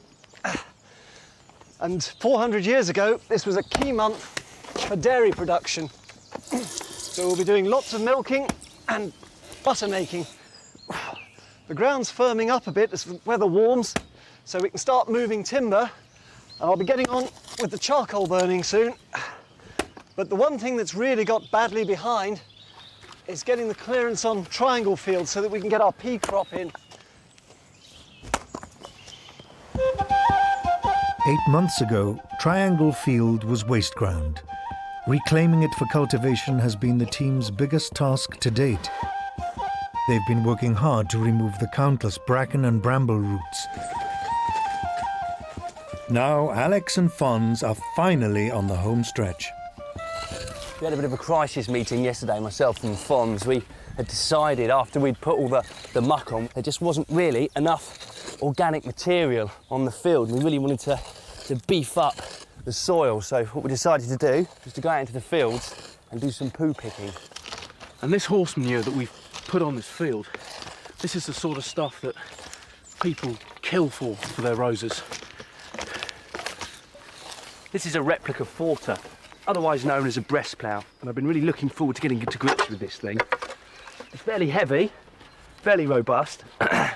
Fons and I have given it a little bit of a try, but this is the first time we've tried it to this extent, so not quite sure how it's going to work on the whole field, so quite anxious as to whether we can get nice straight furrows. May is a relatively quiet time in the agricultural calendar. So Stuart and expert charcoal burner Dr. Malcolm Stratford are going to try turning wood into charcoal, a valuable item in the 17th century. What we've got is an open lattice, and we pack this with dry material, tinder, bits of twigs, bit of dry bark, you know, little chippings, and we pack it down the middle. We then stack all our proper wood around it. Charcoal burning's probably been going on thousands of years, to be quite honest. In the 17th century, charcoal burning really powered the beginnings of the Industrial Revolution. To turn wood into charcoal, rather than ash, means building a special wood stack around a central chimney. Getting the flue just right is vital. Charcoal has a lot of advantages. It's a lighter weight material and it's virtually smoke-free, which means you can burn it in a house, for example in a brazier, without a chimney to take the smoke away. The other thing is it's a much purer product. It's basically just carbon, and therefore it can be used for industrial processes like smelting iron. Go on then, Duchess. With the calving season over, May is the month when dairy production really gets going. So Ruth and Chloe have the job of milking. Good girl. Come on. It's something that needs to be done morning and evening. Good girl. Come on. Duchess is in full milk now. She had a calf about a month ago. And this is the most productive time of the year, really, for the dairy. We've got really good, rich milk coming for the butter and the cheese, cream. Stand still, sweetie. Stand still. Good girl.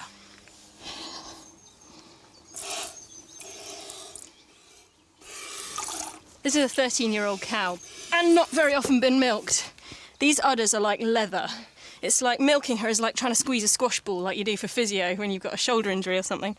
It's hard work. It really is hard work. I'm getting hands like nutcrackers. The section of field being prepared for peas is relatively small, which is just as well since breast ploughing is tricky work. Now, this is really just a glorified spade. Although it's called a breast plough, I'm actually finding that I'm not needing to use my breast up here. And that, in fact, the soil here seems to be friable enough to be able to just push it in. But I have to say, I haven't completed the first furrow yet, and it's proving to be quite difficult.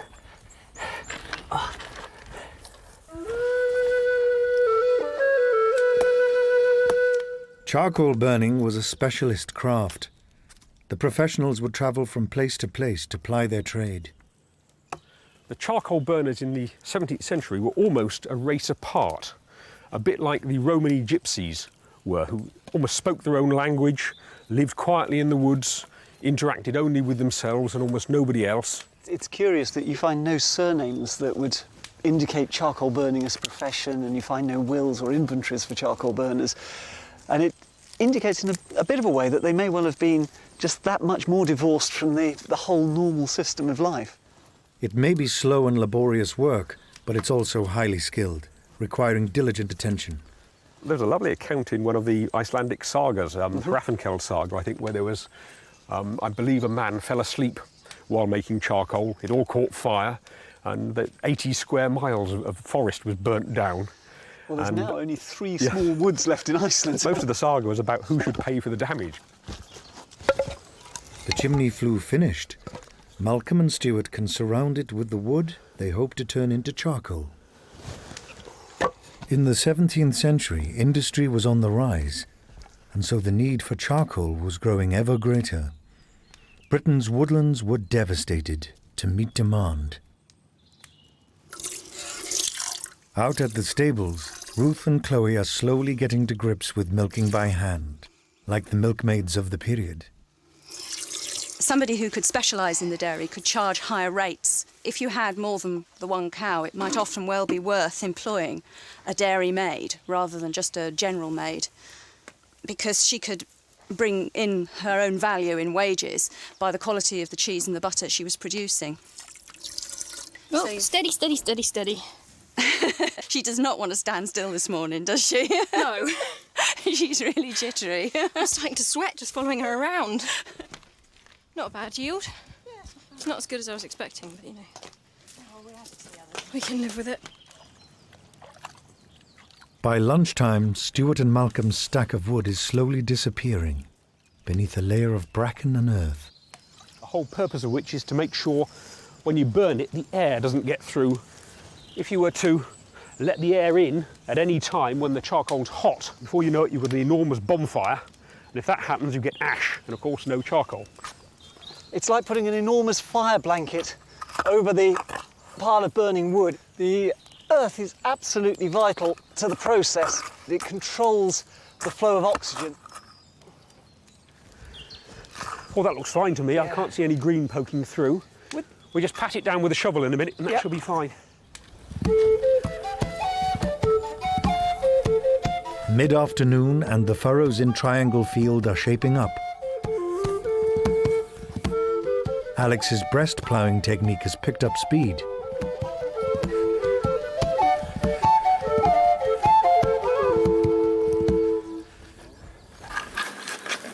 Once the charcoal pile is complete, it just needs a bucket of embers to get it lit. Here we go. And can you tip? A small stack of charcoal like this only takes a day to build. Tip it in, tip it in. The bigger stacks could involve up to 30 wagon loads of wood. Once they're stacked, all of them start in the same way. Caught fire already. Just to top it up a bit with a bit more hot charcoal. In we go. Ow, ow. Is that the lot? With the chimney lit, period sources recommend it should be capped as quickly as possible with some wood and a large piece of turf. Then a close vigil needs to be kept while it slowly smoulders. Spread it round. Try and pack it in a little bit, but not too tight at this stage. Better than your average toupee. Yeah, it is. No rush, no rush.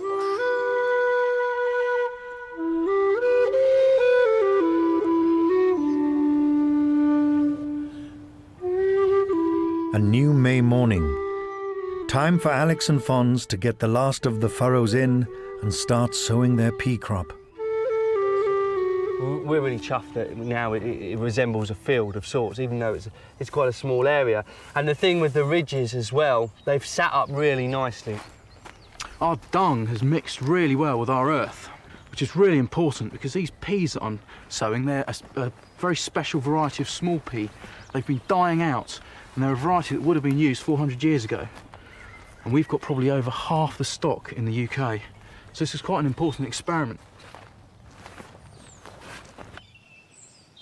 At the back of the farmhouse, in the dairy, Ruth and Chloe can get to work on all the milk they've collected. It's a wonderful time of year for cream and butter making at the moment. It takes quite a lot of cream to fill a churn to make a nice big batch. So you save up from the evening and the morning milking. Obviously, you can only keep it so long. Gervais Markham, for example, who wrote at the time, recommends that you should never keep your cream in summer more than 3 days and in winter more than 6. That the last bit? Nice. Fantastic. Actually got quite a lot of cream off that one. With enough cream skimmed off, Ruth and Chloe can start the hard work of beating it in a butter churn.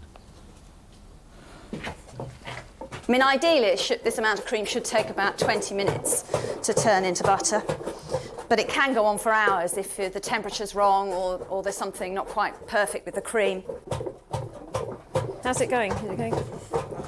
It's beginning to thicken. I can feel it beginning to get a bit heavier. Yeah, that's definitely starting to thicken, isn't it? It is, isn't it? You can start to hear it. I feel it as well. It's starting to get a little bit sticky. Oh gosh, that's thickened up. Let's have a look. Oh, you can see it, can't you? It's coming up the top. Oh, look at that. Ooh. Lovely.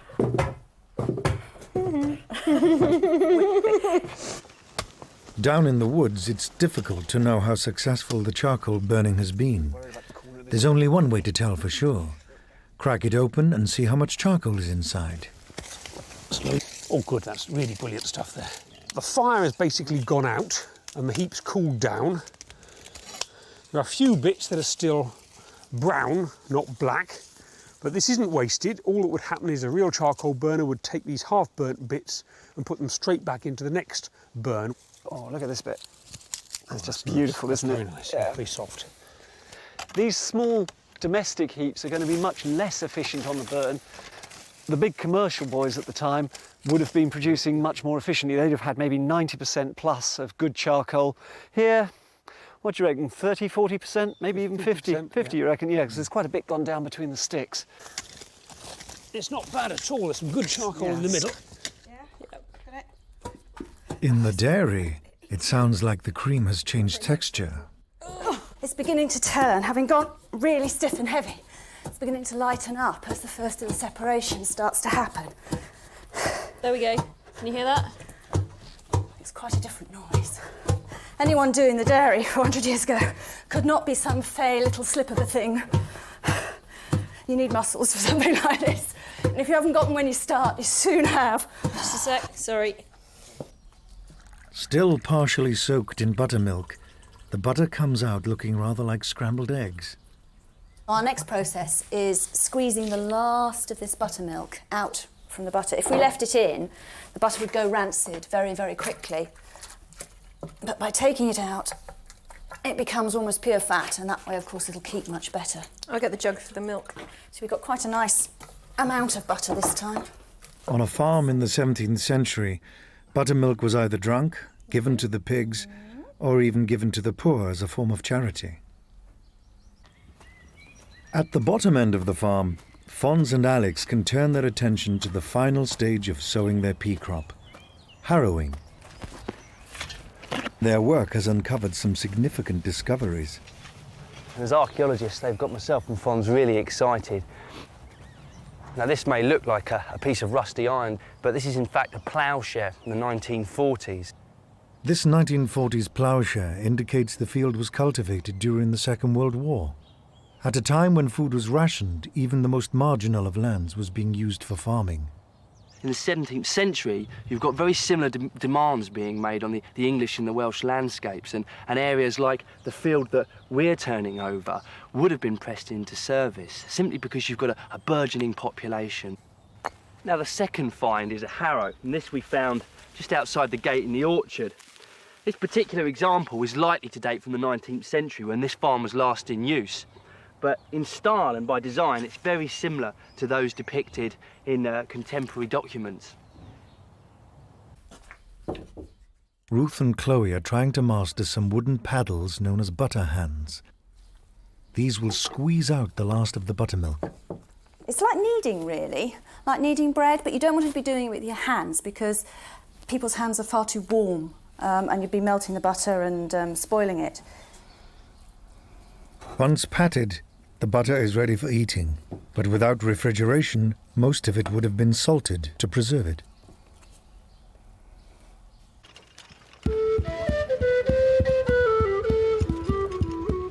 The end of a long day, and Fons and Alex are doing well with their Victorian harrow.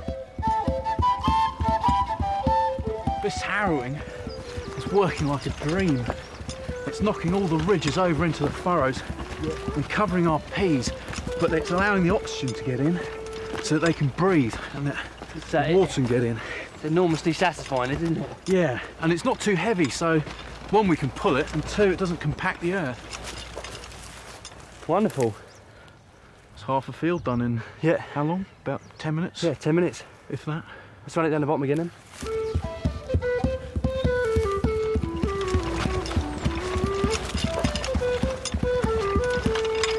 Illustrations of the period actually depict horses pulling these harrows, but we had such a nightmare when we brought Blackthorn in here to do the muck spreading that we decided that we'd do it ourselves and use the both of us, and in fact it's really quite light and really easy, so I think we've saved ourselves a hell of a lot of time.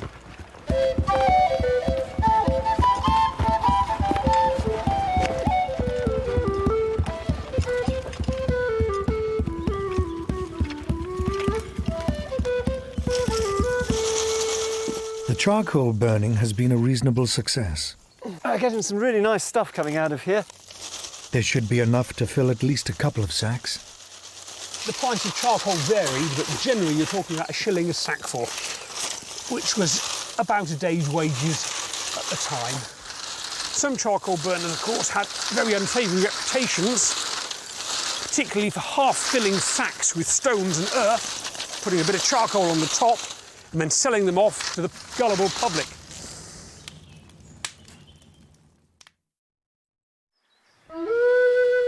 Another fresh May morning, and with their spring crop safely in the ground, Alex and Fons have decided to take it easy for the day and try a spot of fishing, 17th century style.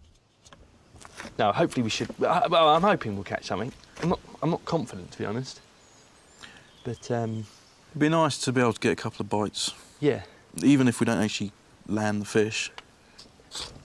I don't think our horse Blackthorn's going to be talking to me at the moment. Yesterday I pinched a load of hairs from her tail because to make the fishing lines we need horsehair. Plaited or woven, the horsehair made for a good strong line. To go on the end of it, they've gathered some bits of wool and feathers to fashion some rustic flies. I've been tasked with making the rods, and I've got one here which I was playing around with. It's very thin, but what I've done is I've spliced onto the end a piece of, I think this is hawthorn, onto the end here, onto the hazel. And the simple reason is by the time the hazel gets this thin, it's actually dangerously breakable. See, there, I've just broken it. but the idea is in splicing this onto here, you haven't got that flexibility, and that's as unlikely to break. With much of their dairy work out of the way, Ruth and Chloe can also get on with a more relaxed task, making straw rope. Keith Paynes, the professional thatcher who worked on the valley's cowshed, has come to lend a hand. None of them have tried this before. Life in the past without string and rope would have been virtually impossible. Every job you need to do involves some sort of string or rope to tie things. So being able to produce your own would be a major money-saving thing. How's it feeding, Ruth? Well, it's sort of coming. Provided the straw ropes kept dry at all times, it can last an incredible amount of time. This piece here is 400 years old, and we found on a thatched cottage. Interestingly, there was no rafters or battens on this roof. There was just 3 horizontal purlings, and then the straw rope was woven up and down from top to bottom. And the decay and the break in this has only come about where there's been water ingress over the years, but the rest of it, where there's been no water ingress, is as strong as the day it was put there. That is quite incredible, isn't it? It is incredible. And to hold up probably a ton of thatch, all resting on just straw rope, is amazing. Chloe's using a similar technique, feeding and twisting straw to make a basket. Domestically, these baskets are enormously useful. You've got beehives, log baskets, laundry baskets, and they're so easy to make. They use materials from the farm, quick and simple. To twist the straw into rope, Keith and Ruth are using a period tool known as a wimble. This is a tool I've had for some considerable time, as in the woodworm. But it's but we're hoping it'll actually make the job very easy for us. We're hoping. We're hoping, yes. Beginning to learn it, aren't we? The feel and the idea of it. In the farm's hall, Stuart is rustling up some period fare. 400 years ago, this was a curious time in culinary terms because certain things, particularly the dairy produce, was in full flood. So we've got masses of butter, cream, but in other areas like the garden, the material that we've planted this year is still only just starting to come through. So while we have radishes appearing, we're still reliant a little bit on the old leftover winter foods of parsnips. The main dish for today's meal is collop and eggs. Collops are basically just rashers of bacon, except when you haven't got a slicer and you're doing it with a knife, they tend to come out a bit more chunky, more like gammon ham. Now, the bacon 400 years ago had to last without refrigeration, so the only way to do that was to make it a lot saltier than nowadays. To make it palatable, the bacon needs soaking to remove some of the salt before cooking. This well, is we're going having to to be change a marvellous. shift the other way round because my hands are hurting. There doesn't seem to be any evidence in this period of a specialist industry making straw rope or a cottage industry. I think it was just such a simple technique that people could just pick it up from the farm. Anybody from labourers, farmer's wife, anybody really could make it as and when they needed the actual rope to be made. When I've twisted sort of threads to make tassels and cords and things, I've sort of just twisted it in my fingers. But this is much easier. Up! Down on a nearby river, full of seasonally jumping salmon, Alex and Fons can try out their period fishing tackle. A local fisherman, Robin Coleman, is offering a few handy tips. So in the saucers, there's 2 types of line, horsehair and silk. And we can't afford silk, so we would have used horsehair. Yes. I mean, the object of the horsehair was because it was the only material that became almost invisible in the water. Right. And I'm steadily getting the hang of casting and not catching Alex and taking his coat off him. But I don't think I'm going to catch anything. Well, you don't know. You never know. It works. I mean, we've proved that we are able to get the fly in the water. We're relying entirely on the structure of this rod to cushion the impact of the fish. Although fishing reels had started to be used in the period, Alex and Fons have gone for simplicity. If they do get a bite, they could try a technique recommended in period texts: throwing in the rod and letting the fish tire itself out. Don't think I'll be catching much today. Back to the drawing board. Has it snapped? Yeah, it's just snapped it. Probably a notch in the splice that's too deep, or the willow that's too soft, perhaps. What was up with it then? Technique. Don't be frightened to blame my tool spawns. 400 years ago, as it still is, May was a time when you had a lot of bank holidays or the equivalent thereof, big festivals. The big festival dish that we're going to do, which was very common at this time of year, is flawns, or as we think of them nowadays, cheesecakes. They even use the term sometimes then. It's very different from a modern cheesecake. It's done in a puff pastry case, not on a biscuit base. And instead of all those fruit toppings, which they'd never thought of, you've got rosewater as the flavouring agent. So here we go. The main ingredients are a good dollop of fresh cheese, a splash of cream, some eggs, a handful of currants, some butter, and a luxury item of the period, brown powder sugar. Now for the flavouring. This is the rosewater. Not too much of this because it actually tastes quite salty. And a little nutmeg just to spice it up. Once beaten, the cheesecake mix needs to be poured into a pre-baked pastry case, ready for cooking in the farm's bread oven.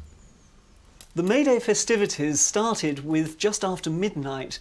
All the youths of the village would head out into the woods, collecting flowers and greenery to decorate the house with. Now, John Stowe, who is writing in the late Elizabethan period and is a miserable Puritan killjoy, claimed that of every 100 virgins that went out into the woods, scarce a third came back in the same condition. Don't have the luck. Still no catches down on the river, but for Fons and Alex, it's a well-deserved rest. Do you think they would have been more skillful fishermen back then? Successful fishermen years ago worked very hard for what they caught. However, there were a lot more fish then to catch. So the chances were greater of connecting with a fish, probably not so good as they are today of landing one. Of actually landing it, right. Yeah. I've had one bite. Have you? Well, I've had something nibble. Do that. Ah. What do you think of the new improved rod then, Fons? I think it's brilliant. I can cast the fly quite far out.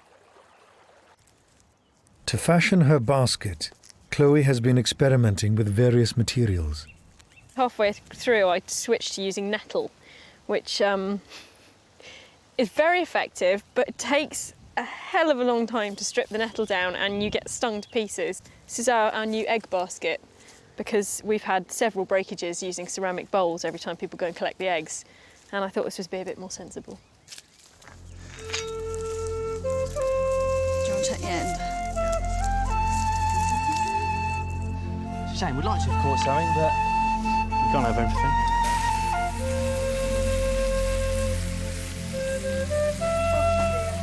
The boys may have failed to bring home a giant salmon, but old-fashioned bacon and eggs makes for a hearty supper. Smells good. You ready? Smells very good. Okay, let's get these last bits out. Every darn little Get it while it's last hot. bit. Thank you very much. This is bacon and eggs, like you've never seen it before.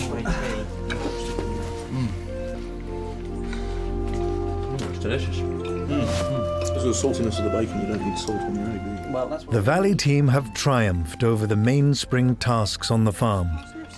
No one knows for sure how the peas are going to do in Triangle Field, but after 4 months' hard labour, they can at least look forward to finding out. So did you have a good day? yeah, nonetheless, we had a great day. Yeah. It was good fun. There's a farmer up in Yorkshire who used to go fishing at this period and kept a diary about it. Right. Now, it becomes obvious when you read his diary that the main reason for fishing was to avoid his wife that he didn't get on with. Next time in the valley, it's June. Time to wash the sheep for shearing. Don't put your hooves there. There's cheese making in the dairy. And best of all, the Midsummer revels.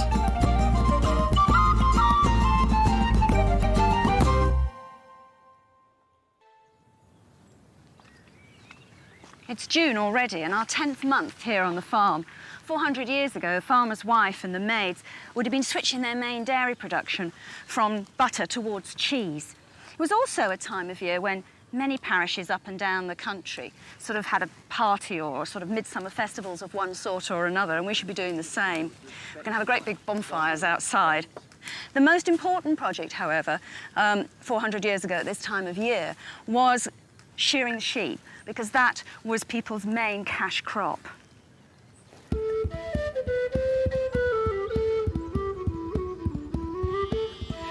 The warmer weather makes June an ideal time to shear the sheep. But the first task for Stuart, Alex and Fons is to give their flock of Cotswolds a good old wash at the local stream, which means getting as wet as the animals.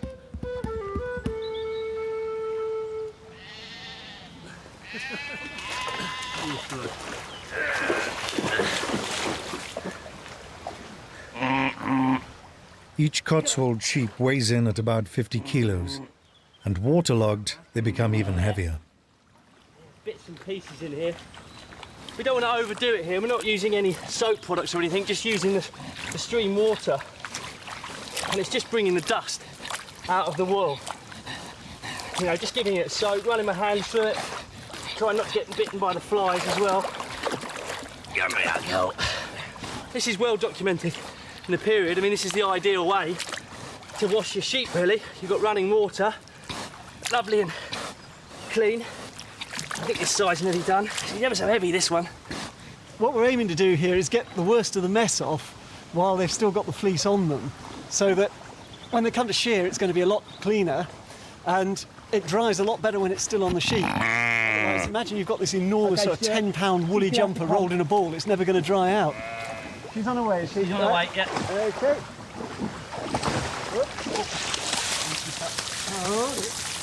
I'll get my kids to take a bath. Here we go. Oh, no.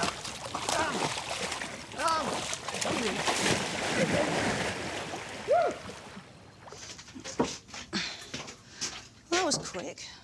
June was a key time on farms for cheese production, the perfect excuse for Ruth and Chloe to cool off in the dairy. Milk changes through the year. It's all to do with the grass that the cows are eating. So back in May, they were producing really, really rich, creamy milk, which made fantastic butter. But now the grass has changed, and we're finding that we're getting higher casein levels, which makes great cheese, but it's not quite so good for butter. So there's a sort of seasonality in dairy things. The milk mixed with cream needs to be warmed to body temperature. Rather than putting it over a fire, it's simpler just to add some warm water. And then to turn this milk into cheese, we have to use a sort of magic ingredient, really, called rennet, which 400 years ago was made from the stomach of a young calf, one that hadn't eaten grass yet, so very young, sort of first couple of weeks of life. And they would have slaughtered one calf in the spring, chosen one to sacrifice, really, to make cheese for the rest of the year. The calf's stomach would be cleaned and salted. Gradually, the enzymes inside would turn the fluids into rennet, which curdles milk. There were alternatives to rennet, but they were not commonly used. There are vegetarian options like nettles, lemon juice, vinegar you can use as well, all of which will turn the milk. You get a lower yield. It's not as cost effective in the end, so it's a bit of a false economy, but obviously it means you don't have to kill your calf. In a dairy of the period, you'd have cheeses at all different stages. The rennet's been working on this one overnight, and we've got some nice separation into the solid and the liquid, the curds and the whey. And we've got some already dripping, some that are pretty much ready to go into a press.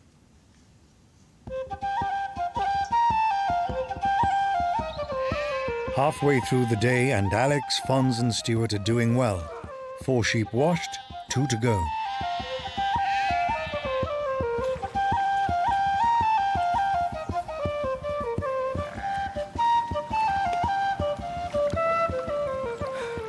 These guys are very tricky customers. They know what's coming, but they seem to enjoy it once they're in. Oh, this is Monty. I'd love a hand. He knows what's in store for him now. Yeah, he knows the score, okay? Let's go.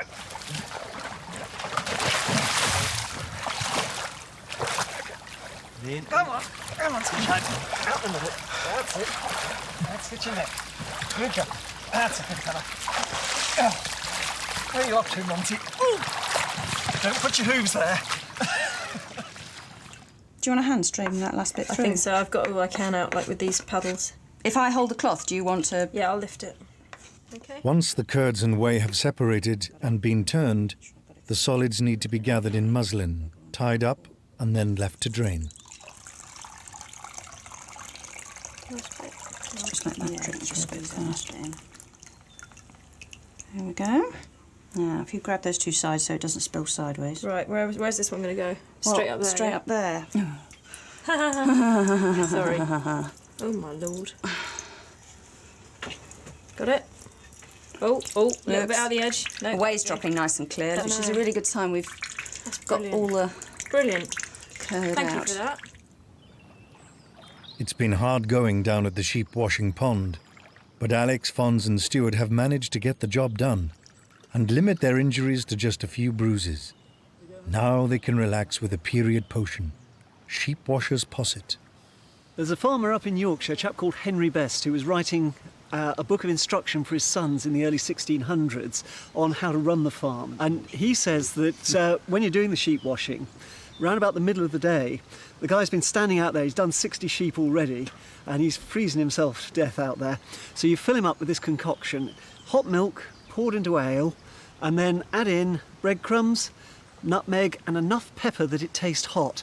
Now, I've got a nasty feeling with this one. I've overspiced it a little bit. You can be anaesthetised well enough to do another 60 sheep after one of those. This is bad.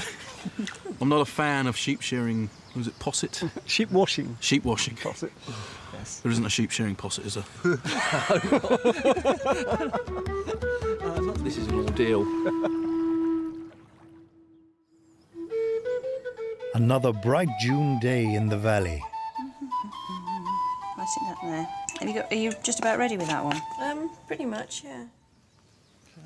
The sheep have dried out overnight, which means Alex, Stuart and Fons can press ahead with the shearing.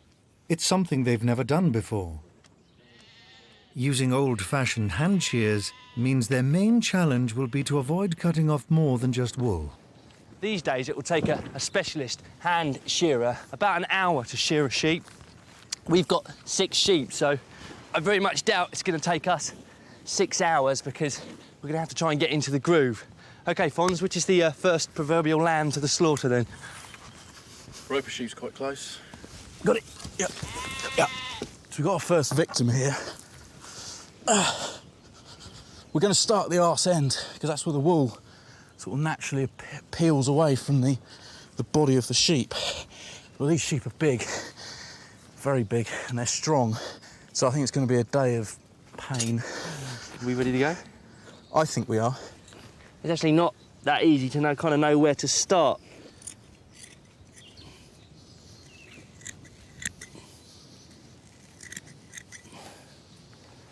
We've got bits coming off. I very much doubt this is all going to come off in one piece, like a fleece. I very much suspect it's going to be bits and bobs. You should be able to feel the difference. Yeah, I can know what you mean. I know what you mean. Of course, the sources give us the great advice of a good sheep shearer will shear a sheep well, and a bad sheep shearer will shear a sheep badly. However, we do know, and the new wool's got this sort of yellow hue and slightly more springy, so you should be able to see a break and also feel a break with the shears. In the dairy, Ruth and Chloe start the day by getting on to the next stage of cheese production. Once the rennet's done its thing and separated it out into curds and whey, well, rather like that, you know, the nursery rhyme, Little Miss Muffet sat on a tuffet eating her curds and whey. Actually, that rhyme comes from about this time. Dr. Muffet was her father was a famous doctor in the early 17th century. Anyway, once it's separated, this one's been dripping overnight and is mostly dry. That is cottage cheese. You don't have to do anything else to it, you can eat it straight away. This one we always intended to use that way, so I actually put some herbs in it to give it a bit of flavour. If you wanted to keep cheese, however, then you need to make hard cheeses that won't go off, and you'll be able to eat them all through the year then. And for that you need a cheese press, like this one here, which is just sort of a barrel with holes in the bottom. The press needs to be lined with muslin, the solid curds plopped in, and then Ruth can squeeze out the last of the watery whey. So to make something that's a bit like cheddar or Cheshire that will keep all the year, it's literally just a matter of pressing long enough and hard enough. I'll just pop a weight on that now. And the last bit of whey will quietly be squeezed out.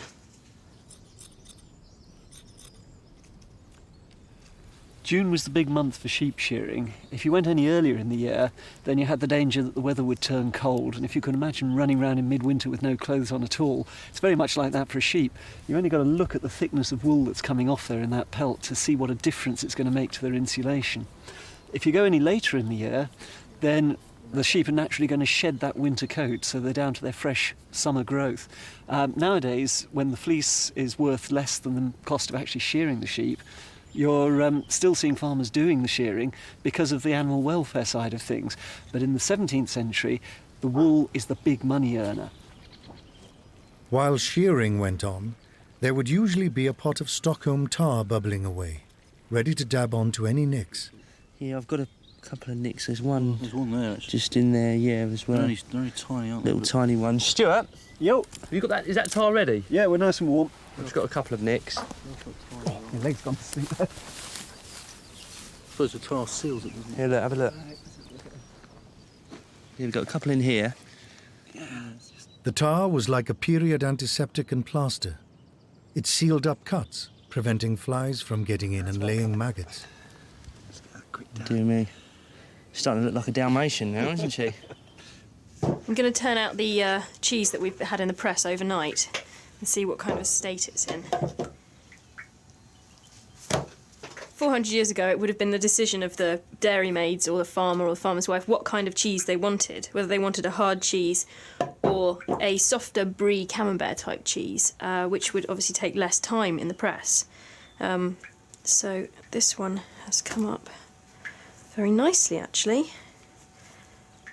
Obviously, the shape of the press is making an imprint because it really is starting to look like the ones you buy in a big round from the supermarket. It's still quite crumbly, like a cottage cheese, but it's lost a lot of the liquid. It still tastes horrible, but I think with the maturing, if we leave it for a bit, it will gain quite a nice flavour.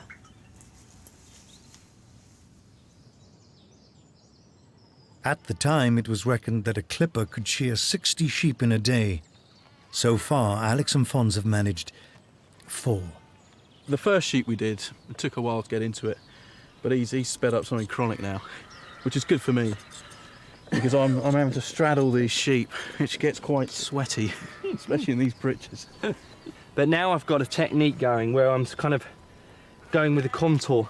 I'm not coming in at different angles, so I'm much more confident. Alex will whiz through here, and when you get to the face and the ears and the eyes, and especially underneath, it just takes so much longer because it's so intricate.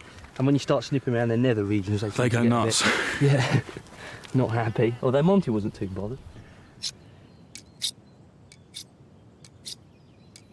Sheep shearing was one of those events when all the community sort of came together, particularly on the big estates, to work at one particular job for just one day. Henry Best, who left us a good account of sheep shearing practices up in Yorkshire, describes how one of his neighbours used to hire a bagpiper who'd play for all the shearers, and then at the end of the day he'd organise a feast where he'd slaughter one of the old ewes and have this along with various cakes and other dishes, so that people felt they'd really been part of a community, not just sort of isolated labourers hired in for the day.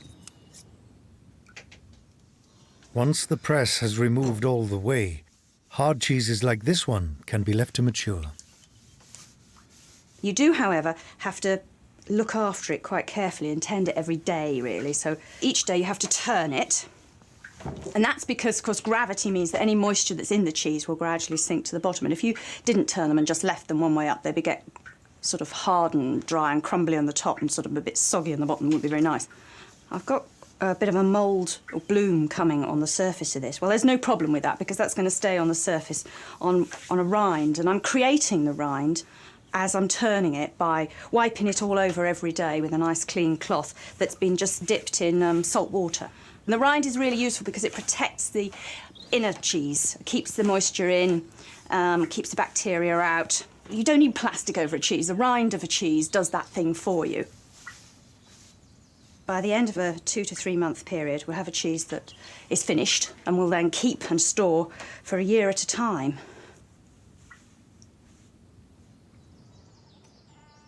Wool was such a valuable commodity back in the 17th century that not even the scraps would have gone to waste. They were collected up, washed to get rid of that crud, and could be used for stuffing pillows and mattresses. It was such a poor quality item that quite often the poor would come round at the end of a day's shearing begging for a handout and be given a handful each to go away and add to their next pillow's worth. The day is getting late, but the boys are pressing on, determined to get their flock finished. The idea that 400 years ago they were doing 60 in a day is a pretty daunting prospect. However, their sheep were smaller. Well, small. I'm having to break fairly frequently now. Just my back, just bending over and getting round. It's really starting to creak. And the other thing is the hand as well. Just doing that relentlessly. Not only was the money from fleeces one of the key incomes for the farmers at the time, but it was also probably the greatest of the national exports. And quality fleeces, such as the ones we're getting from these Cotswolds, would have made things like broadcloths, which would have then been almost entirely sold to rich foreigners for their posy clothing.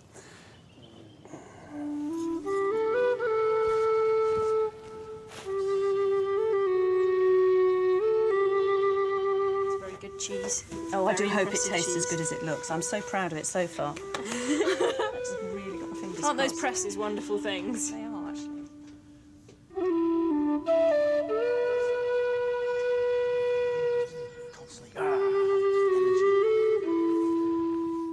The end of a long day, and with all their sheep sheared, Fons and Alex can recover with a jug of homemade beer. Cheers. Successful day shearing? Well, yeah. Apart from the aches and the pains. I have to admit, my hand's really hurting now. We started getting pretty quick, didn't we? Yeah. That was good. Definitely. The first one, you noticed the first one? Spotted. Spotted about like 4 or a 5 nicks on that one leg. Didn't think we'd get them all done today, to be honest. It's been fairly exhausting. But it means we don't have to get up early to do them tomorrow. No. So we can have a bit of a lie-in tomorrow, hopefully. We've had a fantastic day, haven't we? Yeah. Loads of wool. Loads of wool, and doing something as well which maybe never get the chance to do again, which is fantastic, really. Yeah. And I do feel after shearing the 6 of them, I'm not an expert, but I feel like, well, you know, that's something I could do, and that if I was, you know, stuck on this farm 400 years ago, I'd stand a fair chance of getting a fairly decent fleece off them. So. Yeah. I mean, we're just getting so used to all the animals on the farm. And the sheep are really quite low maintenance as well. They tend to hang out just in the top of the field, wander down once a day for a drink. Water, yeah. It's a great view, isn't it? It is. You get a great sense of the valley as well, don't you, here? Just through the bank as it comes down there and you can see on the other side. Oh, look, there's a buzzard. Oh, yeah. Fantastic.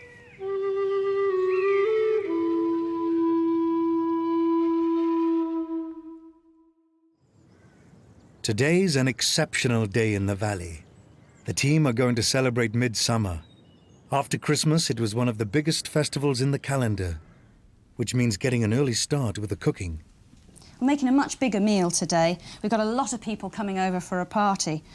So we should be making sops in wine with the bread and some wine. We should be making elderflower fritters with the elderflowers from the hedgerows. We've also got mutton. It's a sensible time of year for people to kill an older sheep who's no longer really much useful. After you've sheared her, got the last crop of wool off her, and we shall be eating 2 of her back legs. We're making 1 boiled and 1 into meatballs shaped like pears. And then we've got some white pots, which are cream and rice. Using a lot of our dairy produce at the moment, including a cottage cheese. What else? Oh, lots and lots and lots of salad sort of things out of the garden, which is absolutely overflowing at the moment. Could you pop that in? Yeah. The big leg needs to boil for a couple of hours. With the bone, yeah? Yes, the other bone would be nice. Give it a bit more flavour.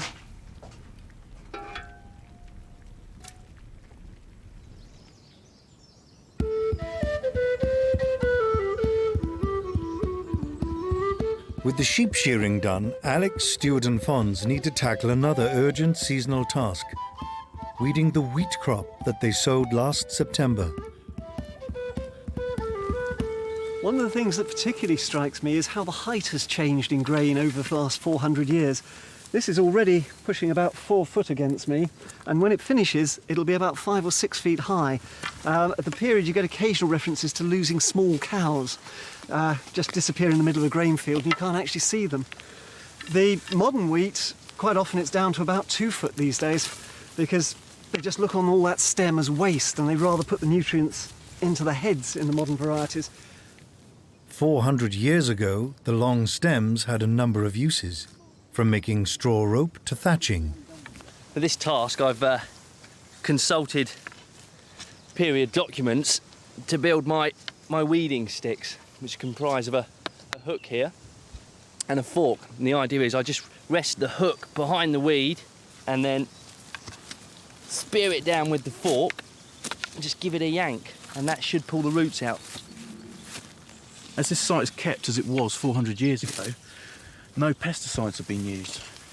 So that also means you get all the wild flowers growing and all the weeds, because one man's weed is another man's wild flower.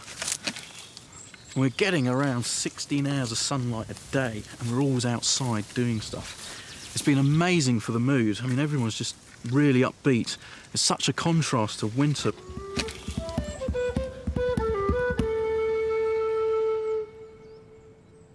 For the main dish of today's celebrations, Ruth is following a rather special period recipe.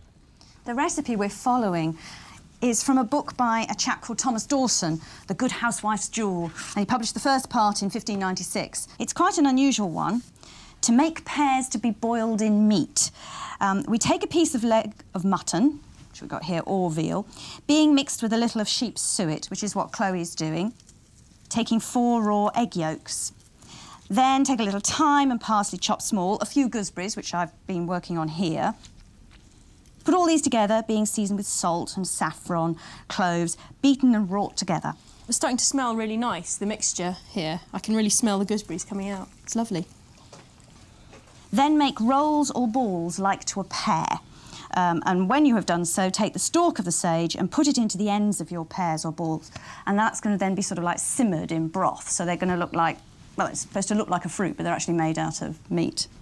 Quite often in these period recipes, making one thing look like another is a sort of common theme.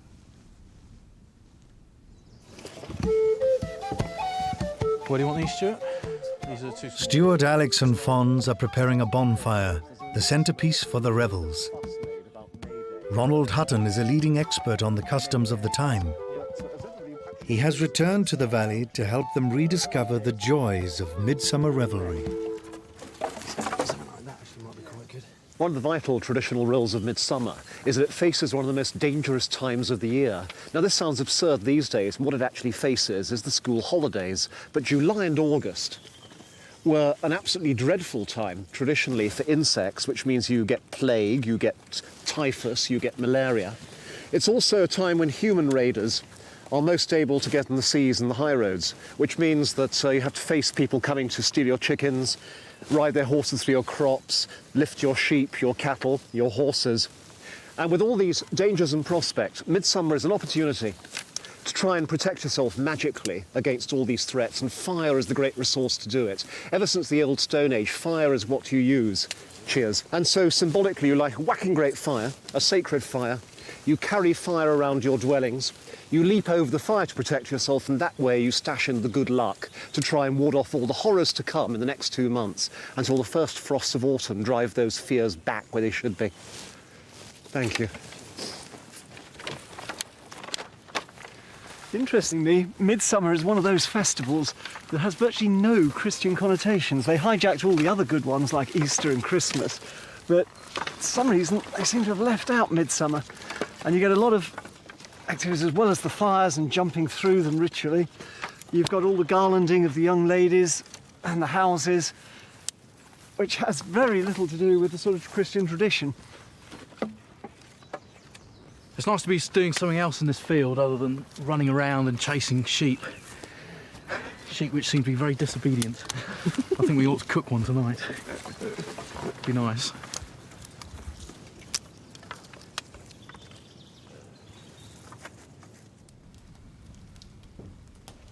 The lamb pears just need cooking over the fire. But there's still a great deal left to prepare for tonight.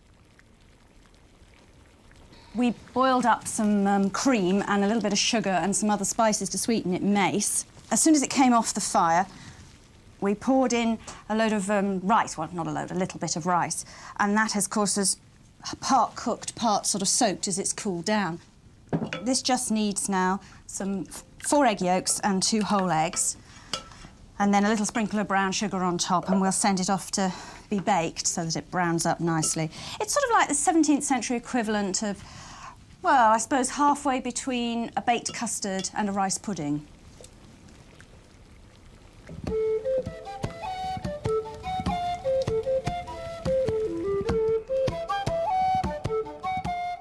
The sun is down. Time to let the midsummer revels begin. The tradition was for a great crowd from the surrounding villages to come and enjoy the hospitality. OK, Ronald, you can do the honours. Thank you very much. Upon this vigil of St. Peter, I light this good fire for the happiness, health and well-being of our community, that it may purge the air of all unwholesome vapours.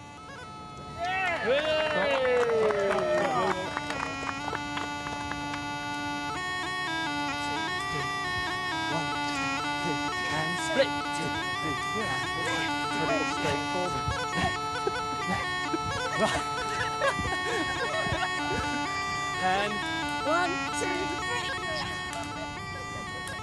3. For a start, the sheer power of the fire brings home to you this wonderful, thrilling, emotive effect it has. I believe you actually can burn away all misfortune, all evil, all threats from the air, just the sparks are flying all around you. You literally are lighting up the night. It's your creation, you've done it. Warmed by the fire, the revellers can gorge themselves on a 17th century style feast. Oh, lovely. Oh, fancy one of those? What are these? Ruth, you having one? I'll share. Shall I share one with you? Oh, yeah, go on. We'll stick one in my plate down here and we'll share one. What do you think? Rock cakes? Oh, come on. I tried my best. Indeed. Give it a go. They taste pretty good. Yeah, good. Yeah, very good. Smell nice. They are lovely. This isn't Absolutely one of lovely. our lambs, is it? Henrietta. Nice. This is Henrietta, Very apparently. nice. This is Henrietta. Are you enjoying Henrietta tonight, Fons? As you did in life.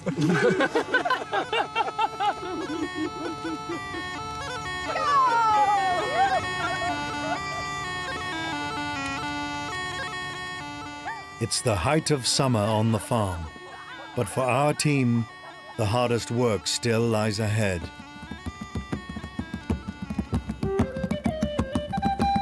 Next time in the valley, it's July.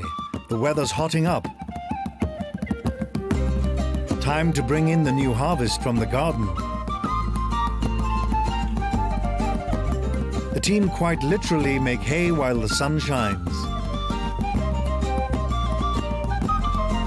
And there's washing to be done. This horse is really cold.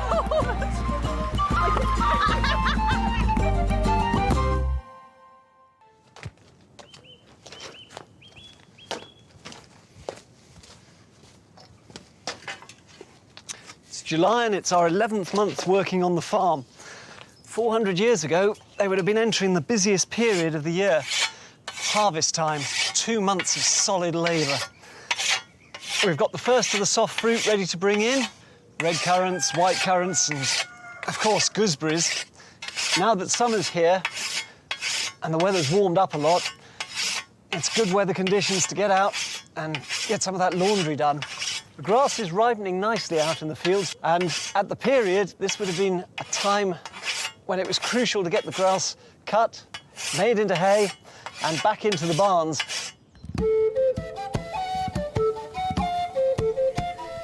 July's biggest challenge will be cutting down all the hay in the meadow.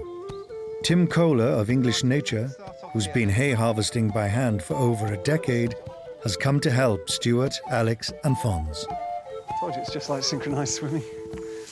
There's some plum or something trying to grow in the middle. The bluebells of spring are now long gone, and the grass has flourished on this upland pasture. There are a number of ways you can tell whether the crop's ready to cut or not.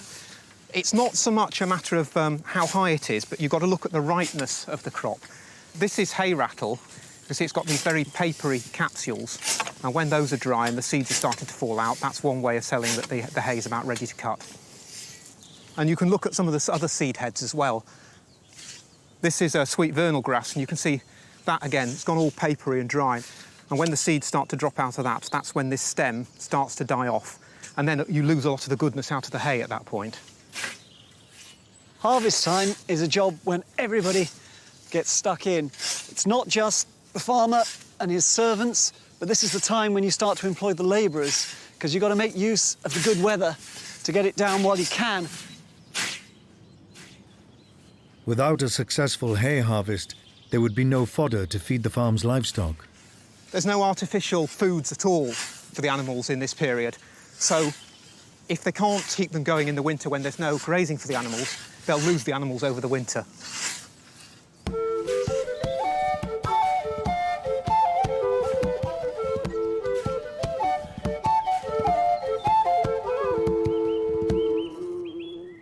July brings the farm garden into full bloom.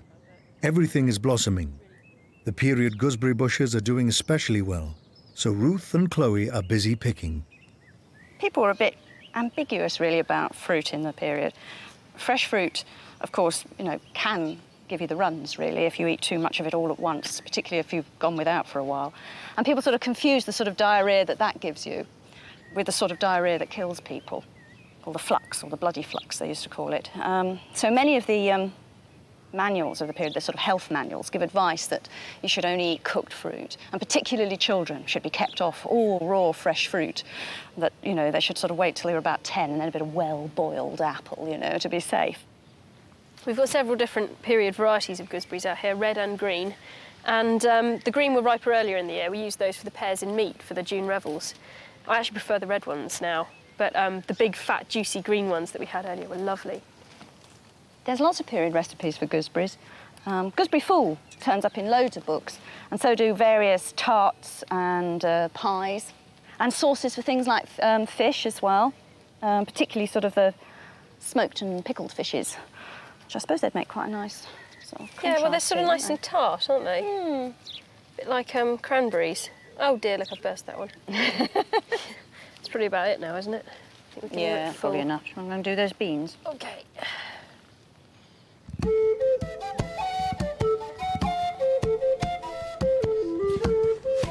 Fons and Alex have never done a hay harvest using period tools before, and it's taking time to perfect their technique.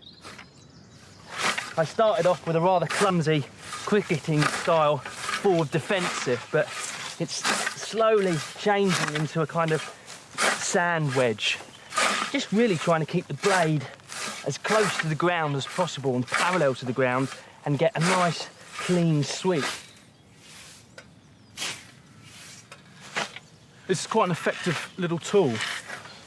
The idea is I've got to spread the hay out as loosely as possible.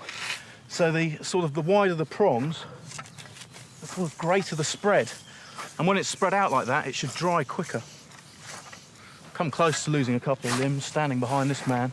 When he first started, I had to do a Scottish dance around his sword-like side.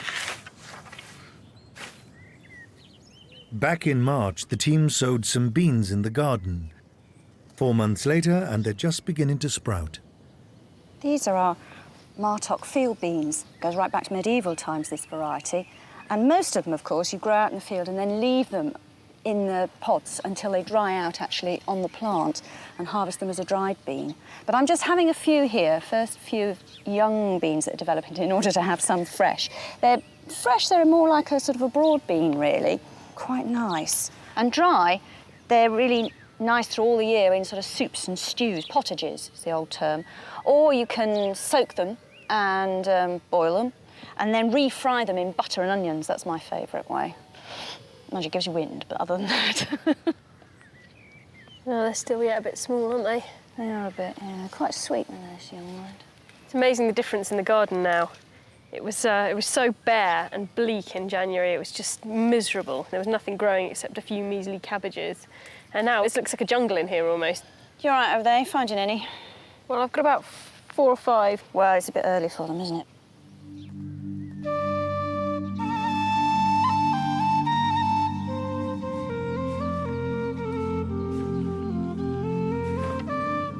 After 5 hours of scything, the boys are about a third of the way through their 2-acre hay meadow. Farming manuals of the period reckoned that an experienced mower would be able to clear this meadow in a single day. It's really starting to take hold now in the lower back. Well, that's the thing, you're using it as a pivot, don't you? Food, guys! In the reign of James I, hay mowers were paid about 10 pennies a day, twopence more than a farm labourer normally received. But it was a long day, from about 5 in the morning to sundown, with just an hour for lunch. This cheese is good. I have a little bit, yeah. It's not like shearers. To help your 8 pints a Possum. day. Whatever that's called. Possets. Possum. It's just an ordinary ale. You start drinking that strong ale, you have my legs off. You're cutting around out there.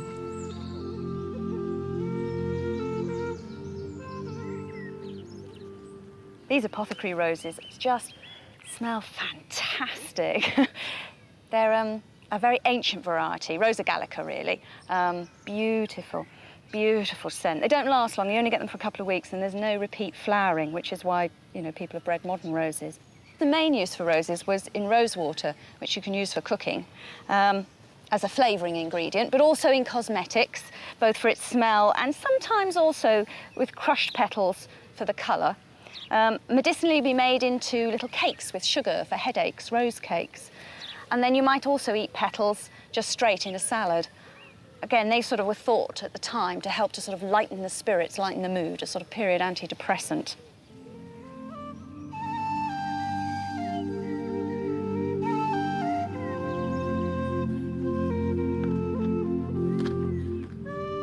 As evening draws in, the boys still have hours of work ahead. But the long summer days mean they can pack in plenty more scything.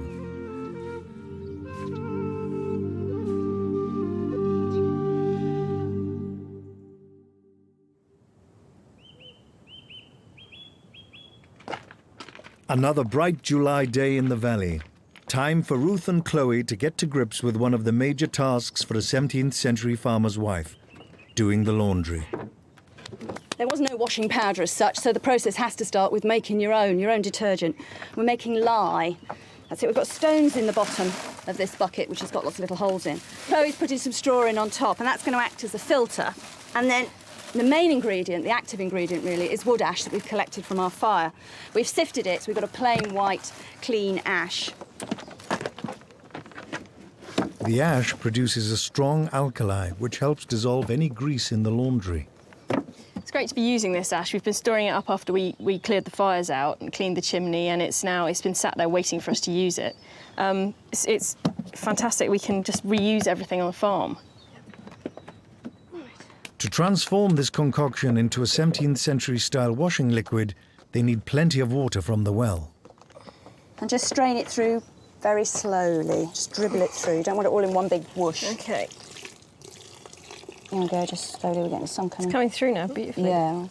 So you don't want it to go too fast because, you know, it actually picks up more sort of chemical content if it goes through slow.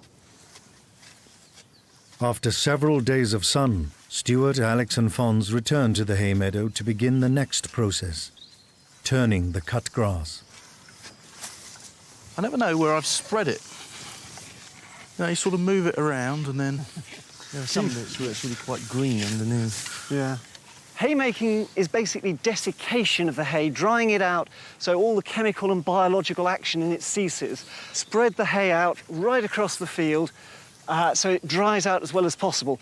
All the period illustrations, the woodcuts of people haymaking, show a blazing sun, often very stylised in the background to make that point. So you literally make hay while the sun shines. After a couple of hours, Ruth and Chloe's period washing liquid is shaping up. It's coming out of sort of a greeny-yellow colour, which I didn't actually believe Ruth when she told me it was going to go that colour, because I thought it would just come out the sort of grey mush colour that the ash is. It's amazing, the smell. It's incredibly strong. It smells like boiled laundry when you leave your laundry in the dryer for too long. Out in the meadow, the summer sun is still beating down.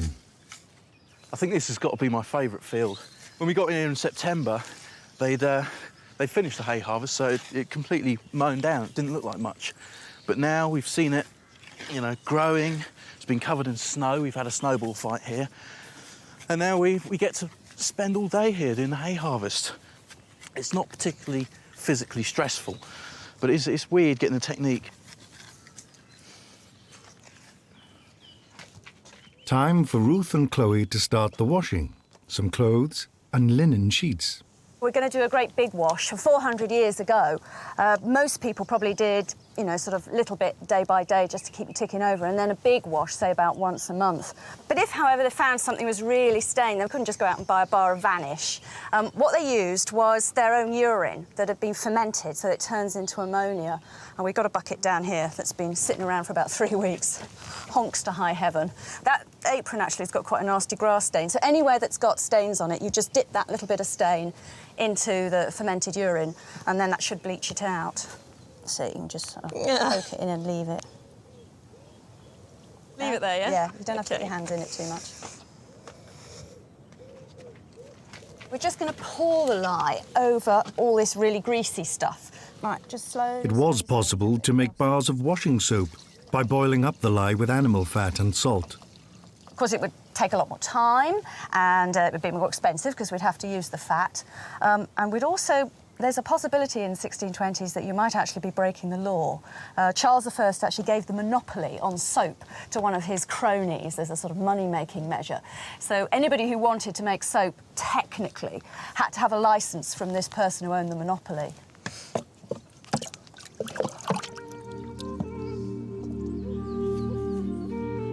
The end of another long day in the meadow. The hay harvest has been a success, and so far, the team have been lucky with the weather.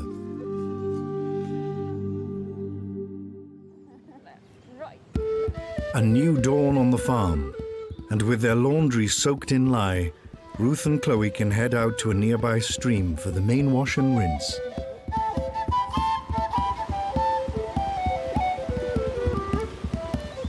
Years ago, almost no one had running water in their houses. So if you've got the sort of a job to do that needs an awful lot of water, rather than using your well, it makes sense to bring the job to the water. So we're taking all this laundry down to the stream where we've got as much water as we could possibly need. They're quite hefty. We've carried them a fair way now, and I think Ruth's suffering more than I am. How are you doing? I should be glad to get in that stream, I tell you, that warm.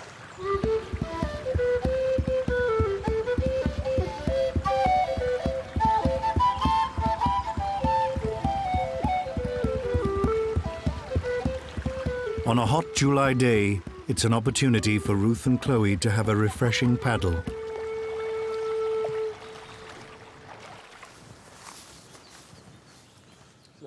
Still early in the morning, and Fons and Alex are checking on the pea crop they sowed back in the spring.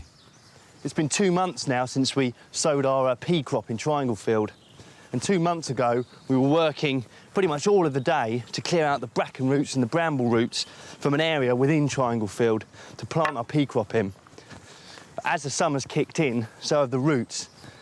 And we've got pretty much bracken everywhere, all over the field, and brambles pretty much everywhere, except, thankfully, within our pea crop.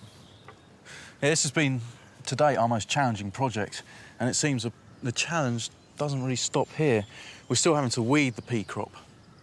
A small amount of bracken has sprouted among the peas, but it's nowhere near as big or dense as the growth surrounding the pea field. All their hard work rushing this waste ground into use seems to have paid off. 400 years ago, they'd have taken about 3 years to turn a bit of waste ground like this into an arable field. And what they would have done is a technique called bracken bruising, which is effectively folding bracken stems over and crushing them. And this, over a period of time, will weed the bracken out slowly by causing a build-up in toxins in the plant, and then that's your problem solved. Oh God, it's cold. Down at the stream, the laundry needs to be dunked and soaked repeatedly, and then given a good bash.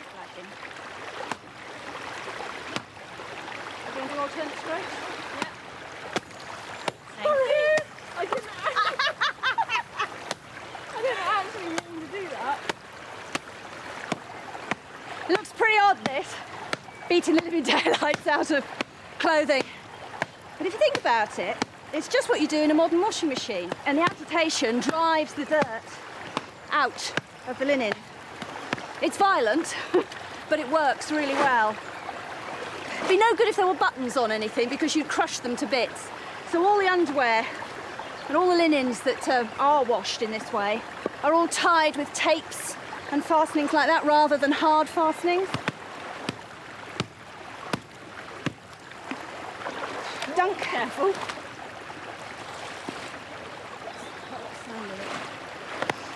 We often find groups of women at places like this in streams doing their washing together. There's a wonderful woodcut of the 6 places where women were known to gather and gossip. And down the stream doing the laundry is one of the ones pictured. It's a bit like your modern day going down the laundrette. You sort of all meet up down there, get your laundry done, and then go off home. And it's, I suppose it's a bit nicer, really. It makes a hard task much easier, doesn't it? It goes much quicker when nobody likes doing their laundry. Right. Yeah. I'd say, yeah.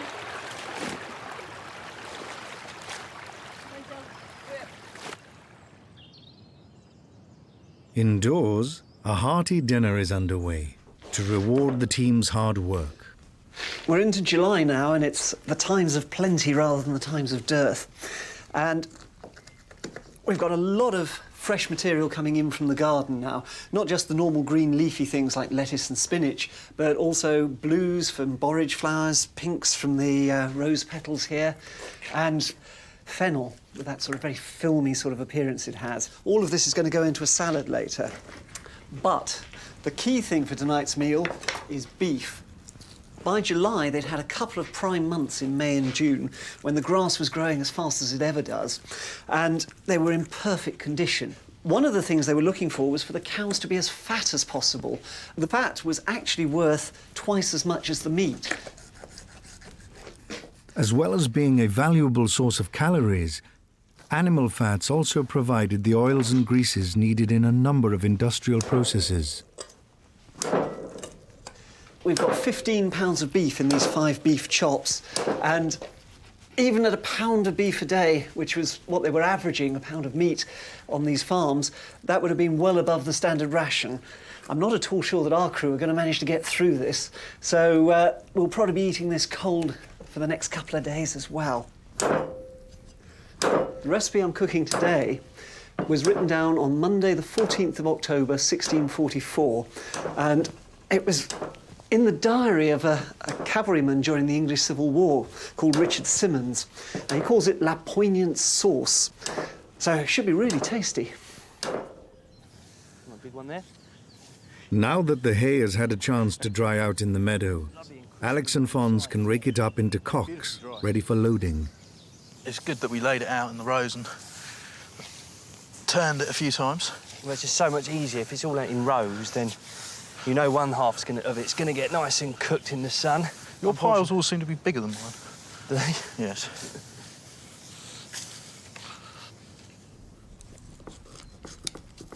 The original recipe called for oranges and lemons, pricey items at the time, but easily affordable to the gentry and a gentleman officer like Richard Simmons. What I'm going to use is a few of our slightly unripe gooseberries out of the garden, which should give it that same sort of citrusy zing that he was so impressed by. In the whole of the Civil War, this was the only recipe he ever wrote down. With the chops cut, they go into a cauldron with plenty of stale beer, a dash of rosewater, some gooseberries, and a selection of garden herbs. Then it just needs to stew over the fire. What we're using, these are called battledores. They would come in all different shapes and sizes. I'm using it pretty much just like a cricket bat, but you use the waste of it to drive the swing onto the laundry. Seems to be working, but it's hard work.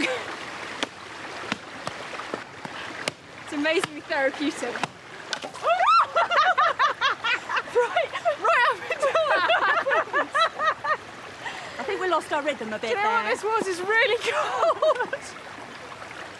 Sorry. That's Go, go, go, girl. Go on. Right. You get first splash.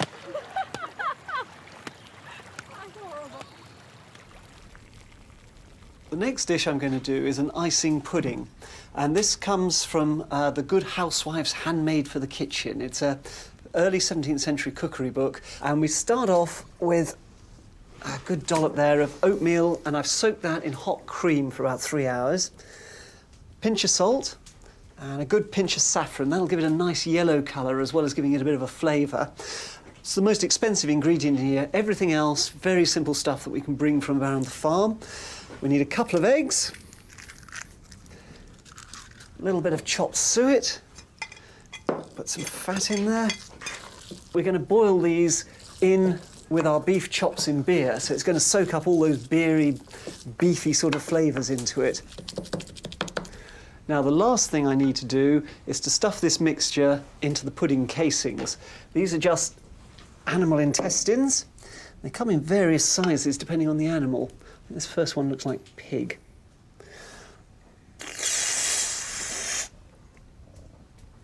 And in she goes. Making puddings in animals' intestines is very traditional. A number of modern dishes that have the word pudding in their title, like rice puddings and bread puddings, started off being cooked in the 17th century in animals' intestines, just as this is. A quick twist in the middle.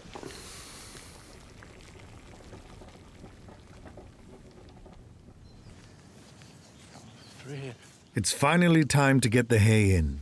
So Alex and Fons have called on their ex-pit pony Blackthorn to pull the hay sledge. Well, Blackthorn. That's great, Fons.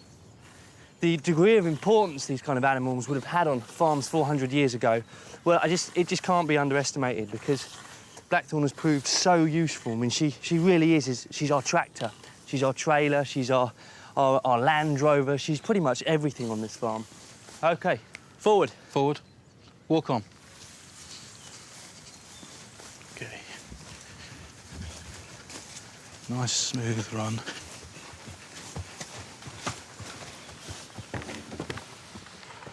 Whoa. Whoa.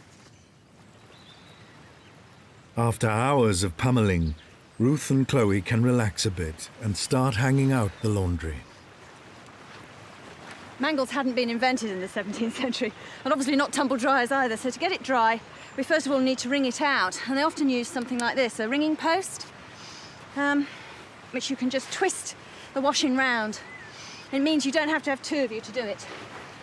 In towns, there were often really quite sturdy ones, permanently in place, sort of as a town convenience. There's a really famous engraving of a map of London in the mid-Tudor period. That shows Moorfields, which were fields back then, and they were put aside for public laundry.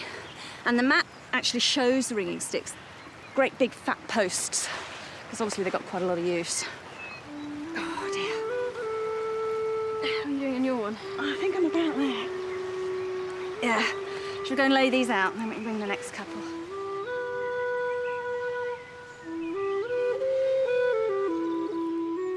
400 years ago, it was common for people to spread their laundry on the fields or over bushes to dry and bleach in the sun. But they had to be ever mindful of thieves who tried to pilfer valuable clothing.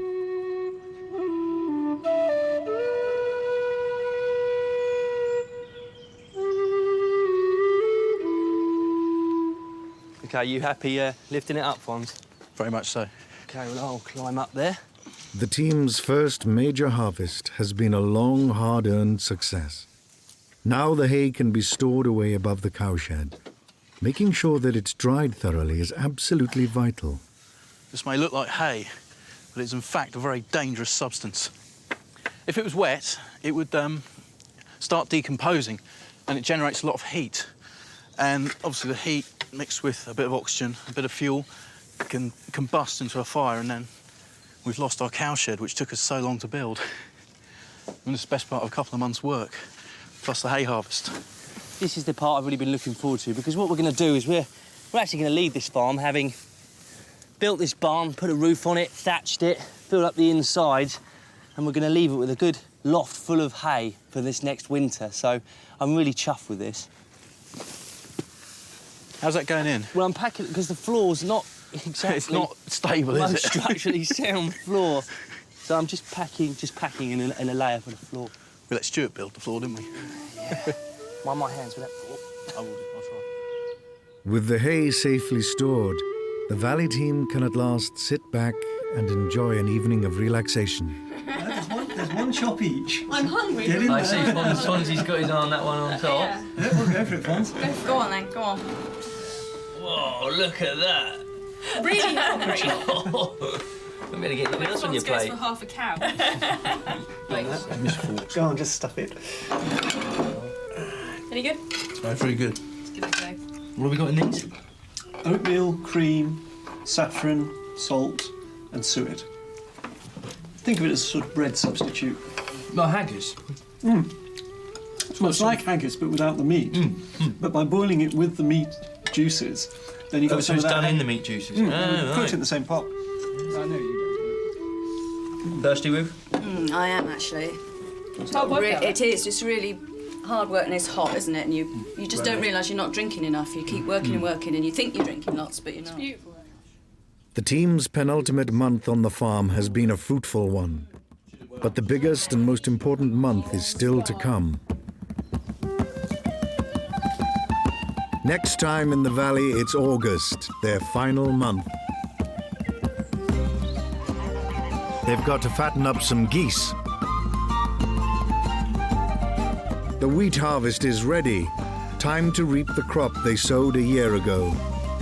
This is the make or break point of the agricultural year.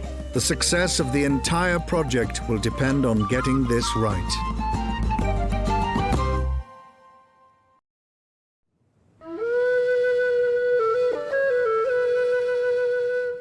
This is the valley, a vanished world from a forgotten time.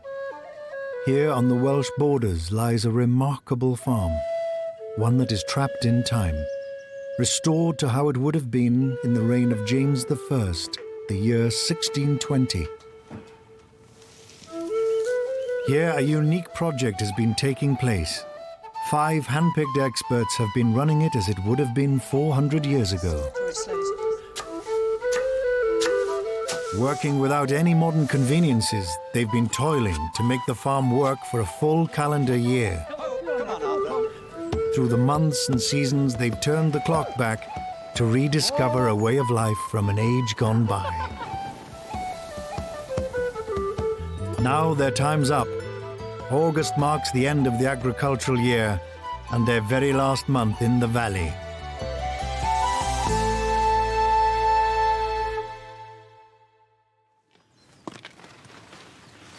It's August, our 12th and final month here on the farm, and 400 years ago this really would have been crunch time for a farmer. We've got the most enormous amount to do. Provided the weather holds, we've got to get out in the fields and cut the grain, stook it, dry it, bring it all in. The wheat harvest has always been a real race against time. The team ploughed, sowed and harrowed this field back in their very first month, September. No one was quite sure how the grain would do. A year later and it's standing almost fully ripe, a glorious golden yellow. Now all they have to do is cut it down. As was traditional in the harvest, they've brought in some extra manpower. Stuart's sons, Graham and Ian.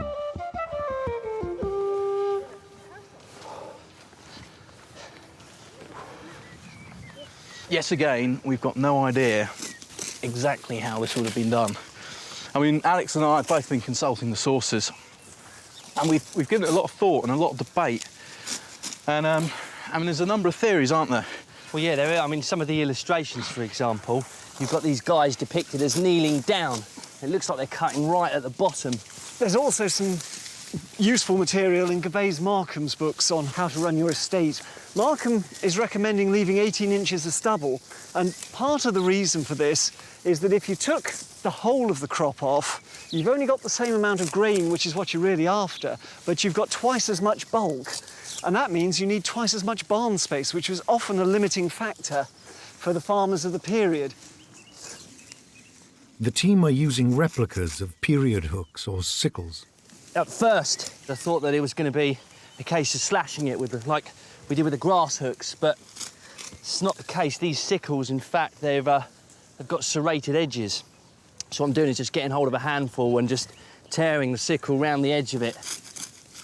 And of course, in doing that, I'm not agitating the head of the wheat and therefore shaking out the grain.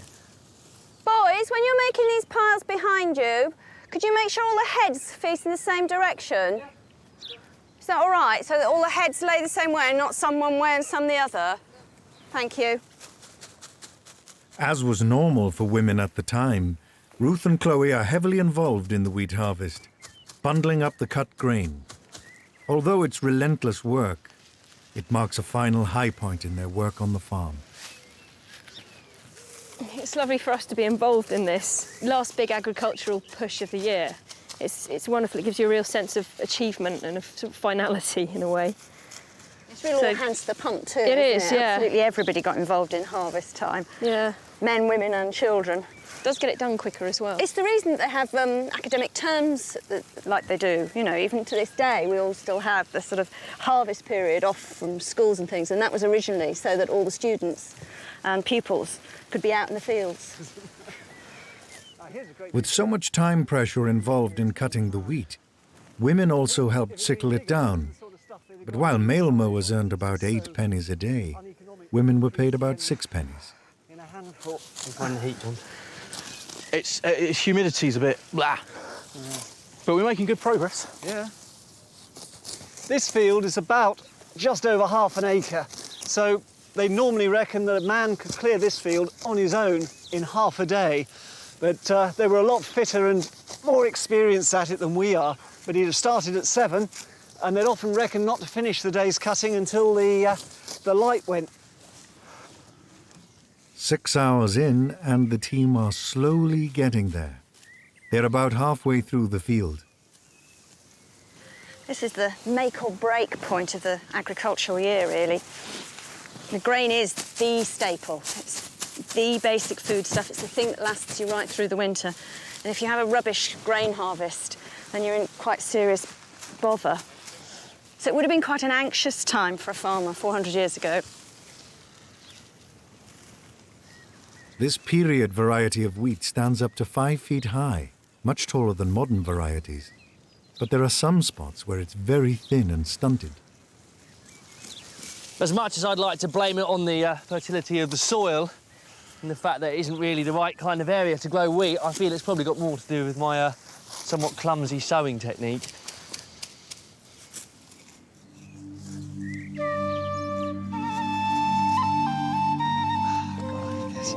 I'm starving. With everyone hard at work in the field, there's no one left over to cook up a hearty meal. So they're making do with a simple picnic. Right. Oh, look, we have a visitor. Don't chase it. Well, it almost marks the end of the year, doesn't it? Wheat cropping.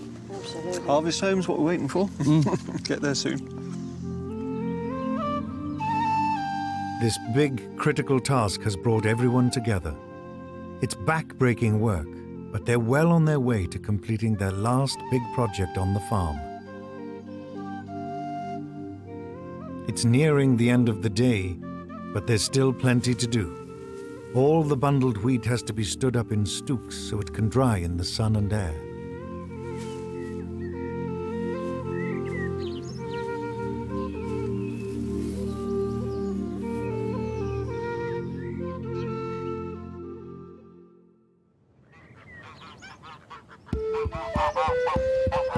A fresh August morning in the valley. Time for Ruth and Chloe to take out the geese. I don't think I like having Minky around behind them, actually.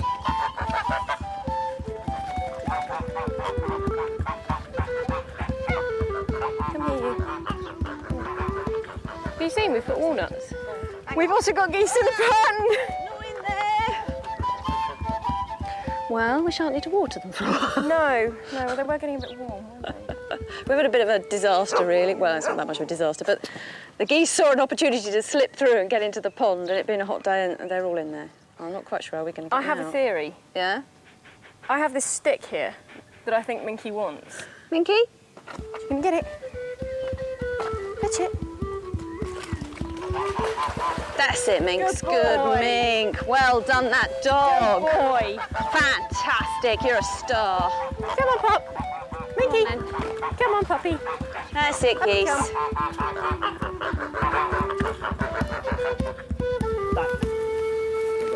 Back. Once again, Alex, Fons and Stuart have called on Blackthorn to help pull the hay sledge. Once the wheat stooks have had a good chance to air and dry, they need to be brought in as quickly as possible. Not only is the grain safe to put in at this point, but also a lot of the weeds have dried off. You can see the greens all going very, very pale. We've got a lot of odd bits and pieces in here because we're not sort of spraying to kill off all the weeds. So that will be vetch. Sometimes it was grown as a crop because it would provide good animal fodder. It's like a little lupin or pea, but that we'll sort out later.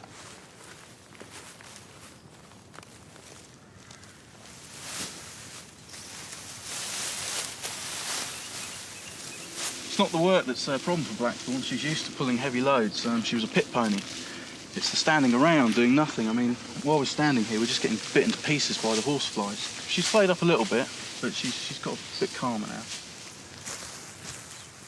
Compared to stooks of the period, ours are actually quite small, but they've been extremely successful. When we cut the wheat the other day, there were tiny little green tips on the ends of the ears here, but they've now turned under this lovely August sun, a gorgeous golden yellowy brown. But they're not too dry, so that when we're moving them, shaking them around, we're not dropping the grain out. So I think we've got it just right this time.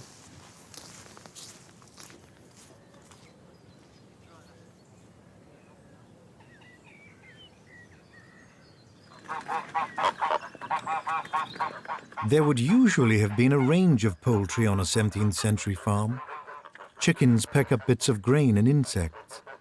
Ducks hoover up slugs and caterpillars in the garden. And geese are useful for trimming down grass. August was a traditional month to take geese up to the wheat field to eat any spilt grain.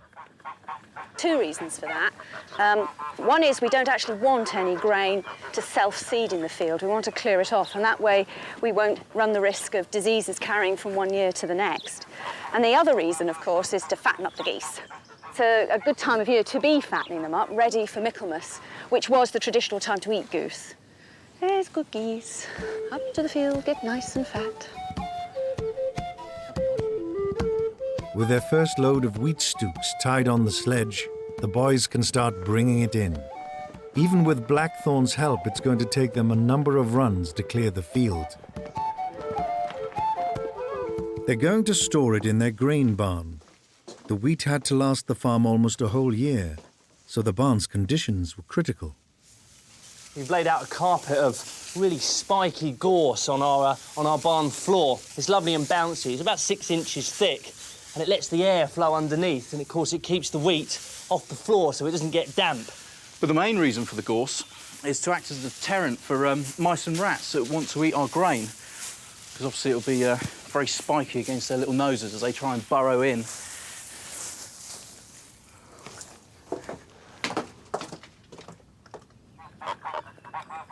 Up in the stubble field, the geese are settling in, gobbling up any leftovers on the ground. And the girls are having a very arduous time of it. This has been one of the more interesting things we've done, really, because I've not done anything like this before. It is, you're right, it's nice to get out and do the harvesting. It must have been absolutely terrifying keeping your eye on the weather. I mean, that's what these stooks are for, isn't it? It's a sort of like, you know, hanging on for the last bit of summer sun you can possibly get on it, but you've got it in a form that, should the heavens open, you can whisk it inside. I think it's getting even muggier, isn't it? But we look like we've beaten the rain.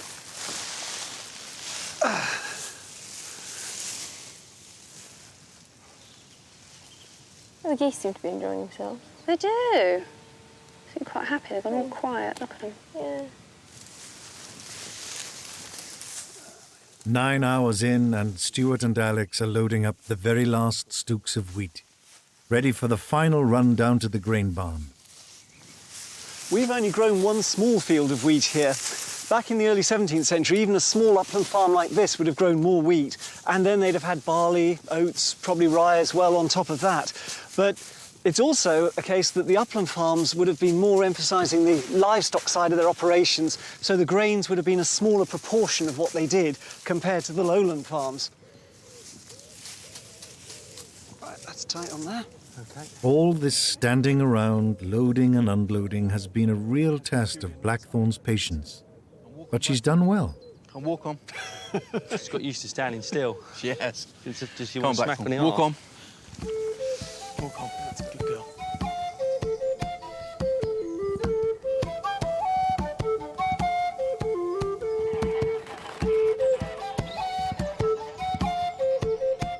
Gonna have to overhaul the sledge before next year, that's for sure. Yeah, it's going to need a few repairs, isn't it? Yeah, I think that runner's split on the other side. That's going to have to come off and be completely... But it's redone. lasted the year, though, isn't it?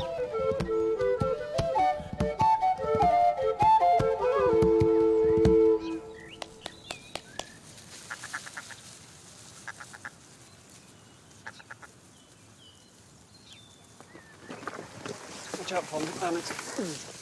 Go on, walk on. Walk on. Walk on. Fortunately, the weather has held, and all the grain is now down from the field. The barn is slowly filling up. Well, there we go. Well, 400 years ago, that would be the next 12 months' bread corn for them. So, I'm glad I'm not having to live off this for another 12 months. I don't think we've got enough here, but if we'd done a few more fields, we could have done. Yeah. About just over half an acre of wheat was actually planted in there when you take off the edges. It's amazing how much it's filled up the barn. That was September we started with that, wasn't it? That was indeed, yeah. Sowing it all down, ploughing it. It's done well. It's done very Taken well. a good long time, 12 months.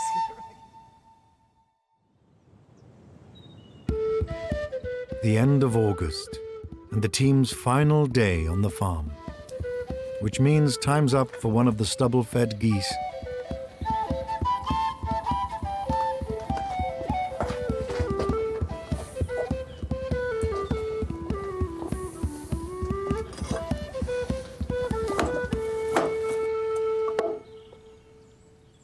A goose has got a lot of uses, not just eggs during life and meat when it's dead. The feathers on this wing will make writing quills. I'm right-handed. This stretches back away from my face over my wrist. If I was using the other wing, then it would stick the other way and it would be getting up my nose, which would be a real nuisance. While one wing could be used for writing quills, the other was frequently used in a farmhouse as a duster brush. But it was the small breast feathers that were most precious. The light, fluffy down is far more valuable, although you get less of it. And those would have been sold at the period to the gentry from many farms before they've got enough for their pillows, or if they're really rich, even for mattresses.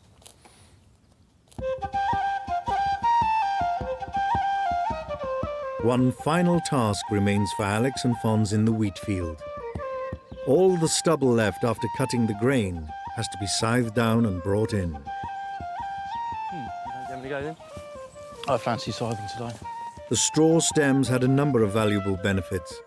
It could be used for thatching, as fuel for burning, or as bedding for animals. This would have been the last job in the agricultural calendar. It's also going to be our last job on the farm. And I'm really going to miss this place. I've been here for 12 months. And I've always studied history by reading about it in books. But there's such an amazing difference between reading and actually getting out there and doing it.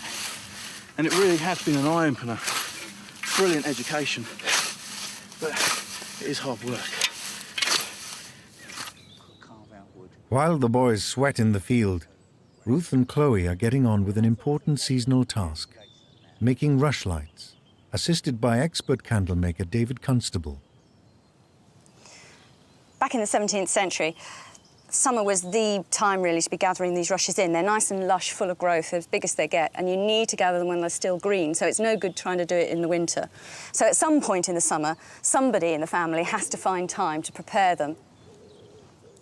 Not only were the rushes a free local resource, so too was the material they had to be dipped in to make them into rushlights. Animal fat or tallow. The qualities of tallow would vary immensely from different animals, and even a ewe and a sheep. A tallow chandler or a tallow candle maker would have known his fats very well and known where to go on the animal and just looked at the carcass and known what he could use and what he couldn't. Dipped into a cauldron of molten tallow, the summer-cut rushes soak up the fat, storing it to be burned for light.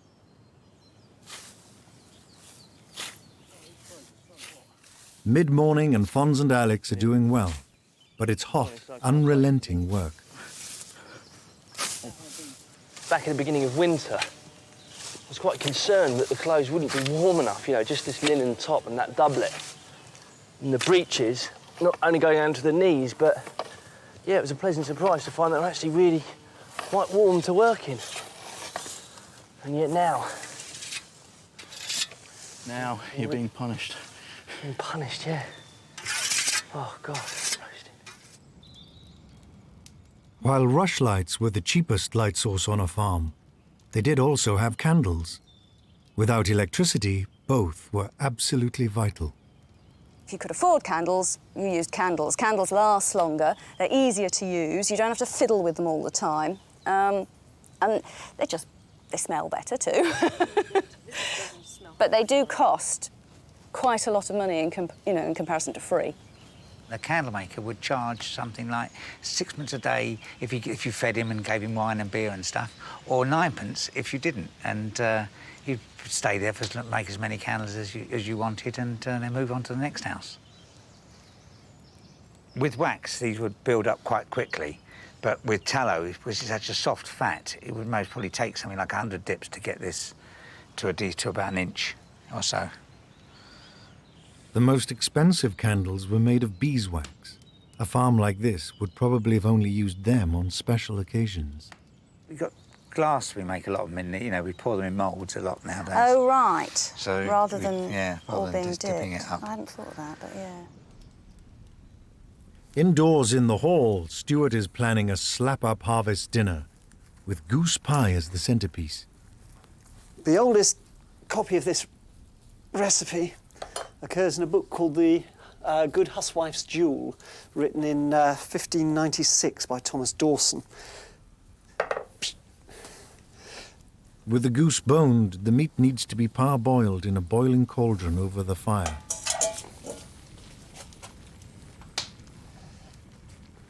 Carrots at this period came in a whole variety of colours. These are white. There are Dutch paintings even of purple carrots, as well as the normal orange ones that we expect nowadays. The dish we're going to do is a carrot puree. You make them into a mush with vinegar, and in the more upper class recipes, you'd add currants and sugar as well.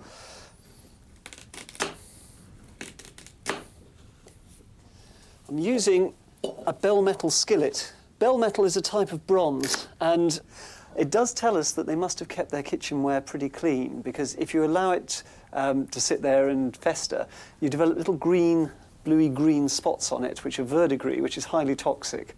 So cleanliness was definitely a feature of their kitchens. At the end of the day, Ruth, Chloe and David can finally try out their rushlights. Well, don't get your hopes up too high. They do have a habit of blowing out. They're useful, but, you don't want to have to rely on them too much, if you know what I mean. This is a rushlight holder, sort of a specialist bit of equipment, really. They found loads of these archaeologically, and you can see it's just a sort of pair of jaws, really, that clamps the rush at any angle you choose to put it. You're going to have to watch the angle of this, I think, so it's going to maybe peter out.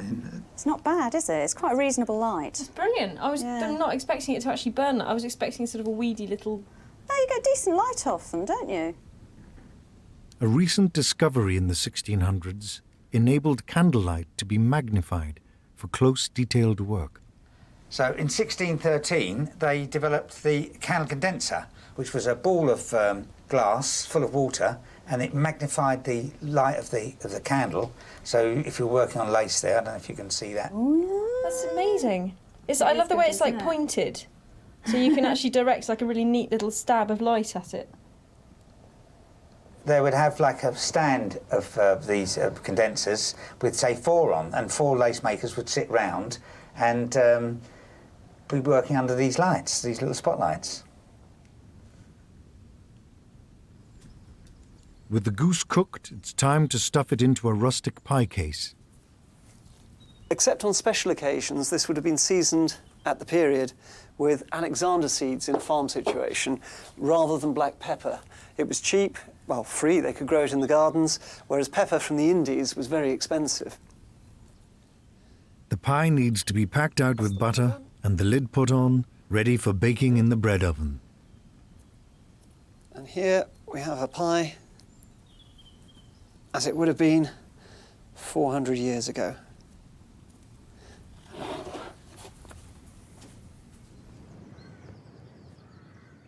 Some things are as certain now as they were 400 years ago. And in a British summer, that means rain. I tell you what, mate, I'm absolutely exhausted. Yeah. This harvest has pretty much wiped me out, has to be said. Get your fitness levels back, boy. After this morning, it was so hot that the straw, well, it was like really crispy and goldeny. So it was ideal for taking into the cart shed. If we could have just got it in just before this rain, perfect, done and dusted. But sadly not. No. In came the rain, spoilt our little fantasy.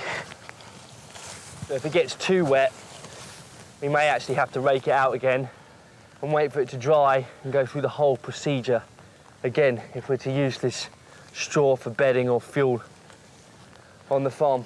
Yeah. How are your Wellington boots? Well, my feet are still roasting hot, mind. With the stubble getting more and more sodden, Alex and Fons have to abandon it to the elements I don't think we had a tumble dryer. and retire inside where dinner awaits.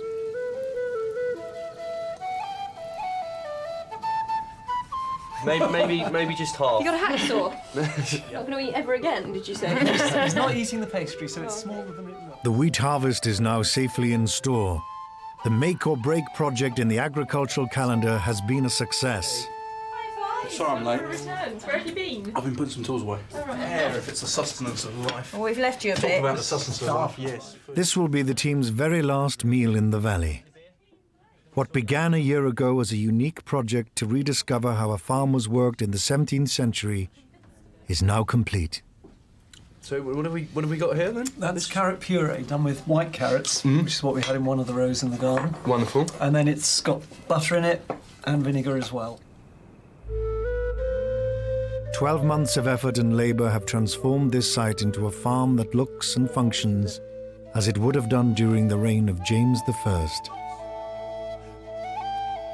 From building projects to cookery, ancient technology to period breeds of animals, our experts have gained a unique insight into a lost world and a forgotten time.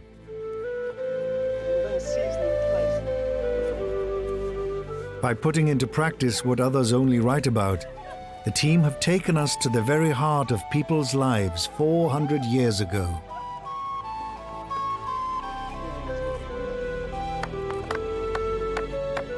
One of the great things about period jobs is that although at first glance they may seem to be very boring and repetitive and you're doing them hour after hour through the day, things like dry stone walling where you're banging the rocks together, fiddling with them all the time to find that mix, at the end of it you stand back and there's another couple of yards across the landscape. It's very, very satisfying. I think the thing I've enjoyed most about this year is the chance to really practice at things and get reasonably good at them. Cheese making, for example, I started off having done a few little goes but not being that great at it. And I've done so much that my cheese making has improved and improved and improved. I really make quite tasty stuff now. Come on, gorgeous. Come. Good. Yes. I think I'm really going to miss working with the animals. I've built up quite a close working relationship with them, especially blackthorn. And I think because they're period rare breeds, they have this much more natural character because they haven't been as intensively reared. I'm going to miss them, these characters that have provided company for us for a year. It's going to be a wrench leaving, I think.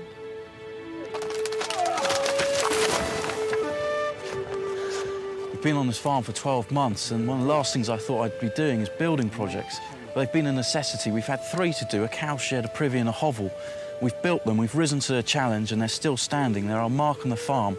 And I think they were the things that gave me my biggest sense of achievement. I think if one thing stands out, it's not necessarily working here in the 17th century, but working here in the countryside, amongst nature, and I'm really going to struggle to drag myself out of this beautiful rural setting back into the 21st century.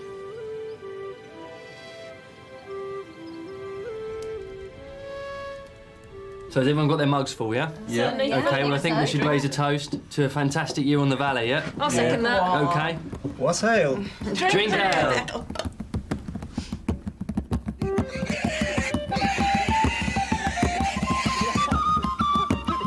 Round one to the pigs. There are even more primitive sheep, like the Sowing. Oh. You're not going anywhere, girl.